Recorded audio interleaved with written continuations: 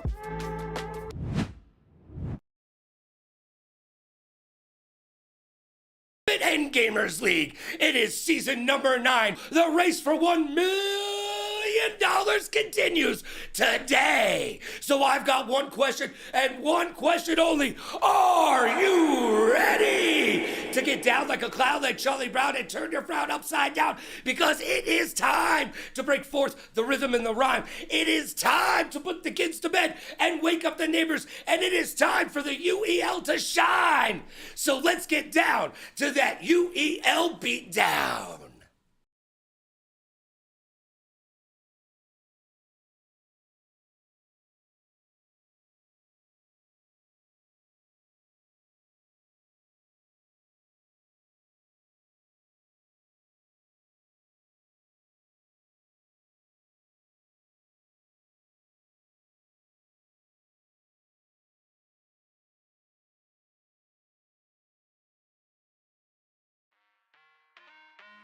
Hey, logging in games, we lit the squadron. Ballin', dodging, here we go. DMV scores the goal! We never leave till we There's so many games out this period that a lot of people never really experience, or they get stuck in their kind of experience. But another person that is defined as a person that pushes past just beating the game and instead completes the game. As you guys know, did you miss it? All right. So they went ahead and did a timeout. I got lockdown on my team, man. What do you want me to do, bro? I need help. Mike needed Scotty. Carolina Reapers go back to back on the strength of Shekel. Traded, journeyman, disrespect. as like pros. I'd probably say 10K. Yo, boys, no rush. Ultimate and gamers league, so tough. Go capture that trophy, you can't win enough. It's the UEL, UEL, UEL, UEL, UEL, UEL, UEL, UEL, UEL, UEL, UEL, UEL. This is the ultimate and gamers league. VA Grand Rapids and out overseas. You don't got a clue, come and get up to speed. And we are live here at the UEL, guys, where the gamers go pro. I am joined with two of the xGODS with Havoc to your face and a brand new edition. I feel like I saw you a couple days ago. Was it you? What's going on here? What's going on here? How you guys feeling? Tell me what's going on here with the new additions to the xGODS. How you guys feeling with the rebrand? Havoc, how do you feel being an OG now on this xGODS here?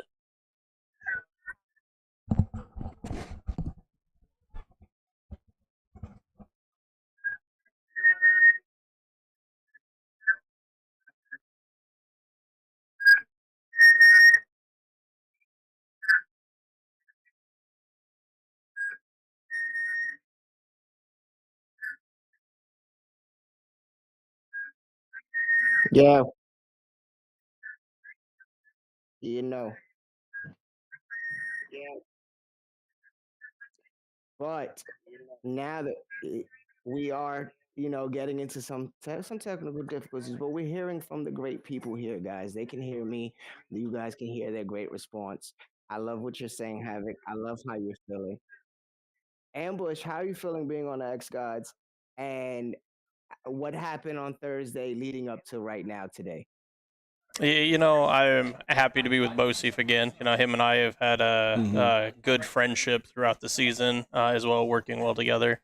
Our last game was all right. We had some bumps and some issues, but, we made it through. But Havoc, wanted to go for the trade. Him and I have known each other for, what, like six, 7 years.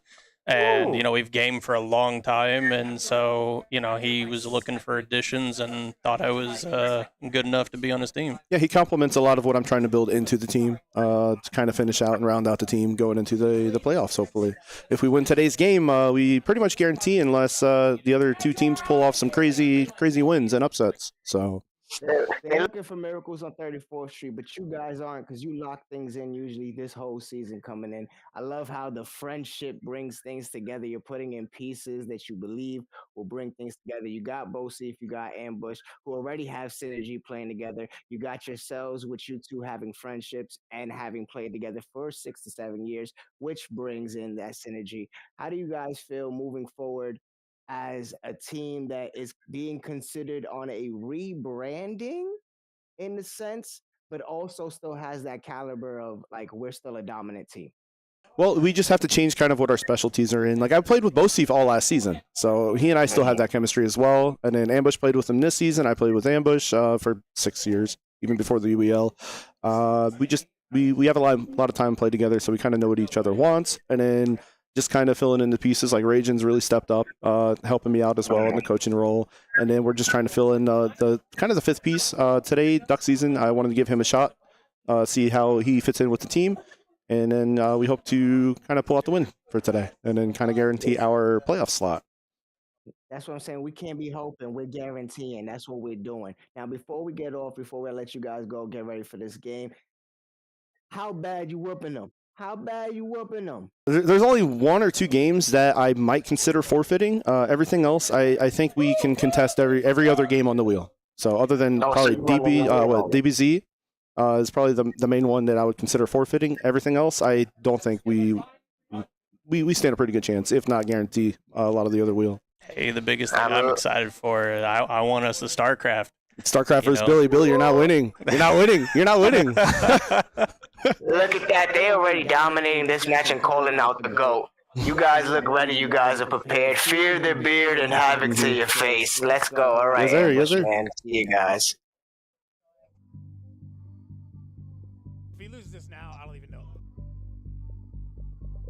All right, calm down, TOG. You just lost to him. Calm down. Stay focused, bro.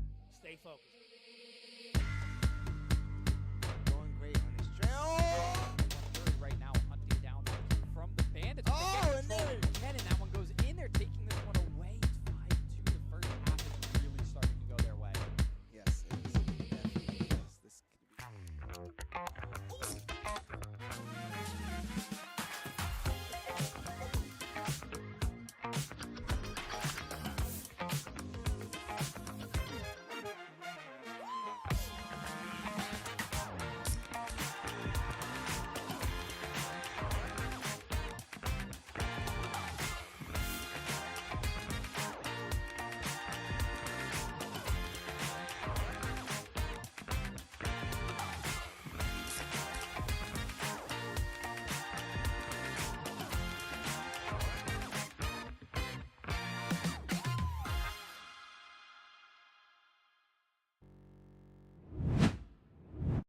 And before we get started today, guys, I'm sitting down here with 2 members of the Paladins. We got Strix and Wonku. Got a couple of questions for you guys. Obviously, we're noticing a new member of this team with Wonku. So, Wonku, I wanted to ask, how are you feeling about being on the Paladins now? Really welcomed. The guys are great. I think that we got a pretty strong squad here. Whether people agree with that or not, I don't care. We'll just show you. It's just that simple. We'll just show you. Okay, so maybe some more synergy than some of your previous teams, potentially? Maybe. No, I was a Raven for like 8 seasons, so it's a bit of a stretch there, but we'll get there. That's funny. Okay. And then Strix, how does it feel being in that tier 1 slot right now?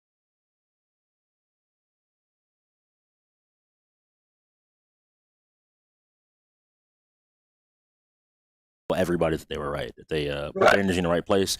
I have amazing teammates that are, maybe sometimes when I'm nervous, they'll be like, "Oh no, you got this. And so I'm feeling pretty confident and comfortable today. I know a lot of these players across the board, so Okay. Well, for the viewers at home, obviously, the higher in the tiers that you are, the more, not necessarily like prominent as a player, but the more well-rounded, typically speaking, you are as a gamer within the UEL. But you also make a little bit more money every time that you show up for these games, the higher you are. So what would you say has been like the categories or genre of games that has sort of, I guess, made you become a more well-rounded gamer that you've worked on over the last couple of months?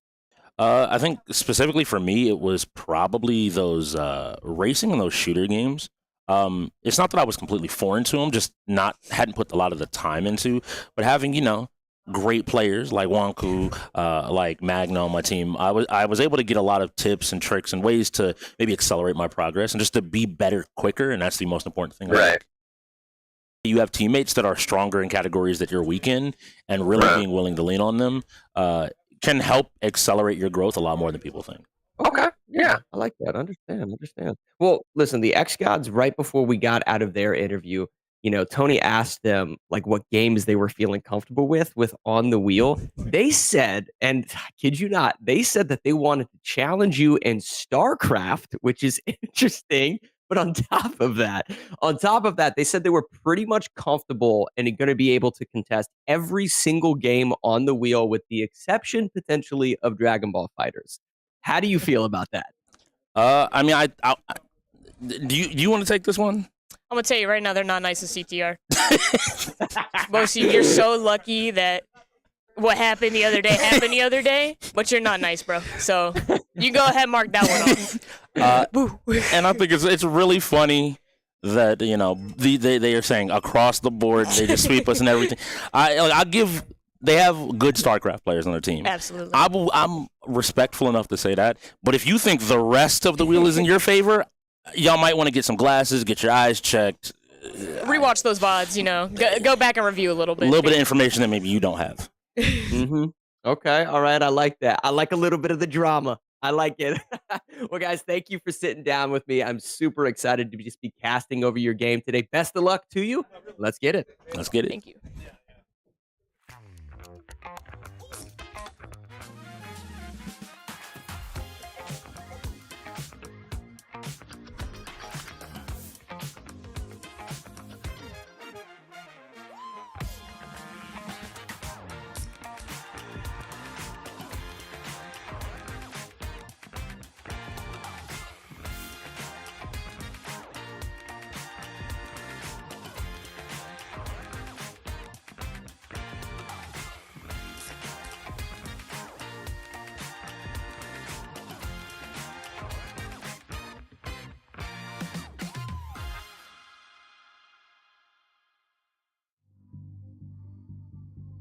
If he loses this now, I don't even know. All right, calm down, TOG. You just lost to him. Calm down. Stay focused, bro. Stay focused. Going great on his trail. Right now, hunting down from the bandits. Oh, and there and that one goes in there, taking this one away. It's 5-2. The first half is really starting to go their way. Yes, it is. Definitely is. This could be a runaway. It's your boy, Dadhead Tony, in that place to be, joined by my brother Mobster Matt. How you doing, Matt? I'm doing good. UEL. I'm doing good, man. I'm doing good. Super excited about today's game. We got a large, mix up of sort of some of the players, but at the same time, man, I think both of these teams are really well-rounded within what the UEL has to offer. So if you're new to the league, guys, this is a wheel that we're going to be spinning every single round throughout the night. That is a selection of 33 different games. Whatever game the wheel lands on, these two teams then have to play each other in order to rack up wins in their win category. And hopefully by the end of the night, reach the magic number of 17, which obviously is the majority of the wins on the wheel. So that's what we're looking forward to. I personally have casted over a lot of these players. I've seen them play just about every single one of the games on their wheel. So I think we have a really fun matchup for tonight, man. Yes. And likewise, I casted a bunch of these games, and I've played against a bunch of these players. And I know we got a good one. We got Wonku, a brand new addition to the Paladins. And then we got Ambush to Your Face and Bo Seif, two players that we just saw on Thursday's game. So I'm very interested to see how that works with the transition to a new team with new players. They know each other well, but it's still a new team. Yeah. Bo Seif is a really interesting player. We've seen him compete on a few different teams, but I think he really sort of capitalizes on his skill set and the ability for the rest of his team to sort of find that synergy within him. I know he's sitting in that tier 1 spot. He's very good at a large amount of games, but I think I've seen him excel really, really hard within the sports category. But then also, like, I think he's been working on his shooters, his fighting games in particular. I was really impressed with his last performance. And, when you, as many fighters as we have within our fighting game categories, many shooters as we have, as many sports, right? You're taking a large portion of that wheel up with just your tier 1 players, some of which, you're not necessarily doing 5v5s and things like that. So we're going to jump into our rock, paper, scissors. Now, this is important for those of you at home because whoever wins rock, paper, scissors, Paladins take it with rock over the scissors. They now get to select the game. Not necessarily select the game, but they get to choose whether or not they play the game that gets spun on the wheel. And let's see what game that's going to be. And they also, I believe, will have. Wow! Wow! Wait, There we is got no- StarCraft 2 as our first game. These players were talking smack about who is going to win StarCraft 2, and it's the first game that was spun. That is why the UEL is so unexpected. Ooh. Okay, wait. This is hilarious. The xGODS playing. This is smart. This is smart on the Ravens. They know the xGODS wanted this, and they said no. I said Ravens, I meant Paladins. This is smart on the Paladins. They said no, we're not going to give you your game first. We're going to give our game first, where we have dominant fighters in, and we're going to give that quick point to us, and then we're going to catch that momentum. They're smart. They know what they're doing. They want to do anti-bullying, but hey, this is a little bit of bullying right here, guys. Yeah, that was interesting to say the least. I do think that the Paladins are comfortable within StarCraft. I know Strix is really comfortable on that game, but I don't know. I was sort of expecting them to sort of check their ego at the front door, and they didn't.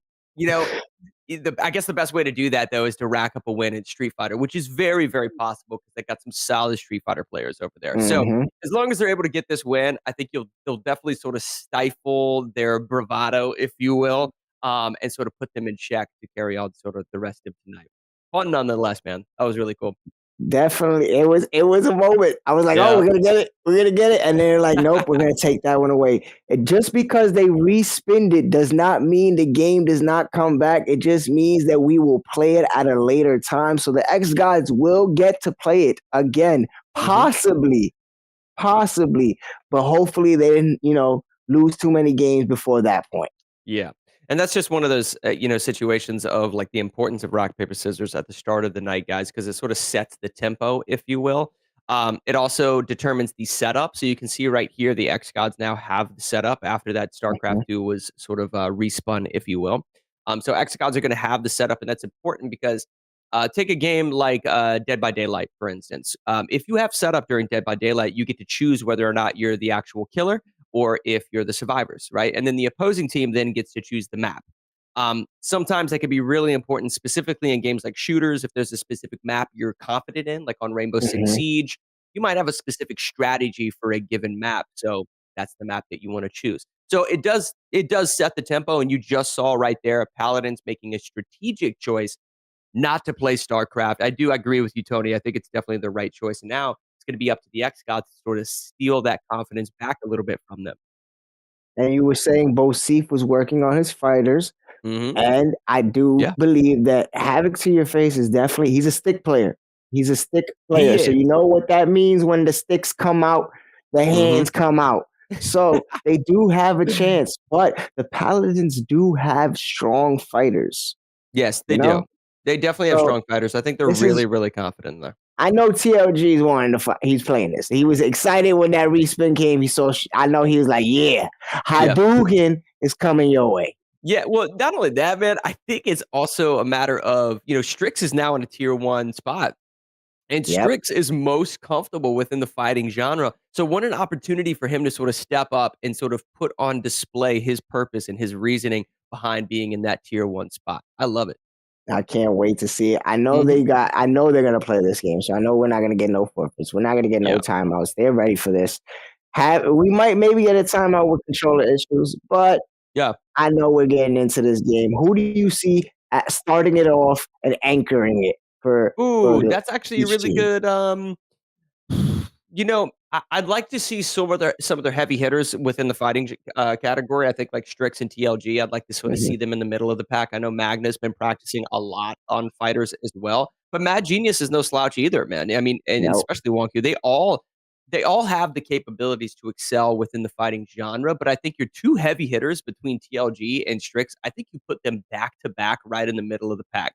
So even when you're fighting them, and this is Street Fighter, guys, so if your health gets depleted, even if you beat your opponent, you only regain a little bit of health within our UEL rule set for this 5v5 matchup of Street Fighter. So if you have two heavy hitters sort of in the middle of your lineup, I think even if you don't take out one of those players, or even if you do take out a player, the fact that you have another heavy player right afterwards, I think might throw that momentum into the Paladin's favor. So that's personally what I would do. I see it. I can see something like that going, but I can also see knowing we're having a technical timeout. Like I said, that wasn't upon the players. That was just tech stuff, and we're gonna get that fixed up because they want to play. They want to play. I can see someone like Havoc maybe starting it, right, and just trying to go for a sweep, right, or maybe having someone like Bosif, or maybe even Ambush Man as their start off, and then having Havoc to your face in the middle there, because I know Havoc is probably their strongest fighter. You know, something to mention with Ambush, you know, we recently just casted over a match with Ambush. He's a new addition, right, to the xGODS. But Ambush himself, I can tell that he's been practicing fighters, but he hasn't been practicing all fighters. So you know, he definitely excels in specific ones, but then there's other ones that sort of throw him for a loop. It should be interesting to see if Street Fighter is one of those categories. I know it is, you know, obviously a very popular game within pop culture. So maybe that sort of lends to him, you know, enjoying practicing it a little bit more. But he's kind of has his ebbs and flow of the fighting genre, where sometimes he's a really, really talented player within fighters. And then there's other times where it's like, he's just sort of a body in there, right? So we'll see if, you know, he's, you know, not necessarily practicing a lot of Street Fighter within the last couple of days or so since we last saw him. But if this is a game that he just sort of favors, right? Because if there's like myself personally, Mortal Kombat is my favorite fighting game. And so I just typically play a lot of Mortal Kombat because I love the game, right? We'll see if Ambush likes this. Oh, wow. Wow. Okay, so we're getting word from the floor. I don't know if you guys heard that or not, but Bosif could not get his controller working. He didn't bring batteries to the arena. And so he is a dead character. I was kidding about the batteries, by the way. This is where that setup thing that you was talking about comes into play. You had about 4-minute setup before the tech timeout. And then you had another 2-minute setup, and then you jumped in before that 2-minute was even done. Yeah. Why didn't you waste your time on making sure you had a remote? I don't know. Maybe get your remote. Yeah, a remote. Maybe he's a little sleepy, man. Maybe he stayed up late watching the Tyson fight, and he just couldn't get his controller ready today. Who knows? He needs to go get himself a Sly, drink that up. Yeah. And then get back into the freaking game, because. All right, so it looks like Magna's just going to take out Bosif's character here, guys. But that's just what happens. That's what you lose a body now. Magna takes out JP, takes out Luke. Boom. Now he's gone. He gets a little perfect. Negative. Not at all. But. All right, here we go. Now you have to rely on every other one of your players. All right, let's see what happens here. It's I think it's the button check. So it looks like Magna is going to be going up against, who is this? Is this going to be Duck Season? It looks like Duck Season's playing. Yeah, I think Duck Season is going to be jumping in here. We're doing a simple button check, and just something to note for those of you at home. You do have to call button check prior to the match actually starting, and if your opponent accidentally attacks you during a button check, they are disqualified. So button check, super important. Got to make sure that you pay attention and don't become overzealous with your attacks. Nonetheless, Duck Season gets a little bit of a pressure move towards the center of the stage, but now he's taking too much damage by Magna. Magna definitely looked to push him into the corner and then utilize some of these zoning tools that you see at his disposal. You can tell Magna's practices JP, got his JP locked in, been in the lab with him, because that was not a body that was not fighting back, guys. Yeah, Magna feels very, very now, comfortable on this look at we got ourselves Ambush Man. Yeah. Now that I'm seeing him on the Blanca, I actually do remember his last performance on Street Fighter. Wasn't the greatest, and he was also playing Blanca. I was super excited to see that because it's my favorite Street Fighter character. But I think this is another one. This is one of those fighting games that he doesn't necessarily have a ton of experience, and you're sort of seeing a little bit of that here. Magda's going to continue to zone him out, and then when he goes to jump in over these zoning tools, he's going to do some sort of anti-air and or mid poke, like you just saw right there, and he's going to continue this for the rest of the round. Ambush, getting bodied. No, but there we go. Magna taking out 3. 2 officially, but taking out 3. Right, and it's for some of you that are watching at home, it's not like Magna is necessarily playing at a super high skill level. Like, he is capable of that, but it also might be one of those situations where it's like, don't show all the tools at your disposal. I think he's doing a lot of simplistic maneuvers right now just to get these players out. And as soon as somebody, maybe Rage in here, as soon as somebody starts to challenge him and starts to get a little bit of damage off, you're going to see the full toolkit of Magna come out with this character. Yeah. And here goes Raging, playing a Lily. Nice. And now you're seeing some of those combos and continues the wall bouncing juggle right there with the zoning tools, capitalizing on everything at his disposal. But now he's getting pushed back into the corner. He's got to be careful with some of these jump in sort of mix ups, if you will, getting big damage here, keeping him in the corner. That's the thing about Lily. She's a heavy hitter. If you can get her grabs off, she's taking life. Yeah, and those sort of field hockey sticks that she has at her disposal have massive hitboxes, guys. Huge hitboxes. I also believe during one of her 360 maneuvers, she had not Magna with those zoning tools that we talked about.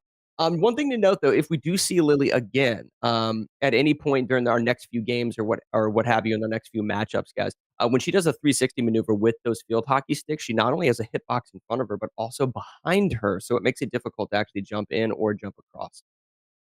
And now we're going to get our Cammy from Havoc. You know, Havoc's getting his sticks ready. He's ready to go. I'm pretty confident that he's going to take out JP this round. Magna's probably going to get out, but let's see how many he can take out after Sam. Well, and really Magna's only job right here is just to take a little bit of health from Havoc. At least enough health to as Strix comes through, right, in this next... And actually, the Paladins are sticking to the strategy that I talked about at the start of the hour. They actually are going to have Strix and TLG right after each other, like we had mentioned, so I love that. Nonetheless, if Magna's able to just take enough health away from Havoc, he will have served his purpose. He already has within this game, already taking out 4 of these players. But if he can just take a little bit of health away from Havoc, it's going to be that much more difficult, especially when you have a heavy hitter like Strix coming in right afterwards. Yep. That's why I want to see, because, xGODS are definitely a team that can, with a win here, can lock in that playoff. Oh, yeah. I mean, we've seen sweeps. I mean, let's not, bring up the fact that Chris G had a 5-player sweep at one point or another, right? So we've seen it happen before. Heck, Magna even just swept 4 of the players. So if you want to be technical, we saw it last Thursday with the back-to-back sweeps from Flying Kitten. Flying Kitten. Come on, man. He watched back over that VOD just smiling, dude. he deserved that one. That's what I'm saying. That's like him bringing home his report card and his parents being happy. His report card was the VOD. Yeah, but that was great. We're seeing who can stand out today in this game. I'm seeing Havoc. I personally see Havoc being a high standout. It's crazy that he is not a tier 1, but we're gonna see what happens. You bring up a good point. Havoc is in that tier 5 spot, but he's one of those unique situations where I actually consider him the leader on the team, having been the veteran, but he's comfortable within that tier 5 spot. It's very sort of misleading in that sense, but also sort of a unique sort of dichotomy of the xGODS that I don't think you see on other teams. Yeah.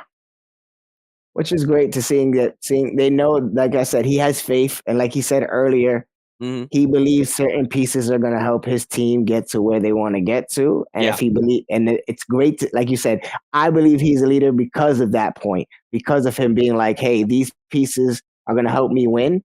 So I'll sit back at the lowest tier and Right. let them get that little bit of bread. Right, and like what a team player. You know, he's not Yes. like he's for the sort of the synergy of the team and sort of the composure, sort of that the vibe, if you will, All of right. the team. And I love seeing that sort of thing. He's a very like I would say probably like a very selfless player, not selfish.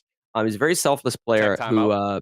just plays for that team composition and making sure that everybody's feeling good, everybody's feeling comfortable. Yep. And for you guys at home, we are having a technical issues on the floor. I'm pretty sure it's probably for the remote setup. So we're getting Yeah. a technical timeout. Mhm. And once they get that, he's getting his sticks in. He's Yeah. taking his little. I want my sticks. Yeah. Because Oh, he's like, yo, absolutely. guys. Speaking of tech, by the way, shout outs to AV for making this green screen look so smooth Yo, today. We're sitting in some- 1080, y'all. So thank you, AV, on that. 1080. No, Yeah, man, so this has been exciting, though. You know, this is our first match. We didn't get to see StarCraft. Maybe we see it a little bit later. I wasn't necessarily expecting, you know, a 4-player sweep, though, by Magna. I had mentioned that I know he's been practicing. Mhm. I think it's more or less not the fact that Magna has become this super well-rounded player within the fighting game genre. Clearly, he's very comfortable within it. But what I've noticed from him is he's just picking one specific character from each one of these games and then just completely mastering and downloading that character. And sometimes within the UEL, that's kind of all you need to do in order to sort of check that game off as a solid game within the wheel, right? You have to learn 33 different games and be a well-rounded end gamer. This is where gamers go pro, guys. It's And like, yeah, go ahead. Yeah.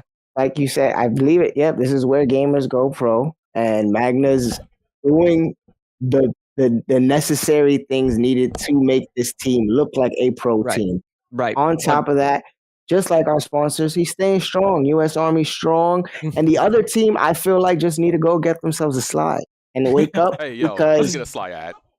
that it's just really I don't understand how their brains ain't boosted and waking up. They might have got that new flavor before us, that melatonin flavor, but they need something to get up. Yeah, listen, you got to get some vitamin intake. You got to get ready because today's going to be a long day. Both of these teams are very, very talented, very well-rounded. The fact that both of them feel comfortable within StarCraft is a little odd, considering the fact that the rest of sort of their conferences, if you will, it's typically speaking a game that everyone just forfeits. So we got a long night ahead of us.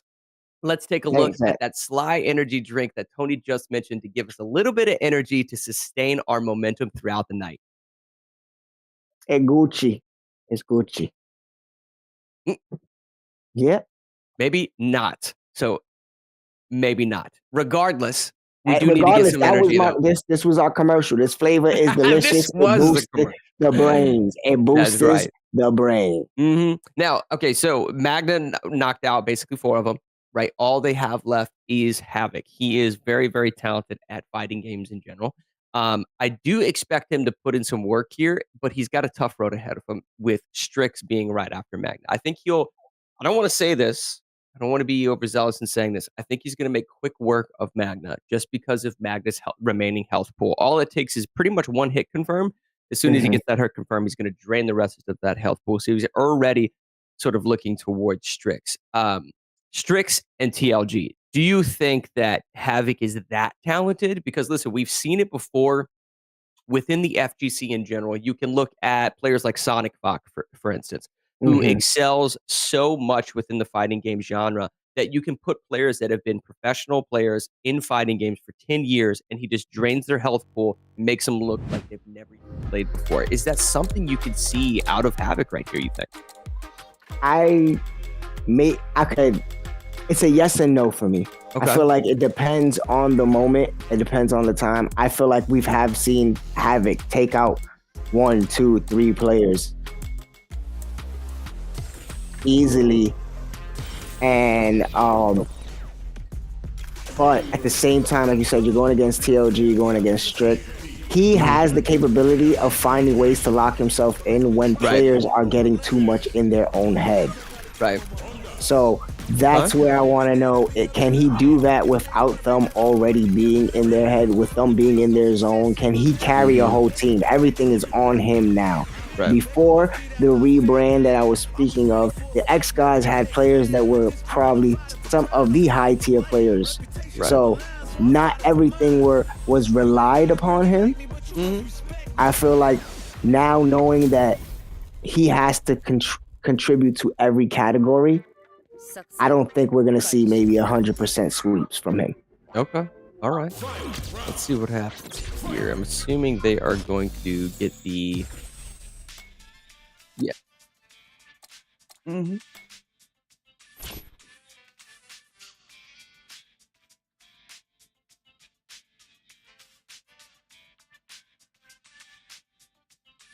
Mm-hmm.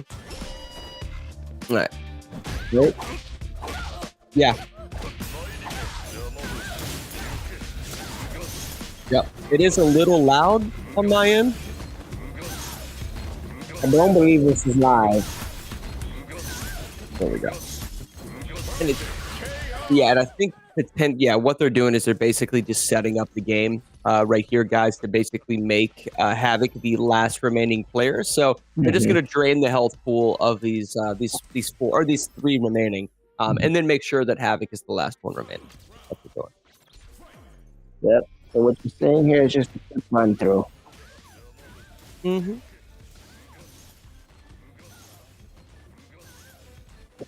Okay. Now, what do you see happening? Do you see seeing the capability that Havoc has? Do you see him taking out Strict TLG? Because I feel like if he gets past Strix and TLG, there's a possibility. Right. I do think that he's going to comfortably take out Magna, but as soon as he gets into his Strix, that's the matchup that he can win. Because obviously Strix knows how to play very, very experience within the Street Fighter game in general. If he does beat Strix, I have to imagine that he's going to have around anywhere from 33 to 25% health left, and maybe even less, which is going to make it that much easier for TLG just to capitalize on that. This is also a game where, if you have a good understanding of zoning, Twisty's range, cheeky moves that are difficult to block and what have you, if your opponent only has 25 to 33% health left, it's going to make it relatively easy just because of the basic functionality of the game. All right, this so should be the actual match. Echoing pretty bad, by the way. But...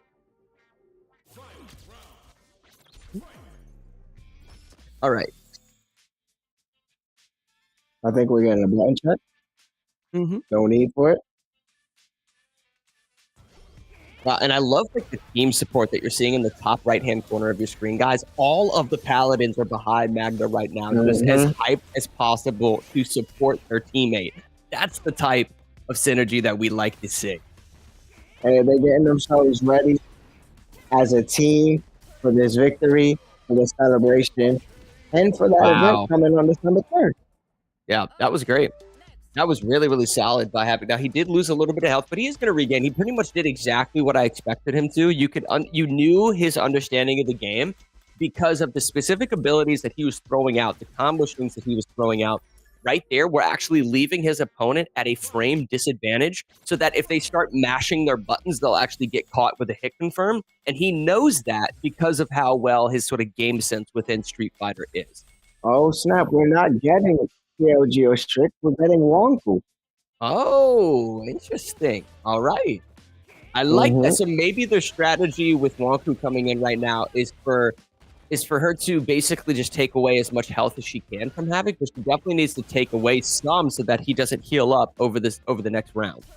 He's basically back to where he was, and now he's got her trapped in the corner, and here's going to come the mix-ups. He's going to do basically canceled combo strings into grabs, just like that. He's going to do neutral jumps into grabs, neutral jumps into jabs, basically mid pokes, all sorts of things.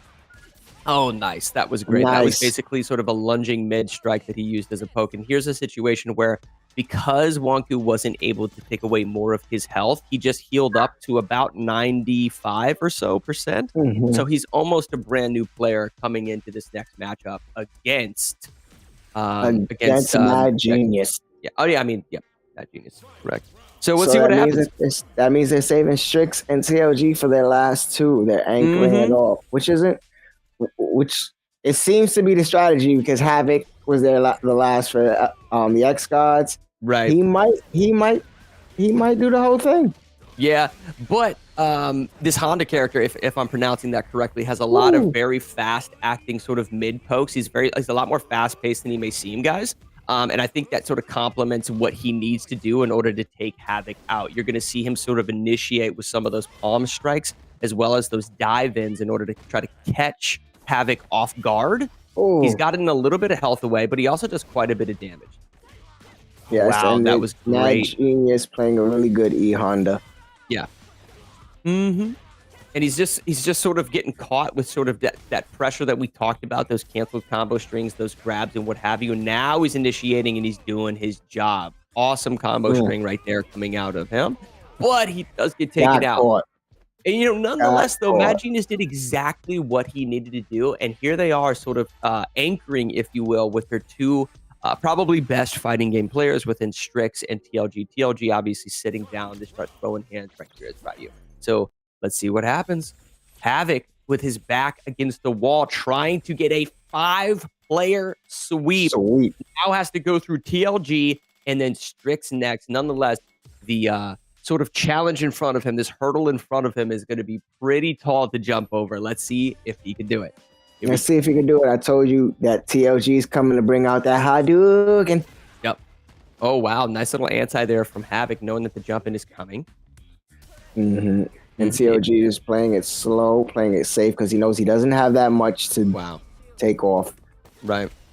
But he's been initiating with these abilities consistently that leave his opponent at a frame disadvantage. That's sort of that like wall bounce that you saw right there in the corner. And every time TLG tries to jump in, he's landing an anti-air. There's that frame disadvantage move into the combo string again. Can Havoc do it? Yeah. Oh my gosh, he's goodness. Great wake up by TLG. Might be able to just chip this thing out because he doesn't have a lot of chip health left. Oh, he ends up perfectly, knowing that he had initiated with hitting back fist 3 times already. He did a neutral jump into punish, knowing that it was coming. Great download right there by TLG. That is a high level. Look, you saying great download, I give you that. You're very new, Matt, so I understand that you don't know the lore of TLG, but he was so damn close to being TL free once again. Oh my God. I've heard it. He's constantly fighting against that. He was literally this close. Yeah. He saved his life right there. He saved his life. But that was still a great game. Like I said, I assumed off rip once they got that respin, they wanted that first win on the board. Now they got ejected rivals, which is a little. It's a racer, but it's pretty twisted metal Fall Guys kind of mixture. That's how I see it. But a little bit. Ambush Man has shown his dominance in racers. Yeah. I feel like we might see maybe Havoc to his face just to see the combination. Oh, no, we're getting Havoc to the face in Duck Season. I think, I am a little bit surprised by that because I've seen Bosif and a couple of others actually play this pretty often. Wow. Okay, so we got Magna and Wonku going in. I'm going to make a bold prediction here. I'm actually going to predict that Paladins take this. I know that Wonku and Magna both. I've seen both of them play this game, and I think they're really, really experienced. That's nothing against Havoc in Duck Season, but I particularly know that they excel within this game, so they have a challenge in front of them for sure. And the thing with that too, I personally feel like xGODS have the capability of taking this out because Havoc is a very, on top of being a good fighter, he's a great racer. Yes, I have heard that. This is his ball yard. But to give the Paladins some credit, I do believe that Magna and Wonku are those two players you have on a team that are the obscure gamers where they play the games the team doesn't necessarily want to practice. Yeah, that's a really good point. I was just about to mention that. There's a few games like Luminar Rush that are so sort of different within the genre that a lot of players aren't as comfortable practicing them as they maybe should be. And it's funny because it's oftentimes within racers, right? Ejected Rivals is one of our more unique games. If you're not familiar with this, you're going to see these players driving in cars in what sort of looks like Forza Horizon in a sense, but then all of a sudden they can eject the driver out of the vehicle in order to traverse the map. What I mean by that is there might be a cliffside. You think the players are about to crash, and right before they hit the side rail, they'll eject out of their car, and next thing you know, they're flying down a waterfall, bouncing off of balloons, using the actual driver of the vehicle in order to continue throughout the course. And then very, very interesting. Sometimes with great movements, you see them jump off that cliff and land right into another car. Yep, 100%. Yeah, there's all sorts of cool little I would say like in-game features or abilities, whether it be like bouncing balloons. They actually have like multi-jumps with the driver themselves. So as their body is flying through the air, they sort of have like double jump mechanics where they can change the trajectory and the direction at which they're sort of flying in the air. Like I said, in order to traverse the map. So it's really unique. There's also there's multiple game types sort of within it itself, but more often than not, we see what you're seeing here on the screen, which is going to be sort of the racing form of game mode. And then that's what you're seeing. It looks like, oh, okay, so Formula One, another racing game coming up right after this. That's all right. And I feel like you say LA xGODS, I wouldn't say have gotten lucky with the lineup right now, but you definitely saved Ambush for a good game to come up. But yeah. And you saw a little bit right there, Magna getting a little frustrated. So what you just watched was he was actually using his driver to traverse the corner of this map, that corner turn of the map, and now he's skipping an entire portion of the map with his driver. If you're an inexperienced player, you might not even know that, and then you might just try to drive around the course as if it was a game of dirt or as if it was a game of Forza Horizon, something along those lines. So that particular moment, he had to eject. But there's going to be a lot of players that don't realize that they can just skip massive portions of the map, and you're seeing some of that right now with Duck Season. This is what I talked about. The Paladins between Wonku and Magna are very, very comfortable within rivals. And you can definitely see how comfortable they are with the way their cars are looking. If you looked at Duck Season, his car was torn up from the floor up. Yeah. And then you see Wonku's and you see Magna, and they look like they barely got touched. Yeah, and Wonku probably not as experienced, I would say, as Magna, but this is a game that Magna sort of prides himself in with being like incredibly comfortable. And here's the thing, right? As long as Magna finishes this course, it's going to spell trouble for the xGODS. So I think Wonku is just trying to do the best that she can, but at the same time, Magna's probably just seconds away from finishing the course entirely. Now here you have but Havoc. look at Havoc. Oh, that wasn't a good way to go. Oh, look at Havoc. And well, judging from where he is actually on the course, he clearly has a great understanding of the game itself. I just don't know if it's at the same level as Magna, because Magna, make no mistake about it, is far in the lead, just kind of coasting through these caverns. With ease, right? Having an understanding of the physics within the game, the momentum of his flying, the path that he needs to take in order to, every single boost. Line. Every single boost possible. Transitions, transforms, if you will, like Optimus Prime, back into the car, jumps forward. And there goes. There it goes. That's another victory for the Paladins, which is going to be great. That's what I said, that momentum, that first wheel spin, they played it smart. Now they're working in a momentum. Can they keep it going? I don't think, F1, I personally feel like the xGODS got F1. You got Ambush, you got Bosif. I feel 100%. like either or whichever one you put in there, you got a good choice. But then I'm looking on the side of Paladins. I don't see too much strong racers on that one. I think they know how to play them. I think they really know how to play them. It's a matter of like whether or not they excel within the category, right? That was a specific game. That was a very specific game within our racing category. Like it feels so much different. Most of the game takes place outside of the vehicle, which is why it's called Ejected Rivals, right? So I've seen that's a game that sort of Magna prides himself on. When you're talking about some of the other racers, you're right, man. I think Havoc definitely is really, really talented at those. Here's the problem though, that we haven't even talked about yet. Havoc excels at racers, but they just used two of their players, and now the lineup that's available, Havoc isn't available to jump in for Formula One. Formula One, believe it or not, guys, is a 1v1 racer game within our 33 games on the UEL wheel. Forza itself is a 5v5, so all 5 players from both teams are jumping in. And this game, it's just going to be a one-on-one. Yes, that's true. But if we go into the fact of they have Ambush Man now, And if we go back to Thursday's game, Ambush Man was the carry for every single racer that the Cyclones had going. He's good. He's good. So that's what I'm saying.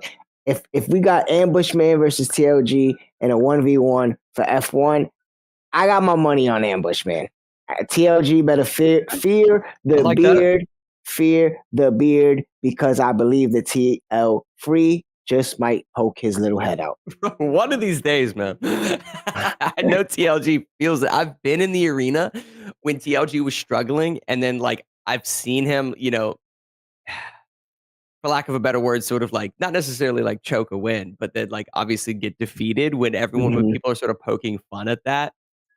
So I think this is a situation where TLG wants to prove himself and sort of silence the haters in a sense. But we'll see, man. You're right. I think Ambush is really, really comfortable within this game. I believe the last time I saw Formula One racing, I think Ambush was actually playing. So he's experienced.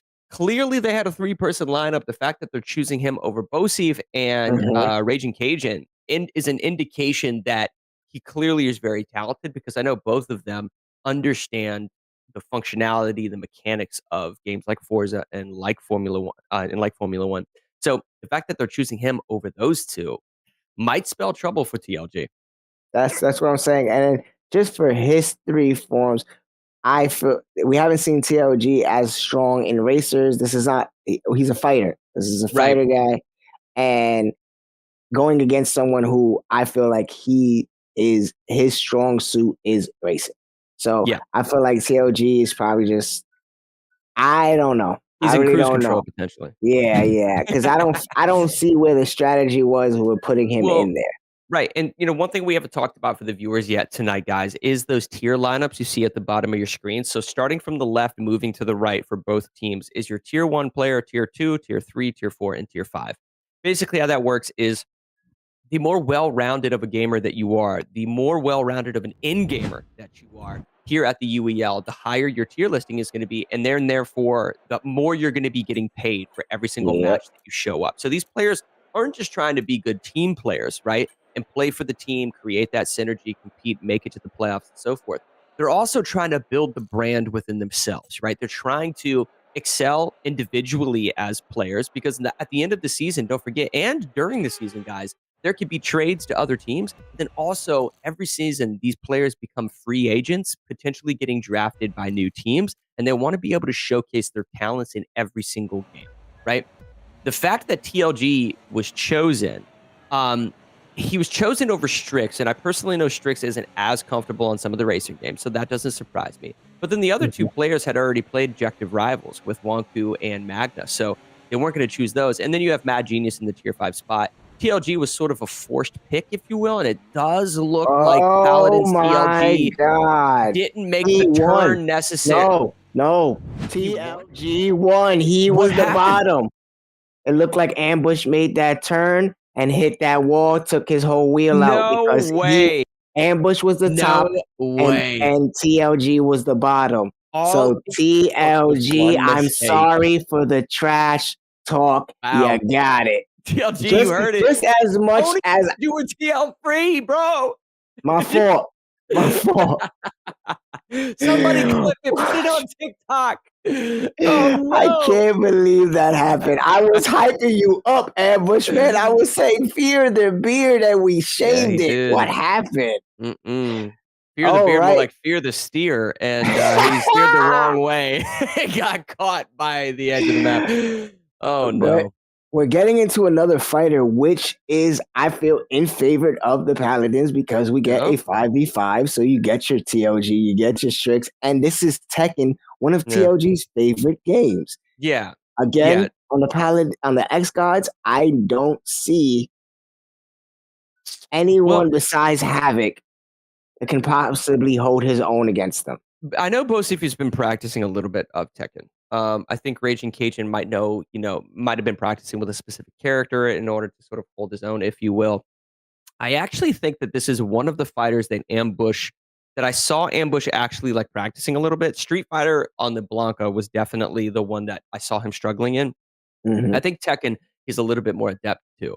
That being said, A mechanic that's unique to Tekken that you don't necessarily see in a lot of other fighters, guys, is sort of the wall juggling that you see within this. So if a character creates a knockback and the edge of the stage happens to be behind them, instead of just the knockback occurring and then they fall down and they can get a wake up of some sort, when that knockback occurs, if they hit the edge of the map, it'll actually pop them back into you to continue your juggle so you can maintain an additional combo string.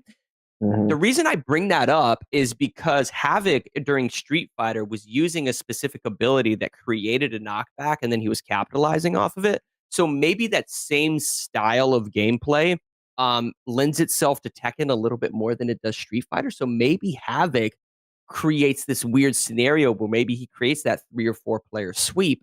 And if the rest of their team has been practicing Tekken, they might be able to pull this off. Maybe. Look. Miracles done happened before.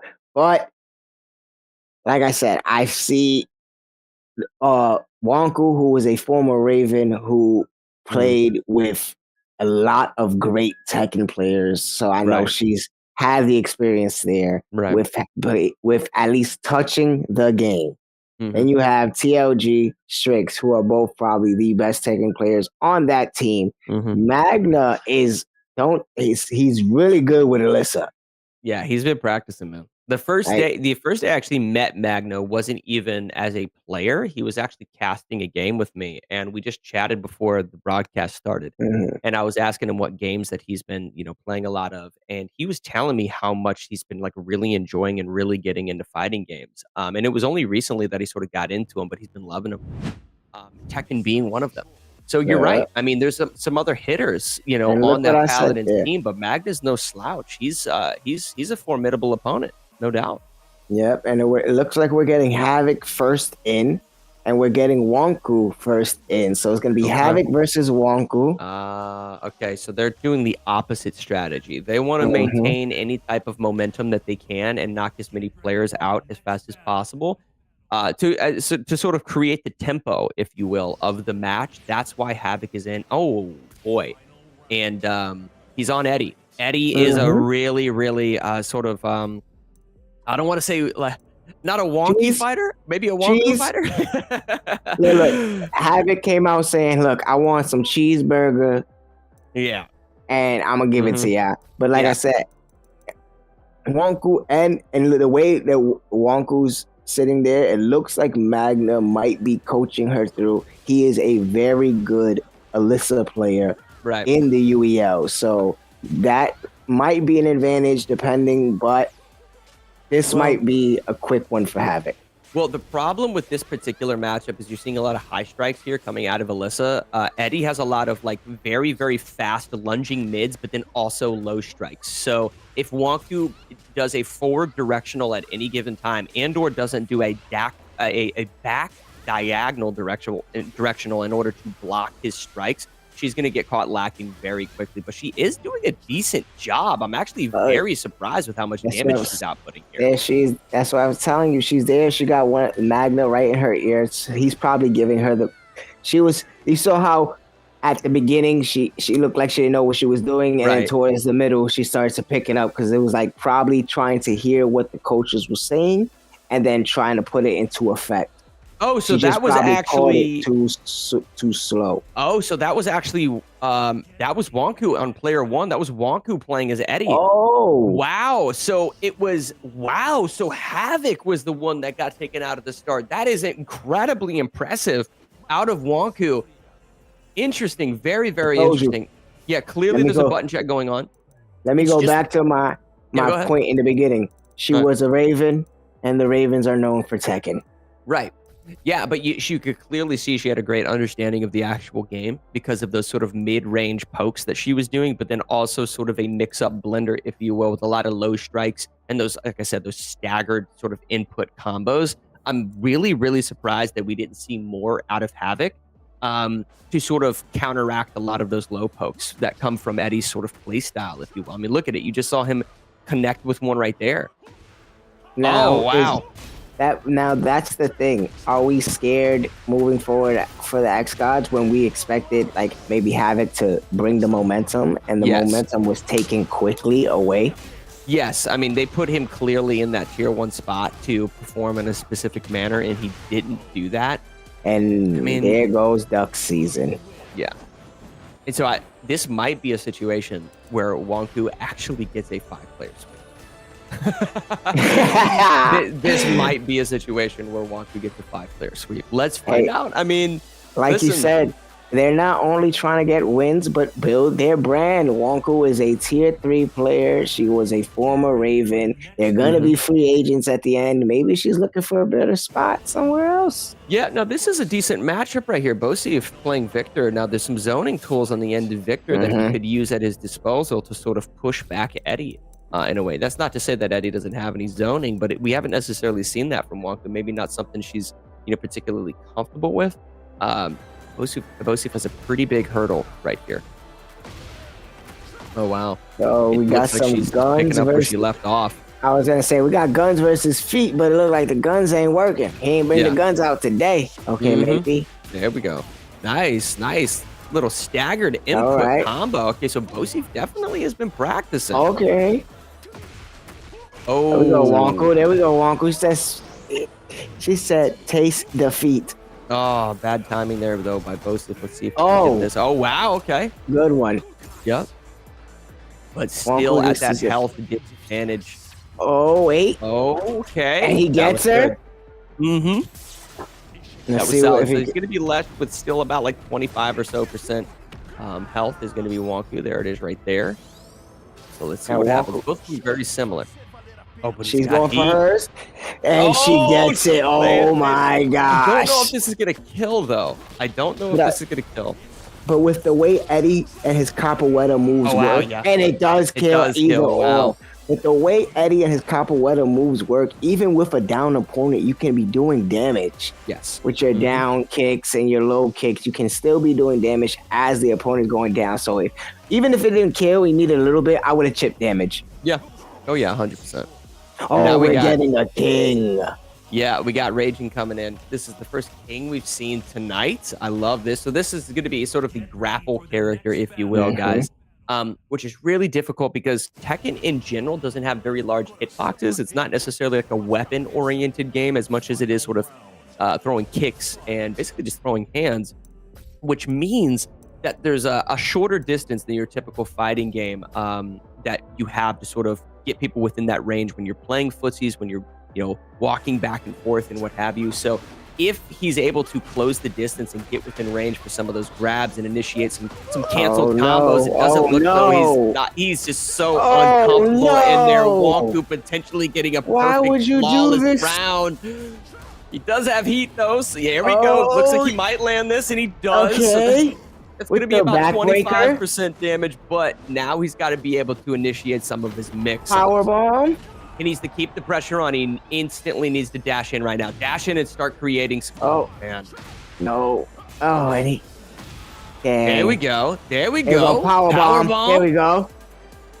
I want to see him play more aggressive. Raging needs to get into Wonku's face. Yes. Unfortunately, he couldn't get that far because the feet said move back.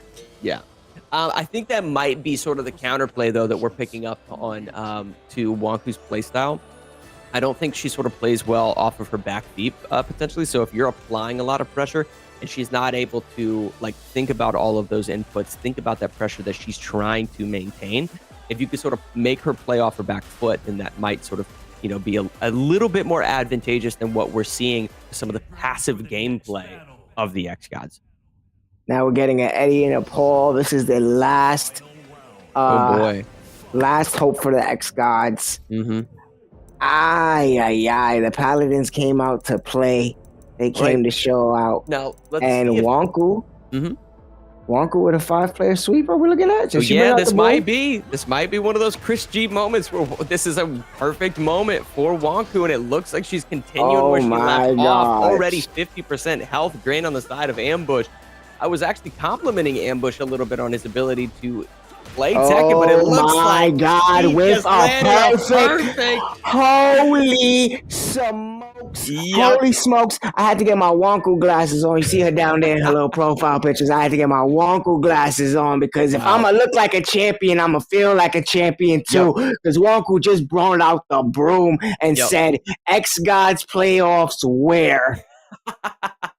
Yeah, 5-player sweep coming out of Wonku, and you saw her right there in the corner camera. She was basically palms up. She was palms up saying, I don't know how it happened. Wow. Not even, listen, the fact that they had Strix and TLG right behind her, right, that you'd have to follow up on. That game wasn't even, not only was it like clearly a sweep, but even if they had an additional 5 lives, there was no way they were going to win that. Hold on, real quick. Look into my eyes. Understand, there was a whole team after her. She was the first one. Wonk, who? Yeah. That's who. Wow. Really impressive. A great moment, too. And this was so special about like the UEL, right? There's oftentimes, you had mentioned at the top of the hour that she came from the Ravens, and there was a lot of great Tekken players over there. And, you know, there's an interesting sort of dynamic to where, like, clearly, if there's someone on your team that is struggling within a certain genre, you want to help that player. You want to show them a few tricks of the trade, if you will. And Wonku's been downloading Tekken as a game from her previous team, and now she's on the Paladins, and she's a force to be reckoned with. So she's building that brand that we talked about, and she's playing really, really well. Great moment for her first day on the Paladins. I was actually going to retract my statement with saying she played with some very great Tekken players. It's actually like, no. She was one of the great Tekken players who brought the skills over to the Paladins, who adds more to it. Because like I said, there was a whole team ready for it. And that whole team is a strong team. But we're going to get into some Lethal League Blaze, one of my favorite sports games on the wheel. It's looking like we might get Strix and some Mad Genius versus Bosif and Raging. Okay, that's interesting. So xGODS are actually choosing to play their tier 1 and tier 2, which is a bit of a risk, you guys, because listen, we have sort of a dugout baseball lineup system here to where if it's not a full 5-person game, if you play, say, 2 or 3 players, those 2 or 3 players can't actually play in the next game because you just used them. So the fact that the xGODS are playing their tier 1 and 2 tier players isn't necessarily worrisome, because if they're the most capable players of winning the game, then clearly you want to put them in, but that also means that they can't be played in the next one. Now, Lethal League Blaze is really interesting. Let's explain it before the gameplay happens, because this game is gonna finish faster than it started, okay? Think of this like Super Smash Brothers, where it's sort of a platform fighter, but instead of attacking your opponent with your fists and kicks, there's going to be a volleyball that drops onto the map, and they have to hit that volleyball across the screen. The more times it's hit, the faster it goes, and the more damage it does if it hits your opponent. Now, you can clearly see that ball flying in a diagonal trajectory, which is very difficult to sort of capitalize on. And it looks like Paladins clearly are green team, and the xGODS are red. And goodbye. They took out both at the same time. That is not good. A little bit of double kill. And you can see the stocks, if you will, which are the lives below the character profiles at the top of your screen, guys. So it looks like the xGODS have been taken down 2 lives. Oh, but they get some solid damage on the Paladins. And now they've tied it up. There's 4 lives to each one of these teams. And I love the game. I love the art style of the game. I love how fast-paced it is. Do you feel there's really much of a difference when you're picking characters? Because we're seeing 2 Candymans on one side of a team, and then we're seeing a Candyman and a Jet on the other side of the team. Do you feel who would you like to see? I personally love seeing Latch. That's the alligator. Latch. That's the alligator one. Latch, I think, is probably the most advantageous character in the game. Has a decent hitbox with his tail swipes, but then also can eat the volleyball and then spit it out in a specific direction. Oh, but it looks like Paladins just get dropped right there, and that's going to be it, guys. The xGODS end up clutching that game, getting multiple kills in a really fast time. Wow. And if you watch back, Bosi talked his smack. He was like, hey, this is me. Yeah. This is me. Listen, it's not one of the most flashy games on the UEL wheel, if you will. It doesn't necessarily unfold in a stage by stage sort of scene the way that Tekken does, where you're seeing each individual player get taken out little by little. It's very fast paced. Make no mistake about it. Bosif and Ragin definitely showed up and put in work right there. It's a lot more difficult than it seems, guys. That ball is traveling so fast, and if it's flying horizontal from the left and right side of your screen, it's easier to sort of get your placement in. But to predict the trajectory and get the timing down, that window of opportunity to smack the ball in the opposing direction, there's a lot more strategy involved than it seems. So definitely be sure to give it a download. It's a quick download. Try to become an end gamer, because listen, I know a lot of you guys love playing a multitude of different games, but sometimes we feel like we're sort of pigeonholed into playing one or two titles just because it's the most popular title. All of your friends are playing it. They're inviting you and what have you. The UEL isn't that. We excel in all games. So if you think you're a really well-rounded player, head over to uelesports.com and check us out, man. Maybe you can become a free agent and get drafted next season. And then even better than even you can become a pro, because this is where it happens. It's where it's happening. We're not focused on the best fighter, the best shooter, the best sports, the best racer. We want to know, when you put those sticks in your hand, any game that pops up, plays. Yeah, it's all about being the most well-rounded gamer around here. And we've got 5 different categories, guys, between racers, we got sports games, we got strategy, we got fighters, and we got shooters. All right. So if you think that you're a well-rounded gamer, be sure to try to compete in here. Just like Booker T said, we got that 5-time, baby. And we're gonna get into some Lumen and Rush, which is one of our racers. We're getting a timeout. It's looking from possibly the xGODS. And from the Paladins, actually. The Paladins just had their timeout. Not too bad sort of timeout, like sort of economy right now. xGODS have used a couple, but that's all right. We're over, 30 minutes into tonight. There's still an hour and 20 minutes or so before halftime. I don't want to see them use too many more. Because don't forget, guys, at halftime, regardless how many timeouts you have, both teams are then limited to 2 timeouts. Here's something to note. Both of these teams are really talented. I know that the Paladins have a losing record. They're 2-4. The xGODS basically are trying to maintain their playoff contention right now. They're 6-1. And I think as the night goes on, the wins column is definitely going to start balancing out. At least I would predict that, because both of these teams are super, super talented, and there's so many games. We just happen to have a lot of fighters, right, that have been chosen so far, which lends itself, I think, to the Paladins slightly more. But don't forget, they decided not to play StarCraft at the top of the hour. So we might see that come up later, and then xGODS get to talk a little smack when that comes down. And I can't wait to see when there's other games that pop up. Because right now, I feel like we've seen a back and forth between racing and shooter, I want to see racing and fighters. I want to see the shooters. I want to see the sports. And I definitely want to see the strategy games, because Havoc to your face, Ambush Man are looking to play StarCraft. So I'm assuming that they love their strategies. And then Strix is really good at strategy games. That's I consider it will be one of his best categories. Yeah. Oh, 100%. And basically what you guys are seeing on the left side of your screen here, this is Lumen or Rush. I like to categorize this as a speed running platformer.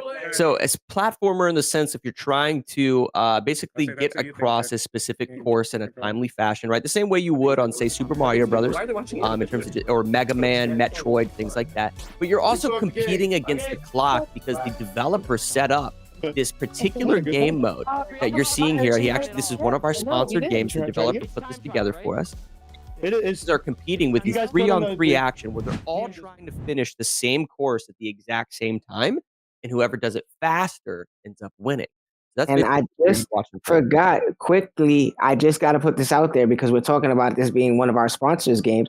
They are just now released on Steam. So go and guess the game, y'all. Guess the game that the pros is playing. They sponsored us because it's a pro game and it's very fun. It's finally out on Steam. You can be like us. Go play them game. Get your name on the leaderboard. Try to beat one of us. I don't think you could get past my score, all right? I'm sitting high on, 99 on the leaderboard, but it's all right. It's one of those games too that, like, as long as you have one player that locks down that game, that's where sort of there's a complexity. There's so much more going on behind the scenes than what it may seem when you're watching this. Even though there's 33 games in the wheel, There's specific players that excel so much in one game that every time that game rolls, teams will forfeit against them because they know that player's on the enemy team and there's no chance that they're going to win.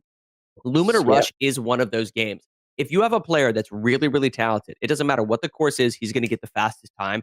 More often than not, that's going to be the differentiating factor that nobody can get past. I mean, and that may be what we're going to see here. We'll find out. Yes,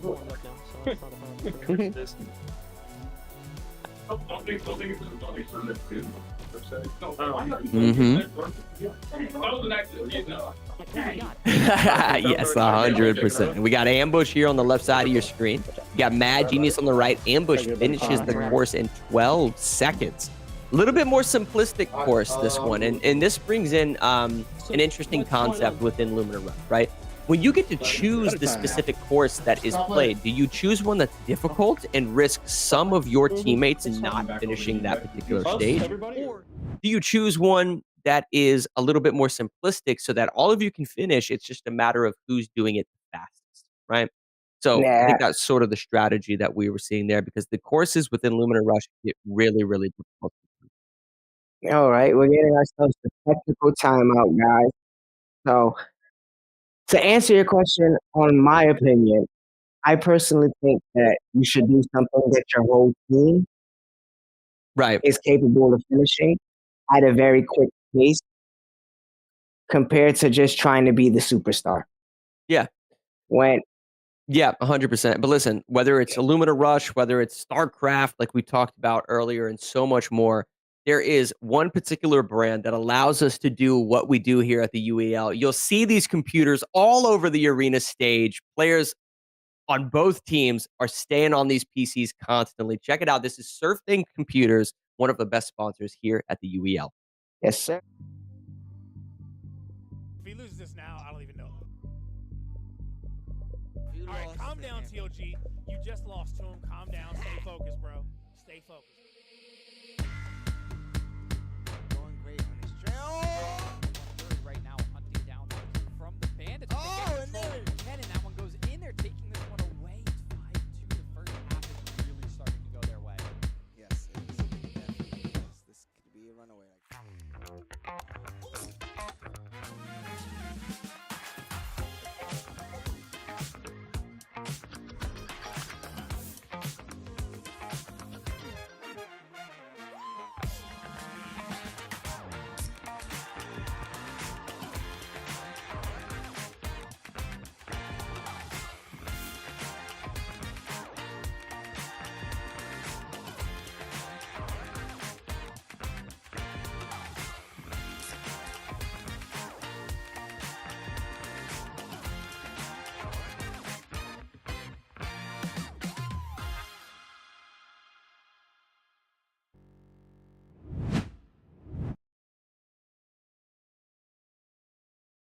And the Paladins. Paladins sitting at 2-4. The xGODS sitting at 6-1. Make no mistake about it, though. Even though the Paladins are 2-4, they have a new team in front of them, and they've been picking up a couple of wins now. And as you can see, they have 4 wins over the xGODS. Maybe a little bit of an upset, but I don't want to necessarily call it an upset. I don't know if you can call them the underdog, because they have formed a completely well-rounded team right now. If I had to bring up a specific category that I know that there are other teams within the league that would probably excel over them, would be shooters, right? They're really good at every other category, but when it comes to shooters, I think that's going to be a testament to how much they've practiced when we start to see some of those roll out tonight. And with that being said, at the same time, Be ready. Be ready. 8 seconds on.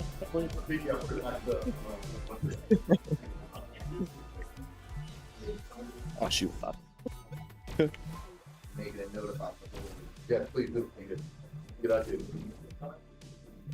Okay, I'm done. Bring you up in a meeting too, please. It's the time. It's the one time that I am not doing well. Yeah, that's There we go. All right, so it looks like Bosif, and we saw, not Bosif, Ambush on the left side of your screen is looking to finish this course again. We saw a little bit of that before we sort of cut to commercial break. He had a 12-second finish. We'll see if he's able to sort of do that again.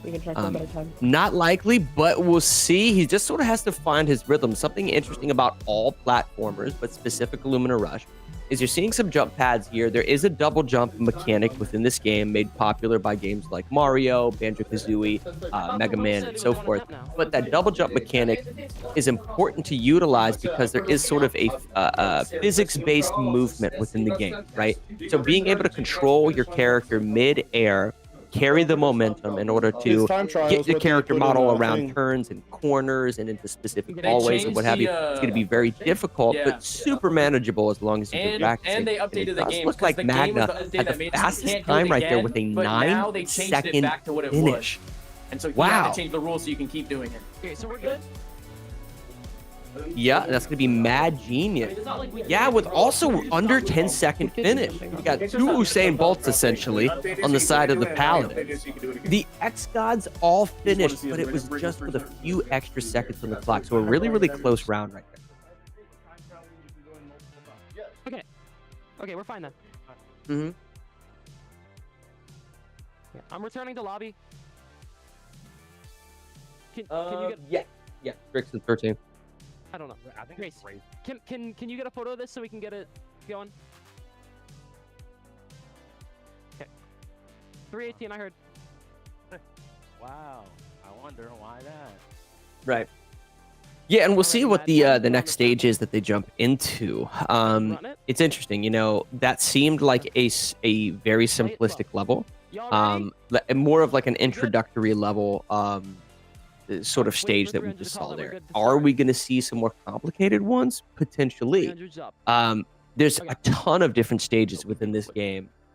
The level of complexity and different mechanics that unfold later on is really, really impressive. So here they go. They're jumping out. And you can see some of the other shadowed characters on the screen within their playstyle. Two different playstyles you're seeing right here. Mad Genius on the right side of your screen, for those of you watching at home, is playing in basically the zoomed out view. This is a full stage view. That's a lot more, I would say it's a lot more difficult, but it allowed you to sort of see ahead of you, which can make it easier for some of these players in order to sort of maintain their trajectory and maintain their momentum, if you will.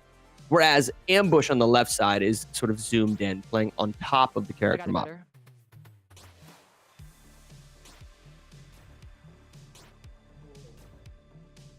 Oof. Stop.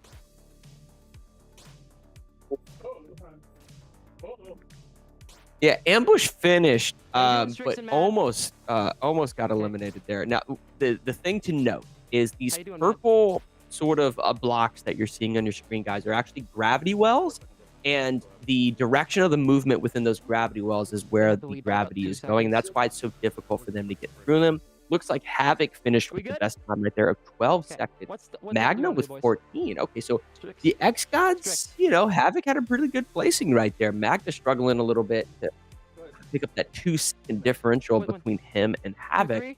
I don't know what the total team times are going to be, though. I didn't know if anybody had that 2-minute penalty, because make no mistake about it, guys. If you don't finish the stage, you get a 2-minute penalty added on to your total team time.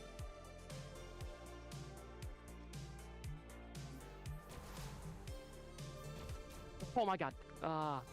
Ooh. Right. Yeah, 100%.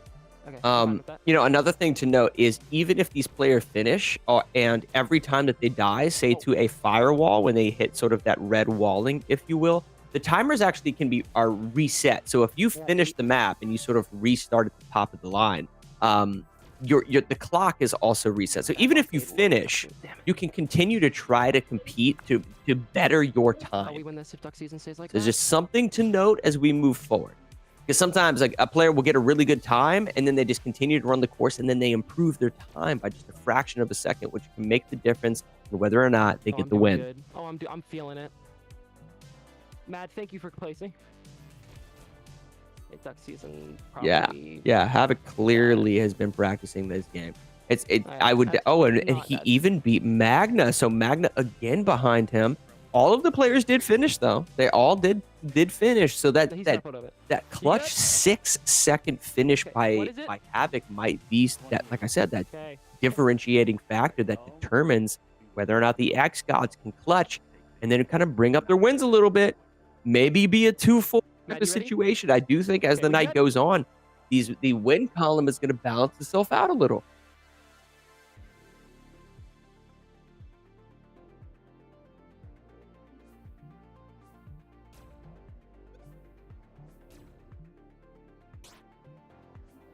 Yeah, and Ambush had mentioned sort of at the top of the hour that he is really happy to be back on the team with Bosif because they've just been close friends, but they sort of gel well with each other.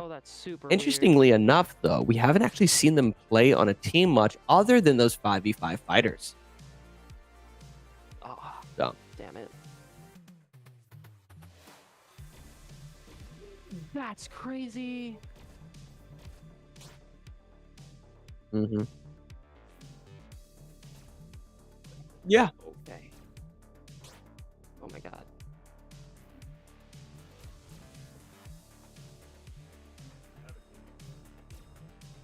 Oh my god. Hmm. We lost this. Yeah.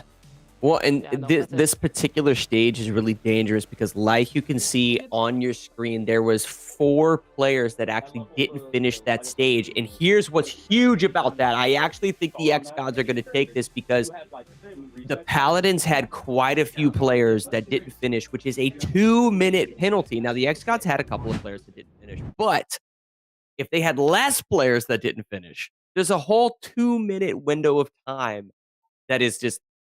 And then what's when gonna you make look them back win. at that scoreboard, the 2 that did finish Yep. were both xGODS. Exactly. So clearly a little bit more difficult of a level, and they only just barely finished. They And had, there I it think, is. we had a 53-second finish, which is wow.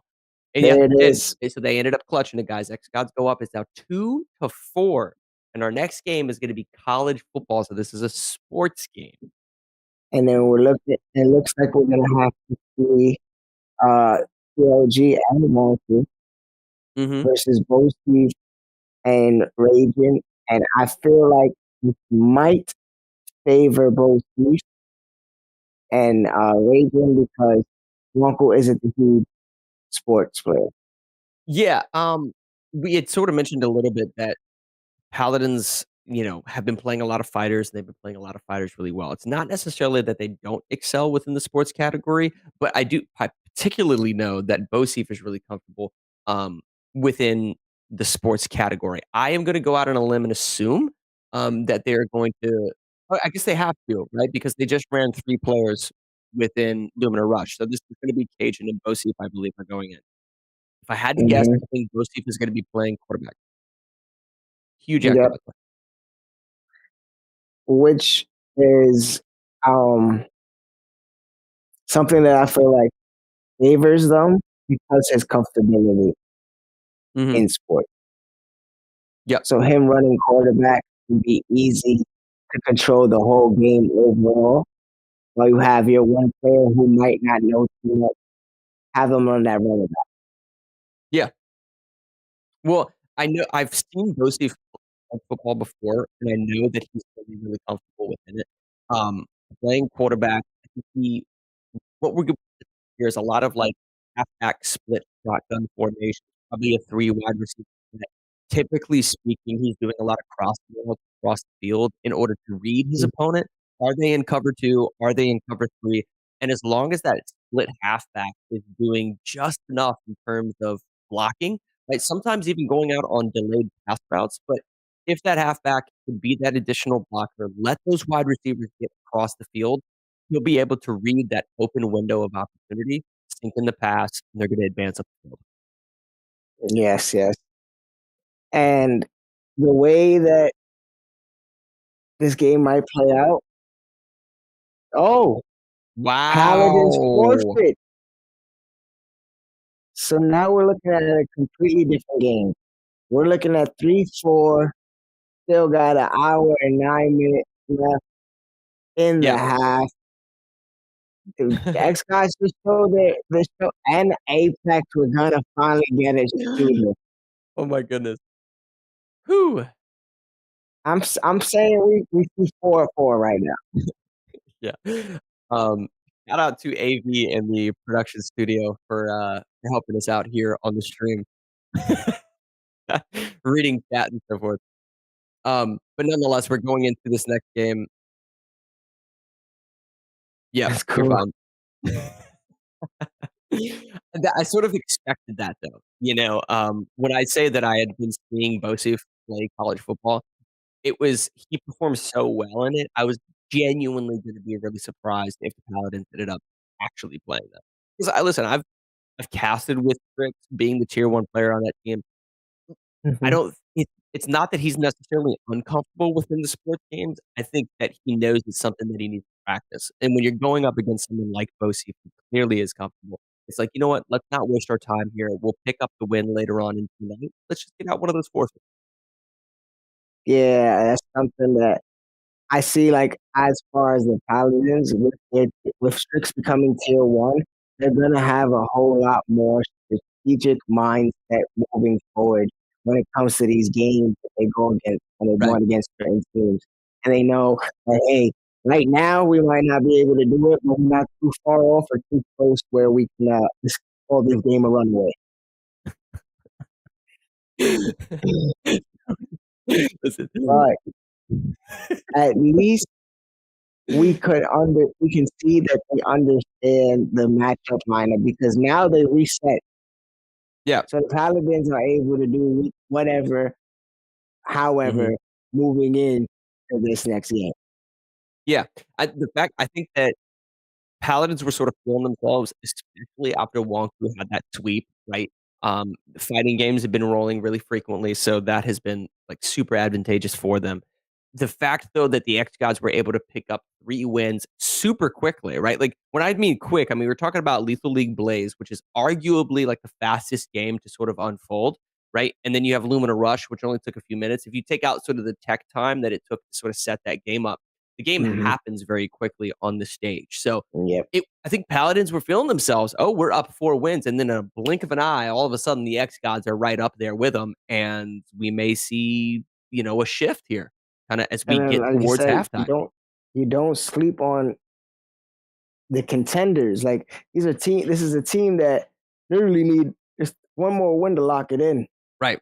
Yeah. One more win to tie it up. And I think the thing that Paladins should be worried about is we've already played a few fighters. Now there is, you know, a large amount of fighters left. We have all of our anime fighters that have yet to be played between Blaze Blue, Skullgirls, for instance. So they still have some of those left. However, not only have you already played a lot of those fighters, but all of the shooters are still on the board. And I don't know if the Paladins are going to be able to sort of overpower the xGODS when it comes to that. So maybe they got some of those wins a little too early. We'll find out. But the xGODS, I think, now have a sense of positivity. They've sort of found their momentum. And like you talked about in your interview, the fact that Ambush is on their team, it's a new player, it's a new synergy, right? You just kind of need to find sort of that gel, if you will, and then start to move on throughout the night. Maybe they found that right now. And that's what they're hoping for is to see where they find out because like you said, there's still a whole lot of shooters, there's still a whole lot of sports to go along. And if they're gonna forfeit college football, it only takes, you know, what other sports games are they willing to give up? Now what was the next game on the wheel? Correct me. I'm drawing a blank. Correct. If I'm wrong, we had a shooter. It was Apex. We are getting into Apex. Okay, so Apex Legends is going to be something that I think sort of lends itself more towards the xGODS. I've seen Paladins play this, at least a few of the player on Paladins. But this is a type of game that being like a very, very like strong arena shooter, there's certain things within the game sense of Apex Legends that you have to be knowledgeable of, or you're going to get completely shut down. And you just saw it right there on the wheel. Halo Infinite is the next game. So we're going from one arena shooter into another. And I think the xGODS feel really, really good about that. Now, what's going to be true to both of these arena shooters, particularly on the map that you're seeing right here, is verticality is king. If you're able to sort of get the high ground, make callouts, ping where your opponents are, and continue to head glitch and apply pressure when needed. What I mean by that is selective aggression. How would you go about doing that in Apex Legends? Well, imagine you have the high ground and you happen to crack someone's shield. Well, it takes time to heal in this game. So if you crack someone's shield, you can make a sort of selective aggression, that timed decision to say, hey, this player's shield is cracked. Let's all push in tandem with one another in order to get this team wipe, in order to get these kills, because this is a team death match game mode. Yes, but in defense of Paladins, Wonku is a very good shooter. She's very good at Valorant. So maybe the skills are very good at Valorant. So maybe those skills can translate over to some of their shooters, and maybe she's been, because if we watched her streams, if we go to her Twitch, watch her stream, she has been practicing a lot with the Paladins. Right. Now, I definitely have seen her. I definitely have seen her excel on Valorant. I think it was one of those situations, like in the last time that I saw her playing, she was getting extremely frustrated with her prior team on the Ravens because she was playing the shooters relatively well, and the rest of her team wasn't necessarily complimenting her as much as they probably should be. So if she sort of emerges as the leader, maybe she's potentially going to be making the call outs as to when to push, what abilities to use, what characters to pick, and so much more. Because if she is the top shooter on their team, they need to find ways to complement her playstyle. For instance, having certain healing characters or support characters, Gibraltar with dome shields to throw on top of her while she's healing, things like that, in order to maintain her sort of prowess or positioning on the map, or I should say her presence on the map, because she's constantly going to be a threat to the xGODS. Yes, I feel like she is. If we saw back when they were setting everything up, you can see in the bottom of her corner where her camera was, she was giving call. She was saying something, and it looks like she was giving orders. So I see, hopefully, Sam and Mad Genius can do something where they can complement her. I've seen Mad Genius come into clutch mode for Apex before. So hopefully combining them two will be something. I've seen Duck Season hold his own in certain shooters. We got Ambush Man, who isn't completely terrible, but we didn't see much of an outstanding performance of shooters.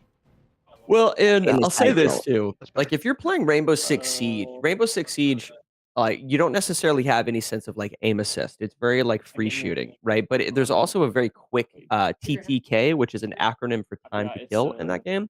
Whereas Apex Legends and Halo Infinite require quite a sense of target acquisition and maintaining reticle control. So once you've actually have your target, once you actually have your reticle on target, you have to be able to maintain that, which is easier said than done because the TTK, the time to kill, is so long in this game. You have to drain your opponent's shields, and then you have to drain your opponent's health. That being said, I do think I've seen Wonku able to do that on her other teams like the Ravens and what have you. xGODS, I know Bosif plays a lot of shooters, so I think he's going to excel.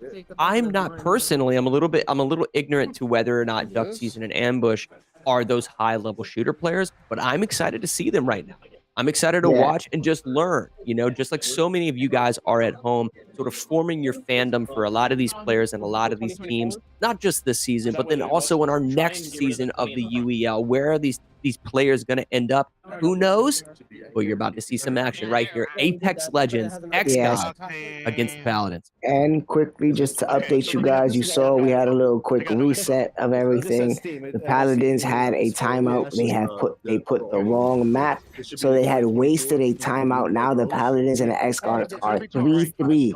3 timeouts left each, and going into that halftime, you lose.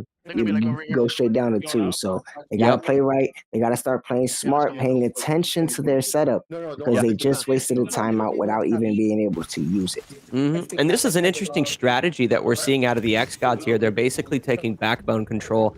The reason this is important is because it is the highest point of verticality on the map. Typically speaking, we'll see players play the top of the warehouse that they're pinging, and that's what you're seeing right here. And now they're going to use sort of the side bones of the skeleton in order to head glitch their opponents, but they have to be careful because they don't have as much cover as, say, the players that are on top of the warehouse. So as long as they're landing shots, they'll be okay.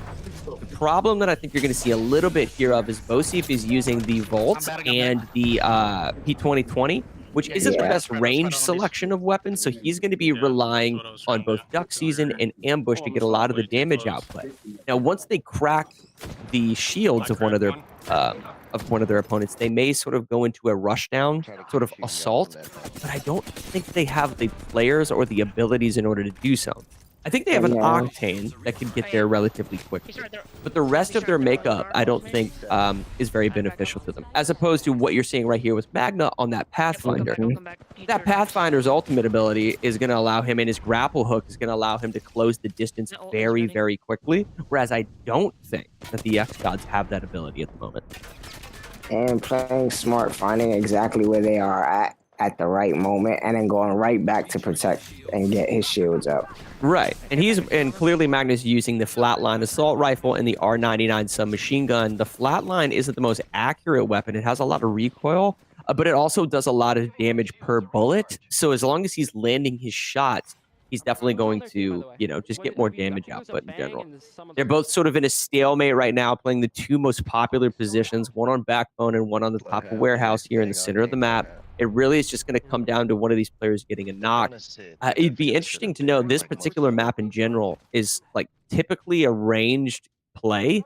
So I'd like to see one of these players with a sniper rifle. I just don't know if any of them necessarily have that, because if you can crack somebody and you can get it down with the sniper rifle, that immediately sort of transitions into a rush down of the players. And then the thing is too, they none of them seem to get a point yet, and they're playing a pretty far game. It doesn't seem like any of them are trying to get any closer to each other. They're all staying locked in at where they at. Oh, ambush! Clearly, someone in the tech studio saw that Mobster Matt wanted to see a sniper rifle. We have Ambush here. Ambush is playing with this longbow sniper rifle, potentially going to be able to crack one of these players. I don't know who it is. One of the players actually split off to the right of warehouse and may be getting caught lacking down in these this little neighborhood that you're seeing him sort of aim down into these little shed houses. If they catch wind of where he is, they can all collapse on top of that player, pick up a kill, and then run on top of backbone again in order to force the play of the Paladins. If they can make that call out, it's going to be absolutely clutch. They need to be able to identify where that player is. They need to identify where that player is, and then they need to collapse, pick up the kill, and then run. So here we go. All right, this is interesting. Now you're seeing Mad Genius going up a zip line that Magna made. We just talked about that ultimate ability from the Pathfinder. They're now all on backbone, on the spine, if you will, is the more popular call-out. So they're all playing on top of spine. Seeing if, okay, now we got some action. Okay, so here's Mad Genius. Doesn't land his shots. That is such a shame. They do end up, okay, so Magna actually gets the assist where it's needed, so they get the first point on the board. Now they're jumping down and collapsing onto one of these players that fell into bottom mid right next to the warehouse, and they're going to pick up another kill. It looks like Wonku. Now we're getting some fights. Yes. Absolutely. So now Paladins going up 2 kills to 1, getting the last few shots potentially here. Yep, that was Bosif. Bosif and Bosif picking up a kill. It looked like that might be the 1 kill on the xGODS. I can't tell. But Wonku easily able to clean up that kill right there on Bosif. Yeah, it was an easy kill. Like I said, I feel like she's going to be their best shooter on the team so far, and putting their strategy together. You see they're up 2 kills to the xGODS 1. Now they got 4, and there she goes. She's down now. Wonku's finally down. She's down, but you can tell by the character select. Her choice to play the Octane suggests that she is a top fragger. Because that character in general, you have to know how to play. But obviously can pick up a lot of kills just because speed kills within this game. If you can traverse the map quickly, that's going to allow you to get on top of your opponent as fast as possible. Ambush needs to start playing a little bit more of the high ground. The problem with that is if his teammate isn't playing high ground with him, that it basically renders that longbow completely useless. Magna, though, with a level of mobility unchallenged right now on that Pathfinder, and that's going to be a huge problem moving forward for the xGODS, because he has the ability, unlike Ambush, to get on top of these buildings and just lay down and just pepper shots down. Now he's basically And like you closing said, the that distance. grappling hook is going to come into effect as well. Oh yeah, you will be able to move from roof to roof, high ground to high ground with Oh ease. yeah. Wow. Oh, look at this. Having that Wow, pass. mid-air shot coming out of Magna with a clean kill. Made a little bit of a mistake, but cleaned it up nonetheless. And now the Paladins are going to pick up another one, going up 7-3 over the xGODS, feeling really comfortable. Yep. And this is that addition of Wonku that I was talking about, where we didn't assume at first that this would probably be a Paladins win, but maybe with that practice that they're putting in with her and the skills that she's got in her own way, right? Maybe this. Oh, wait a minute. We'll see what happened right there. That was a Paladins win. Oh, no. There it is. Yeah. Okay. I was about to say. Yeah. It may have been I don't know if the time ran out or if they just decided to end it. Nonetheless, this is what I will say. I thought we were going to see a situation where Wonku was sort of carrying on that Octane as that top dragging character, but I don't think it was that. I think there was a really well-roundedness, if you will, of the Paladins team. All of them played really well. The one that I think was struggling the most was probably Mad Genius. We saw him struggle a little bit with his target acquisition. He was missing some of those shots with the flatline assault rifle. But I think he did his role, right? He pushed when he needed to push. He was making call-outs. He was pinging the opponents and just sort of complimenting the likes of Magna and Wonku. And so I think he, did his job. Yes, and Magna definitely showing the improvement that he has put in for this team. Yeah, he's a very fast-paced, spastic, reactionary player that I think sort of excels within the UEL, because clearly you have to be well-rounded of all 33 games that are on the wheel. But if you're playing a game that you're not the most comfortable with, it can be really, I would say, intimidating to go up against a player like Magna, who is very brash within the arena. He's very emotional. Sometimes he can get pretty loud. But on top of that, his style of gameplay is aggressive, and he's constantly applying pressure, which I think sort of plays into an advantage for them when his opponents aren't necessarily very comfortable. Yep. And now we're gonna get into some Halo Infinite. We got Strix and TLG versus Raging and Havoc to your face. So we're getting a tier 1 and a tier 2 versus the tier 2 and a tier 5. How do you see this one playing out? Who do you think it favors? Okay, so I'm going to actually assume that the xGODS may take this for one particular reason. I think Raging, I think Raging may be the one picking up kills here, but make no mistake about it. Havoc, being a veteran within the UEL, a little bit more old school of a player, probably has more Halo experience than we're giving him credit for. He grew up in that era, if you will, the midnight launches of Halo 2. I know AV loves when I show my age, but we were all at the Halo 2 midnight launch, waiting to save Earth with Master Chief. Yes. Nonetheless, I think he's going to be pretty experienced. I don't think Strix and TLG are very comfortable on shooters. They've been practicing a little bit, but if your opponent knows how to play Halo Infinite, it creates a situation where you do not get a kill. I haven't necessarily played Halo Infinite in the last month or so, but if you were to let me warm up on Halo and I went up against another player who didn't understand the complexities of that game, I promise you they're getting smoked within 10 seconds of spawning. And it's just one of those games. If you understand map knowledge, game sense, power weapon control, rotation routes, and what have you, you're not going to get killed. What I mean by that is a map like Live Fire. Live Fire has a vent that's in top middle that's right next to the sniper rifle that drops down into bottom mid. There can be multiple situations where you think you might kill somebody because they're going for a sniper rifle. They grab the sniper, but they drop down that vent. You go down there to chase them because maybe you broke their shields, not knowing that right at the bottom of that vent is a shotgun. So you go down to chase him because he's one shot, and then right as you drop down, there's a shotgun to your face. So you have to understand the level design, the way that the game operates, but then also maintaining that reticle control, target acquisition, draining those health shields, landing that final headshot. Halo operates a little bit differently from some of those other shooters because when you go to drain an opponent's shield, you can shoot them in the body, like with a battle rifle, for instance. It's a 4-shot BR, right? So 3 shots with the battle rifle will completely drain a shield. But you're not going to finish that kill unless you land a headshot. So you can hit him in the body 3 times to break the shield, but then if you're not hitting him in the head, you're probably going to get got. So, there's a little bit of understanding, there's a little bit of experience that is sort of required to excel at Halo Infinite. It's not as easy of a shooter. But we'll see. I do think, though, that the xGODS know a little bit more.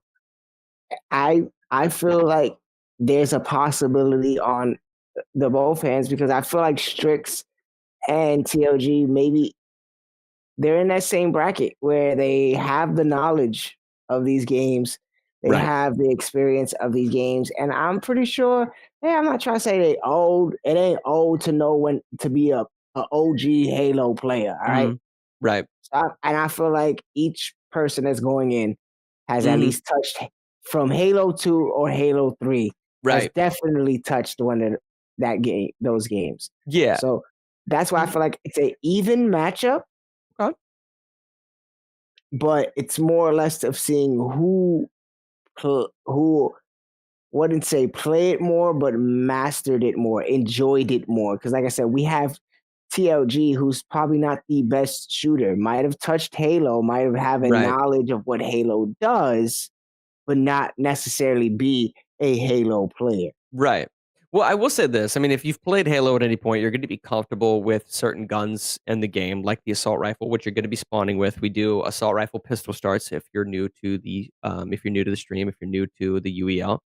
But I think it really takes, what I've noticed within the UEL, is all it's going to really take is just a slight amount of game sense, and in the sense of if you just know where the battle rifle spawns, if you just know where the Bandit Evo rifle spawns, sometimes that can be the determining factor as to who wins because those weapons are so powerful. And if you don't know where they are on the map to pick up, these aren't power weapons. So there's no user interface indicator as to where they are. But if you just know by heart where the battle rifle spawns, you can pick that up and you have a much faster TTK and much better capabilities at your disposal than all of the other weapons in that sandbox toolkit. And so just knowing that can give you a huge advantage. So have these players been practicing? Who knows? But, another dynamic on top of that is map selection. You may choose a map that isn't necessarily within the ranked matchmaking. I personally have been very critical in criticizing of 343 Industries, which is now Halo Studios, for their lack of map diversity within ranked matchmaking. They tend to just listen to the HCS players in terms of like what maps are capable of being in competitive play. So many of their post-launch maps that they've added through seasonal updates and what have you aren't even in ranked matchmaking. So if you're a competitive Halo player, and those 4 or 5 launch maps that are just been the same maps for 3 years, when you jump into the UEL, we're going to be playing new maps that are a little bit less organized, a little bit less symmetric, but that are so much fun. Prism being a great example of that with the Needler crystal mining facility, if you will. There's purple crystals all over the place and mining carts and so forth, but it's all these dark sort of tunnels and different points of elevation. There's very good verticality, but then also a lot of transitioning routes for mobility purposes throughout the entire stage. Somebody who hasn't played Halo Infinite since launch, or somebody that just plays ranked matchmaking, might not know really anything about that map in general and then lose because of it. And that's why it goes into a heavy factor. This is the UEL, guys, where gamers go pro. So you got to be ready. We are not here for the normal, hey, this is what does, like you said, this is what works for competitive gaming. We're here to see how good you are as a complete gamer, as a complete competitor in the sport of gaming. And you want to figure that out, you come here. We're going to figure that out with this Halo, because we're going to figure out these are teams that play these new maps, that are aware of these new setups, that are aware of these new layouts. Now, how, like you said, how much have they practiced the layout? They are putting in knowledge of these new maps, or like you said, it's map choice. What if they're choosing one of those common maps? One Yeah, of them maps or old game mode school for that kind matter. of players. Yeah. Yeah, map or game mode. I mean, there's certain game modes that are really unique within within Halo. It'd be interesting to see a specific team choose a sort of wonky game type like extraction or something in order to play within Halo Infinite. That'd be a lot of fun because so many people haven't even played that. It was within the ranked rotation for like half a season before the pro players decided that they didn't like it. And then they just listened to them, so they removed it. But it would be fun to see one of those or a capture the flag or something like that. Oftentimes, though, I think a lot of the players keep it very simplistic and they just do Slayer, right? They just do some team Slayer. Let's see who's better at killing each other. And if for those of you watching, if you're thinking, why are you guys not playing with ranked settings, blah, blah, blah. Listen, if you think that you can jump into the UEL and master the ranked matchmaking and settings for 33 different games, by all means, try it. Okay? Because I promise you're going to struggle. Yeah. The fact that we're running with assault rifle pistol starts is sort of a compliment to the UEL and their sort of approval of more like casual settings because it allows the players to just jump on these games, jump into quick play matchmaking, and start to gain an understanding of how the game operates because they might practice that game for about 30 minutes to an hour, but then they have another 32 games that they have to practice. See what I'm saying? And then if you jump into a ranked matchmaking, you can't necessarily leave that. Take a game like Rainbow Six Siege, for instance. If you want to practice Rainbow Six Siege for, 30 or 45 minutes, got off work or you have something going on, you're going to be hanging out with a friend later or someone's coming over, you've got like 45 minutes, right? Well, congratulations, you got one match of Rainbow Six Siege in. You see what I mean? But if you're jumping into quick play of Rainbow Six Siege, you can go in and out of matchmaking a lot easier and the matches go by quicker. So oftentimes we will be playing with I would say quick play settings, but it's because it is sort of enables our players to practice a multitude of different titles. And become the best that they can be overall. And then you Absolutely. see on the wheel, we're getting some Forza and X, a 5v5 game. So we're going to see a racer right after a shooter. Now, I was gonna say just judging from TLG's profile there, jumping into this, I actually think he's been practicing a little bit. You can see his armor. He has some of the Tenrai Samurai armor from season 1 on his Spartan. So maybe TLG's been practicing a little Halo. I don't know. Okay. That's what I'm saying, T. I wouldn't say that they're old, but I know they're probably from that same era. Oh, okay. Yes, slight mistake though, right there from TLG. So clearly they pushed the power weapon in the middle. That's going to be the rocket launcher, the Spanker rocket launcher, guys. Somebody needs to pick this up. Finally, Havoc looking like he's picked it up. Let's see where he plays. He's playing at bar, pushing into tires right here. In terms of spawn points, they're most likely going to be spawning over there in Subway where he was just aiming at. They've got to be careful as they push up these stairs, though, because they're at a weird trajectory, which makes it difficult to secure a rocket kill, but they are able to get in. Now, this is 2v2, so they're also playing very sneaky. They understand that the xGODS have rockets, okay? There's 2 shots in this rocket launcher, so as long as he utilizes them to their fullest potential, he's going to be able to pick up 2 kills here. Now, seeing, like you said, playing very sneakily, but it seems that the other team is playing very smooth because they're playing keep away. He might have got him. Oh, yeah. So Havoc made a huge mistake right there. He did double kill. They traded out a 2-to-1, kill feed there. The mistake he made was he just shot the rocket at them from a lower elevation, which made it really easy for them to dodge. Had he shot that rocket at the column, this column sort of brick structure that you see Raging next to right here, the splash damage would have taken out both of them. So just a little bit of game sense, a better game sense I'd like to see out of Havoc. Nonetheless. Okay, then we see Raging going 1 versus 2. It seems that he lost that little fight there. Strix looking excited. Oh, wow, like but Havoc went down. Both of them. And I'll tell you why Havoc cleaned up both of them is because he was using the sidekick pistol. And it seems as if Havoc is also using his left trigger pull in order to create that shotgun that you're seeing him there use there. It's called the Heat Wave, and if you press your left trigger, you can change the reticle from a horizontal shot to a vertical shot, making it a potential 2-shot kill from distance. So not only is it a good close range shotgun, you can actually pick up kills at range. Havoc with a good understanding of how the game is operating, not just with the pistol, but also the Heat Wave. And See, looks this like is a situation where Strix should just have his pistol out. The actual reload speed of that pistol is the fastest in the game, so he needs to continue peppering all 17 of the shots he has left right here into those players. Unfortunately, I think he's used both of his grenades. Had he had those grenades, he could have bounced those grenades off of the generator in that corner. Easy. But now he only has ammo. He needs to reload his assault rifle. He doesn't know that his assault rifle's magazine is low on ammo. He's going to get into his next fight and struggle a little bit. And there goes Raging, switching up guns, getting ready. That he finds one. He's gonna stay probably right in that position. Yeah.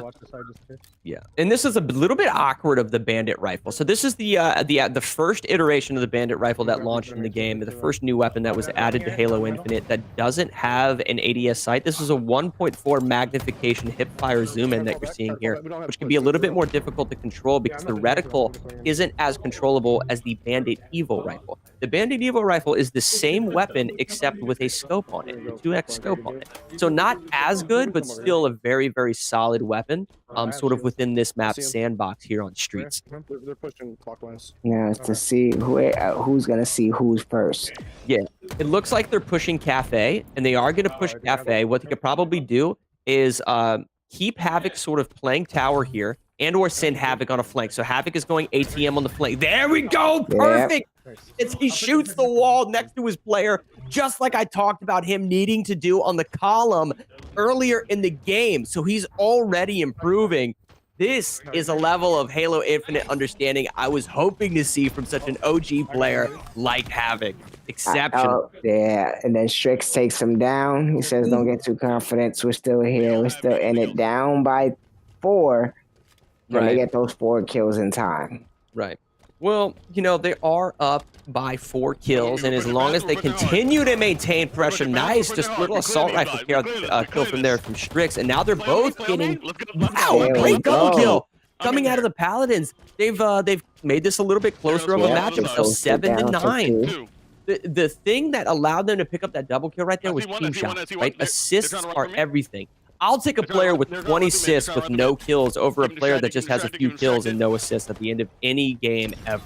I love when I have a teammate that's picking up a sense of like assist on the team.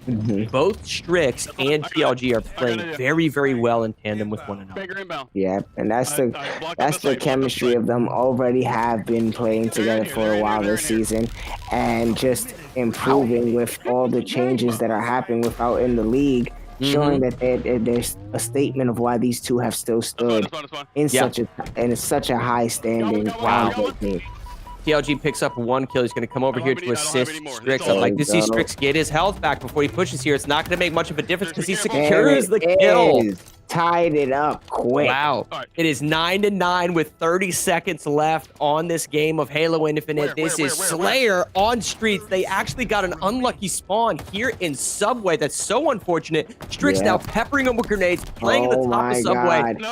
And now TLG sort of poking from the backside.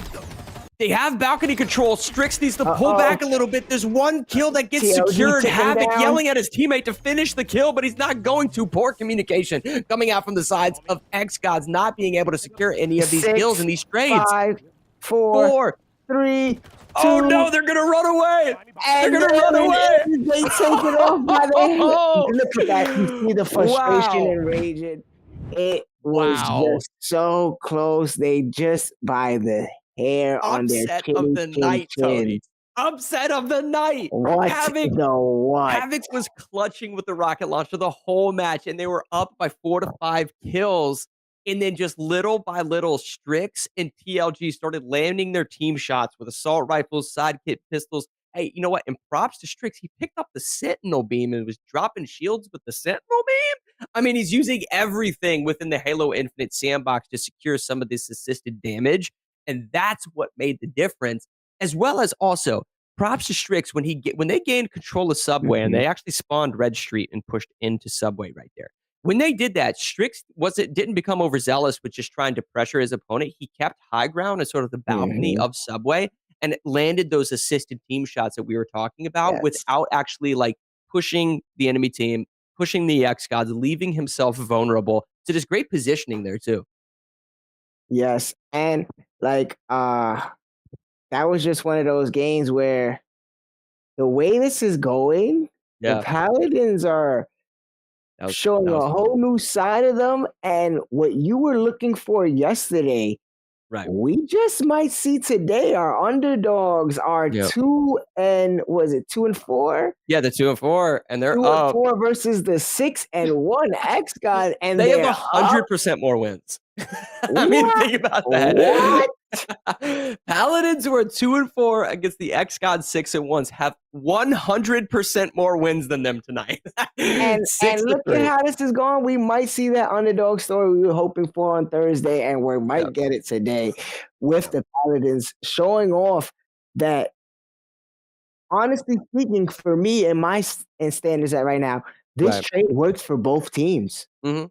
Well, and that The was a really Ravens- interesting situation right there where the reason that Strix and TLG went into that game type was because the previous game, guys, with this baseball lineup system that we're running, Wonku, Magna, and Mad Genius played Apex Legends prior to that. So TLG and Strix were forced to play a game that I'm going to go out on a limb here and say that they're not comfortable with. But clearly they've been practicing, working in tandem with one another in that game of doubles match. Team Slayer were able to secure a win when I'll be honest, even myself, I wasn't thinking that was going to go the way it was, especially the fact that xGODS secured 9 kills very quickly and controlled the power weapon Spanker rocket launcher for 2 weapon spawns. They were able to control that. Paladins flipped it on its head and ended up clutching.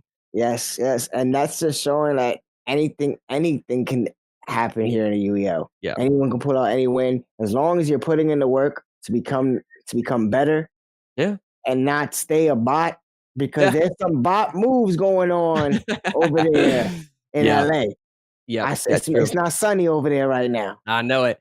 It's just cool though to see Strix and TLG end up clutching that, knowing that there probably would have been a different selection, a different lineup had everybody been available. So they did their job, but it's also scary to know that, had Magna or Wonku been in that match, I mean, you're talking about all of the other shooters. Okay, maybe they've been practicing, man. That's I what I thought the said. shooters were going to be their weakest category, and here they are clutching 2 games in a row on classic arena shooters. We're not talking That's about why- specialty ones like Rainbow That's Six. why These I'm are saying, classic. like, this could have been a good trade on the behalf of Paladins and the Ravens, because we saw success with LA over there, and the Ravens feeling very comfortable and pulling out some wins for them and putting an impact. And then tonight we're seeing Wonku show off in a way where we're like, hey, maybe they got a shooter. They've been practicing it enough where 2 players we didn't expect to win pulled out a clutch. Yeah, and on a tough map too, because like Streets is a specific map. It's basically a giant square.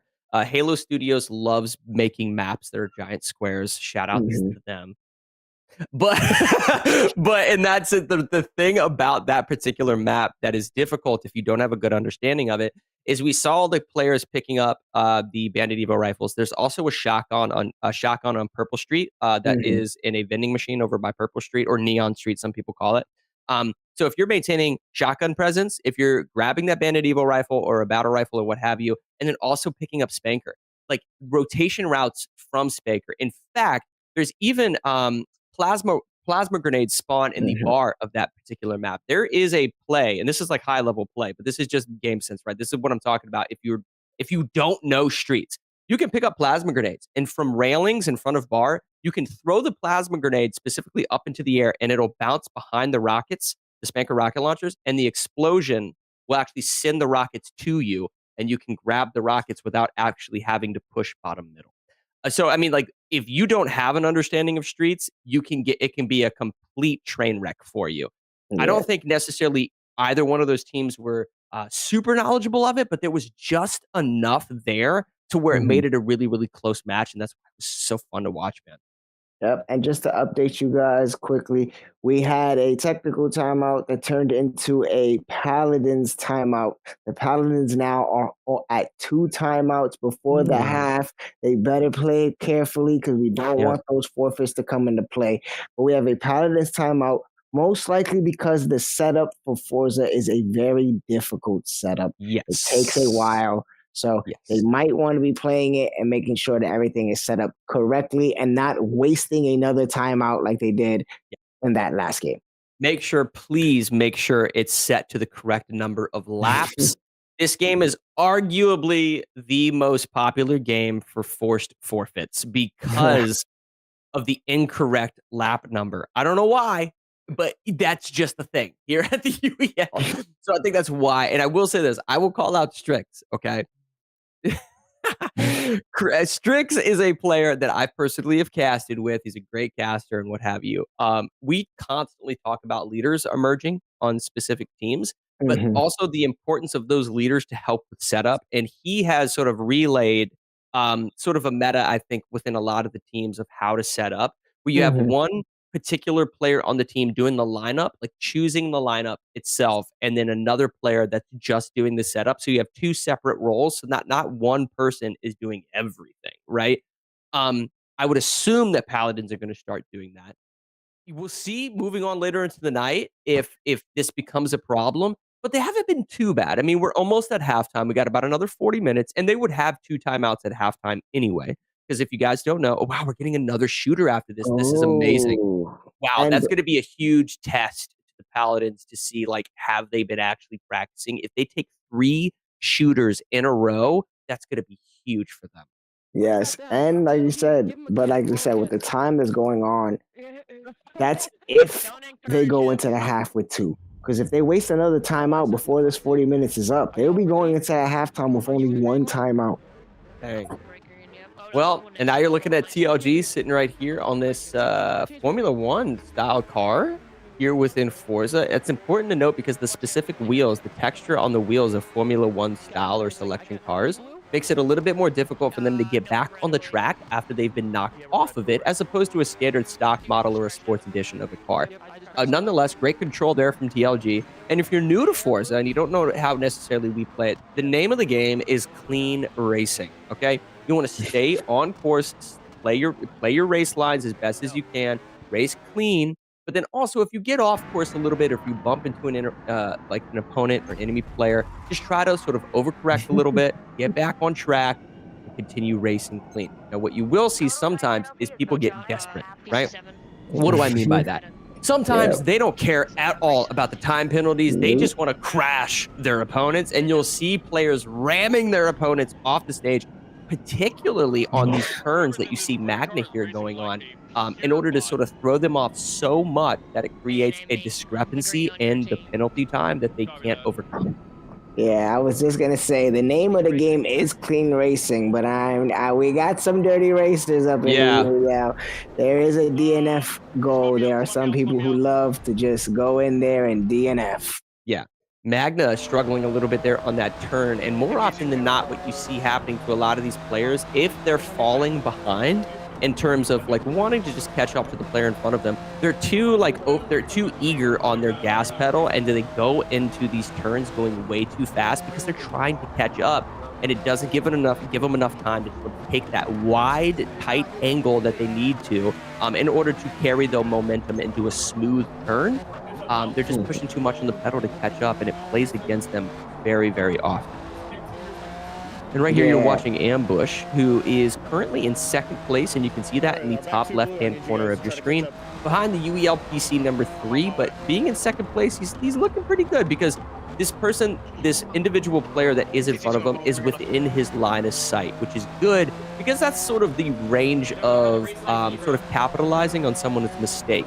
If that player in front of him makes just one mistake, tries to maintain that lead too much. Oh no, Ambush is taking the turn way too fast. I just talked about that.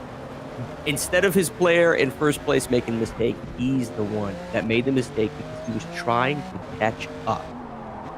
Now, yes, and he went off track. Now, the question is, was that player in first place an xGOD or a Paladin?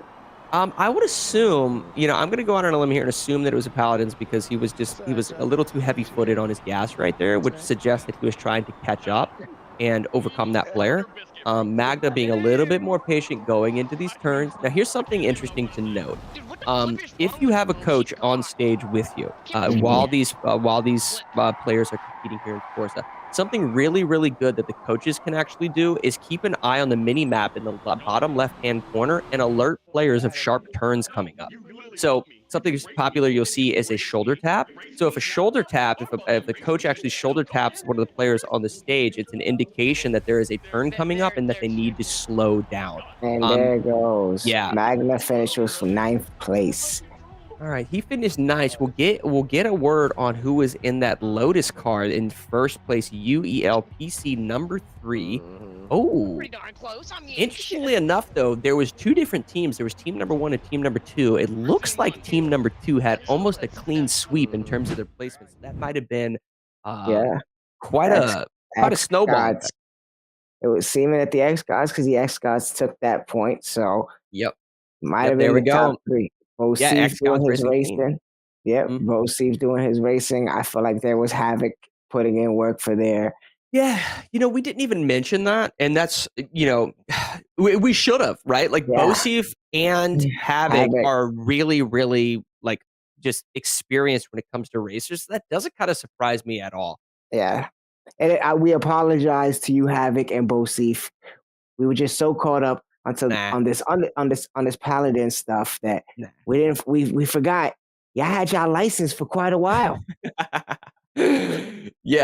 Yeah, and I mean, listen, clearly they probably raced very, very cleanly. But they'll have their time to sort of shine in the spotlight, if you will, when we get into FIFA, when we get into NHL, and maybe a couple of other of these racers. But yeah, they'll have their moment. The fact, though, that college football was forfeited is so interesting because that would have been a great moment for Bosif and them to sort of shine, if you will. Yes. But we'll potentially see that moving forward. Now is to see what happens with this game coming up because as you guys can see, we have the finals. And the xGODS haven't won a shooter yet. So right.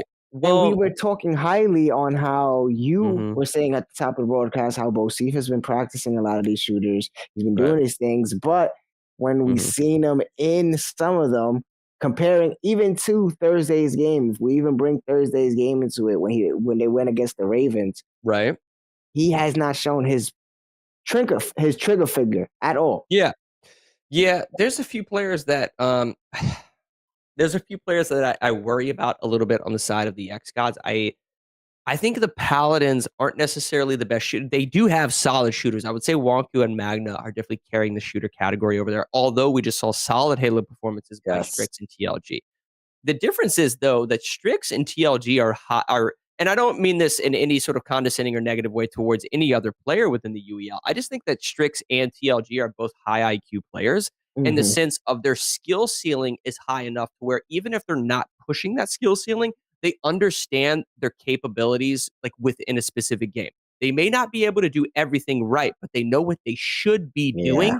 And in a game like the finals, that can be the biggest determining factor. I bring up this example all the time because it's just perfect for the viewers to understand like how important it is to be well-rounded at every game within the UEL. There's a player within the league named Jekyll who was playing a game of the finals. He's not the most experienced or best player within the finals. He started the match playing a light character, which are your speedy characters that have grapple hooks, teleports, things like that. But they have a low health pool. When he started the game, he was attempting to snipe. He wasn't landing his shots. He was getting picked. And he made a transition throughout the middle of the game to go onto these slow-paced, heavier characters in order to anchor the objective. Was he getting the most kills? No. But he told the rest of his team, listen, you guys get off the objective. You're better at this game than I am. I'll just hold down the objective, pick up score for us, drop bubble shields, just try to take all the damage as much as I can. You guys play the rooftops, surround me on the objective. And that's what they did. And they ended up winning because of Jekyll's swap. You must be talking about season 7 champion Jekyll because that man he's one of those players that I say like he can definitely be a top tier player, but you want him on your team because he is definitely 6th man of the year. Yes. He definitely what a good knows term. what plays he needs to do, when he needs to do it, when he needs to step up, because he definitely has games that he can definitely he's great with anime style fighters. Ejected Rivals, he's possibly one of the best in the UEL at Ejected Rivals. So he definitely has games that he can secure himself. The majority of the wheel, he plays it at a UEL standard where you're like, this is my Jamal Crawford. Like I need this. Like I have a starting 5, but we definitely need him coming off the bench because he's gonna secure those 5-6 other points. Right. Well, here's another thing that I just thought about. The next game that just got selected is Dragon Ball Fighters, and we heard at the top of the hour that is the only game that the xGODS said that they would forfeit. So this particular game of the finals is going to be super important because their next game is all but a guaranteed forfeit. So if they don't win this, the Paladins are going to go up not 7-8. The Paladins are going to go up 8. I'm not sorry. They're going to go up 8-4 if the xGODS aren't able to clutch. So they need to get this, make it 5-6, because the next game is going to be 5-7 out. Now, being xGODS, let's talk about being in the management side of it, or in the ownership side of the management, or even coaching side of the xGODS. If we lose this game, is that a forfeit that we're trying to give up? Are we trying to have them go up 2 games if we lose this game compared to a possibility of someone pulling out a clutch? Well, I think when you're facing Strix and you're facing TLG and Dragon Ball Fighters, I think you risk the morale of your team dampening even more if you do play Street Fighter because it's a guaranteed body bag. You see what I'm saying? So I don't think you want to just get hit like that. I think you just send the forfeit out there and then try to regain your momentum in the next one without, having too much negativity on our end. Yeah, and with this game being a full reset, and this being in favor of TLG, one of TLG's top games, top tier fighter. Right. Good point with the reset comment. Yeah, this is probably going to be an automatic, like you said, an automatic forfeit. Right.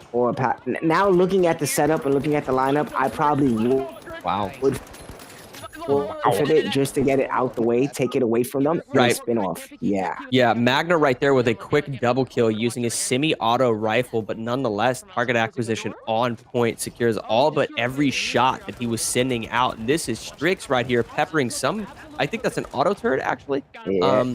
Strix trying to put up shields in midair. There you go. Interesting strategy. Strix, there's nowhere to put the shield right there. What you thinking? Nonetheless, the team is able to secure a quick win. And yeah, I believe so. This particular game type I believe this is the search and destroy game type of the finals. Yep. And they're on defense here. So they have to prevent the plant and then they have to defuse the plant if it occurs. So let's see it. This is on the Las Vegas map. Lots of corridors, hallways, destructible surfaces to change what story you're on specifically within this building. But a little bit smaller than we're used to seeing some of the large, very large maps that the finals has to offer. Let's see what Strix uses as his setup here. Typically speaking, you're throwing down these shields, not just to block entryways like he just did here, but then also you're putting them at specific angles that acts as just an advantageous spot for you to lay down, sort of supporting fire on the objective. Clearly, Strix seems very comfortable here. Not really moving. He's letting all of this debris explode and basically be destructed around him while he keeps his position. There he goes. Yep, gets a couple of shots there. He's not going to push too far, but he sends the rocket launcher right at the doorway, breaking a massive hole. He didn't take any damage, though. I'd like to see him play a little bit more aggressive. Okay, so Paladins ended up getting a pick, I believe, right there. Oh, but Magna gets smoked, too. And now we have ourselves a 4v4. Magna just got dropped. See what happens, because now this is where the shooting side comes in, where the xGODS are showing a little bit more of an improvement of understanding.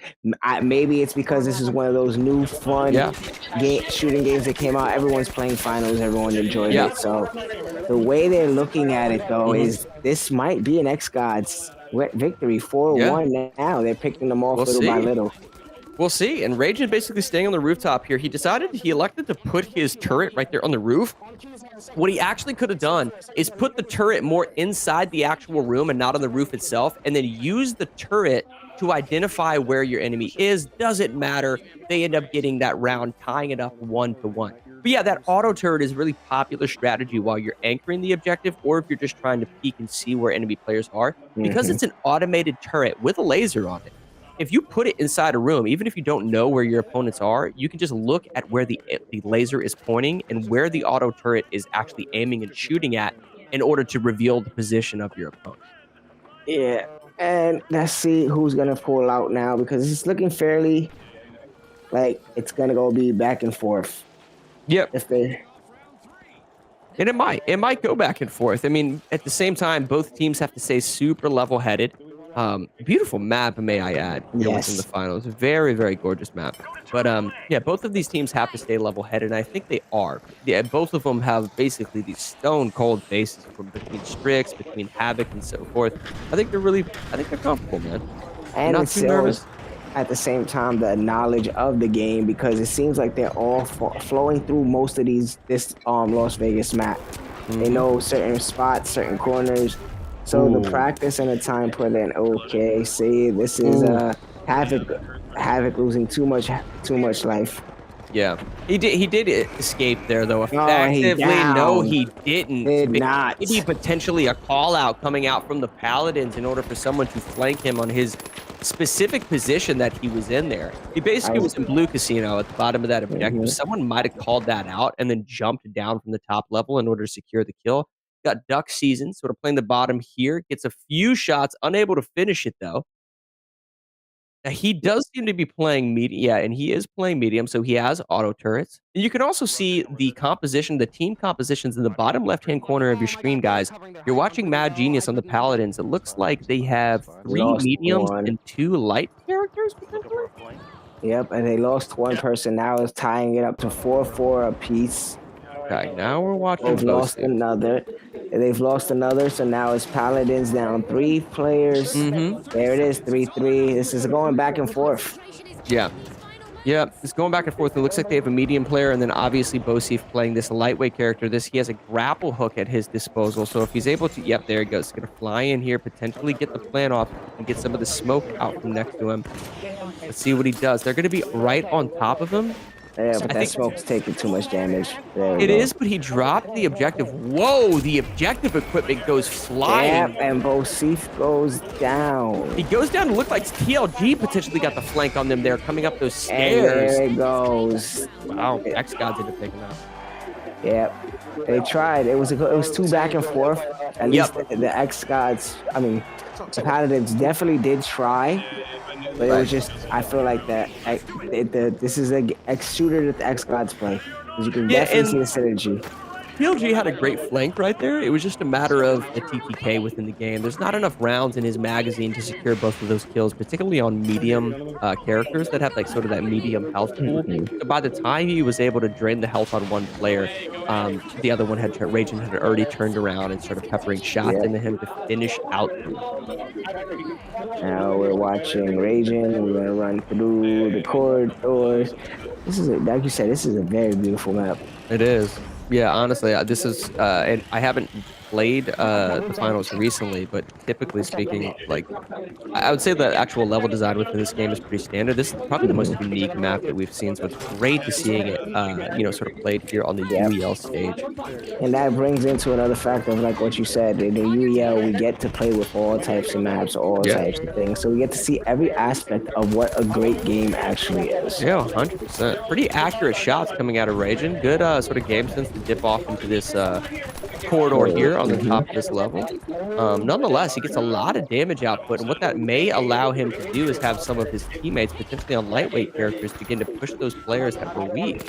Now, there is an automated turret in this hallway that he has to be careful of. He's going to wait, get his health back up. Now we're watching Bosif try to gain top control, but I think he's coming over here to aid one of his teammates, which is Ambush, who's getting pushed.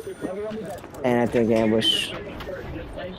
Oh, wow, they've got a couple other players down. This might go in favor of the xGODS to tie this thing up. Let's find out. Maybe not tie this thing up, maybe to go up a point. Yeah, to go up a point. We shall see, because they are surviving right now. It's 2 versus 1. Can this one do it?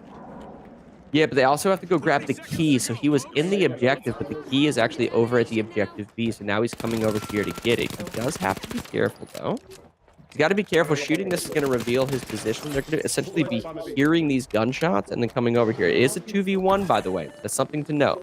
He's going to get this plant off. There's also a sound cue as to when the plant is coming. That's why he just got smoked.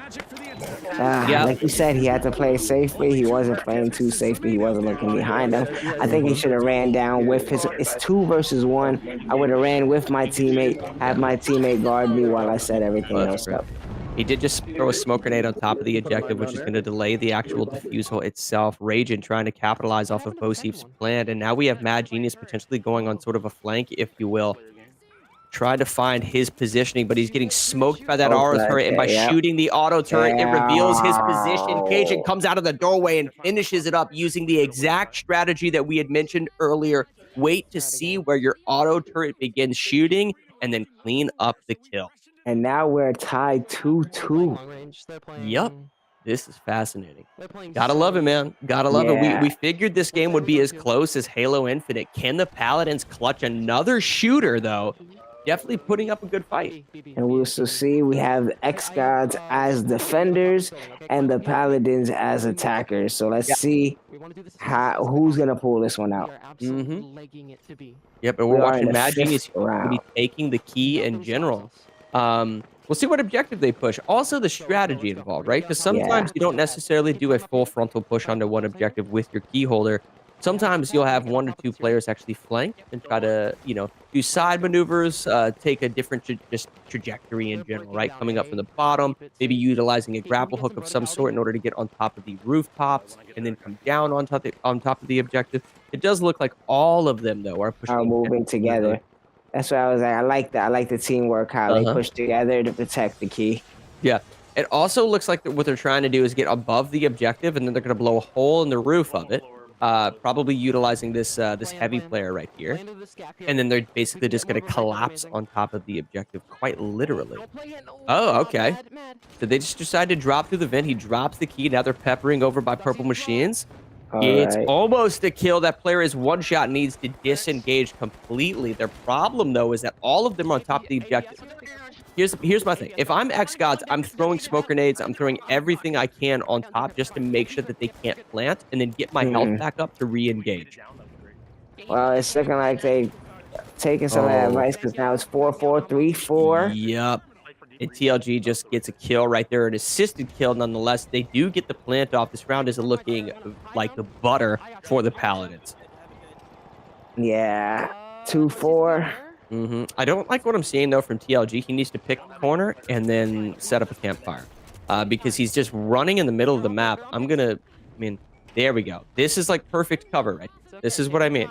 Play the sides of the objective. Don't just run around, because listen, it's a 2v4. 2v4 is very doable. Nonetheless, he does get a kill on ambush, smokes him as he tries to collapse on top of the objective. With one xGOD left, Yeah, this is all but pretty much done. Listen, there's 4 corners of the room. Put a player in each corner. There it is. Doesn't even matter. There we go. That was great gameplay coming out of the Paladins. Go up 1. Now this is what I'm talking about. This is a completely new Paladins. They didn't expect any of this stuff when it came to their shooters. They didn't expect it. The way that they went into this game from start to finish was with a full strategic plan, and it was time to execute it. And they've been executing their plan so far. Yeah, they have. They feel really, really comfortable. You can even sort of see it within TLG's face. He's definitely like vibing the way he's sort of jittering back and forth and what have you. He's feeling good.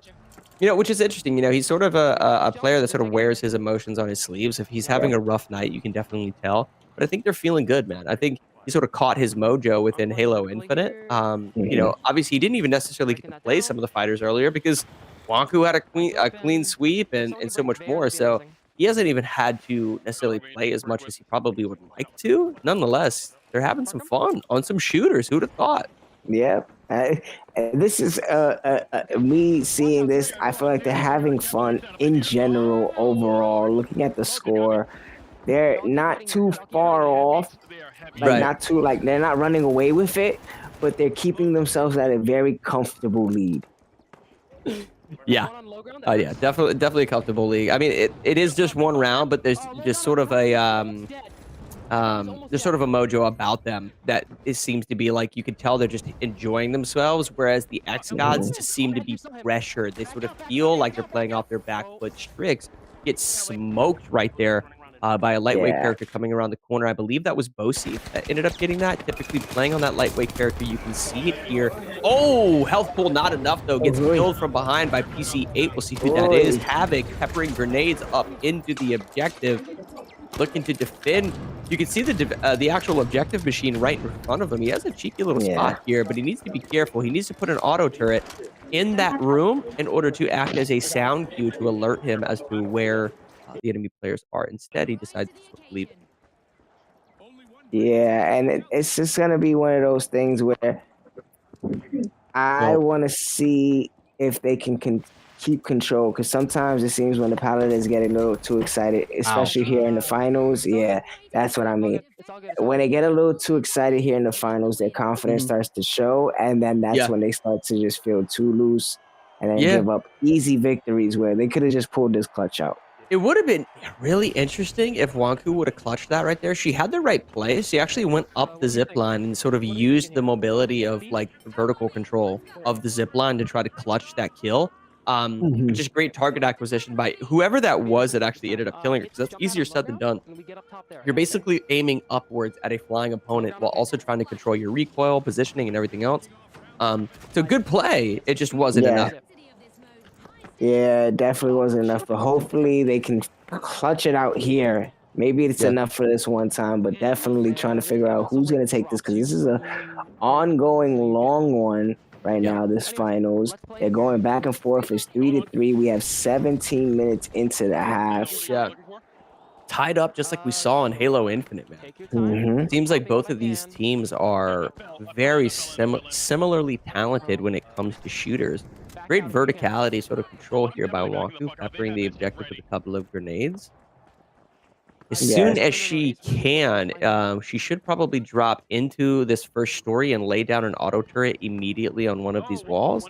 And or when she gets a sense of like where the xGODS are pressuring them from. Now this is Magna back on that semi-auto rifle that he feels so comfortable with. It's very deadly. Not only does it take a decent amount of body shot damage, just right there, man. If that gun hits in it for a headshot, it basically chalks off about like half to 3/4 of the health. That's probably why he's using it. Getting some of these shots down range. Cleaning house. There he goes. He cleaned house before he left. Now it's 3-2. I don't know what... I don't know. Oh, no. Yeah, it's that's doable. what I'm saying. Listen, it is doable. 2v2. Paladins need this to go up 1, but xGODS need this to gain back control and take lead again over the Paladins, sort of shifting the momentum. Strix, pretty advantageous position here, just sort of playing behind one of those casino machines. This is Ambush, though, that identifies him and is able to take him out, and now it's a 2v1 situation. The problem is Ambush is on a heavy... Is Ambush on a heavy... Yes, Ambush is on a heavy character with that grapple hook. There it is. They're going to take it. They're going to take it. This is going to be interesting. Who can finally take the... can they pull out this one? They only need one more point. Right. Or will the will the Paladins pull out 2 more wins? They got... It's like I said, it's 15 minutes in the half. So there's still a lot more time for them to do something. Yeah, and xGODS need to... Interesting strat there to break the actual zipline itself, but the xGODS need to maintain vertical control. What's been happening throughout the entirety of this process is one team is gaining vertical control and then working their way down, whether it be through a specific hole in the rooftop, whether it be the actual stairway. I'm loving this IQ play coming out of Bosi to actually break these zip lines. I've never seen that within the UEL. I've obviously seen it within the game itself, but just great game sense out of him, making it that much more difficult, like I said, for his opponent to get on the roof. Oh, he is going after all of them.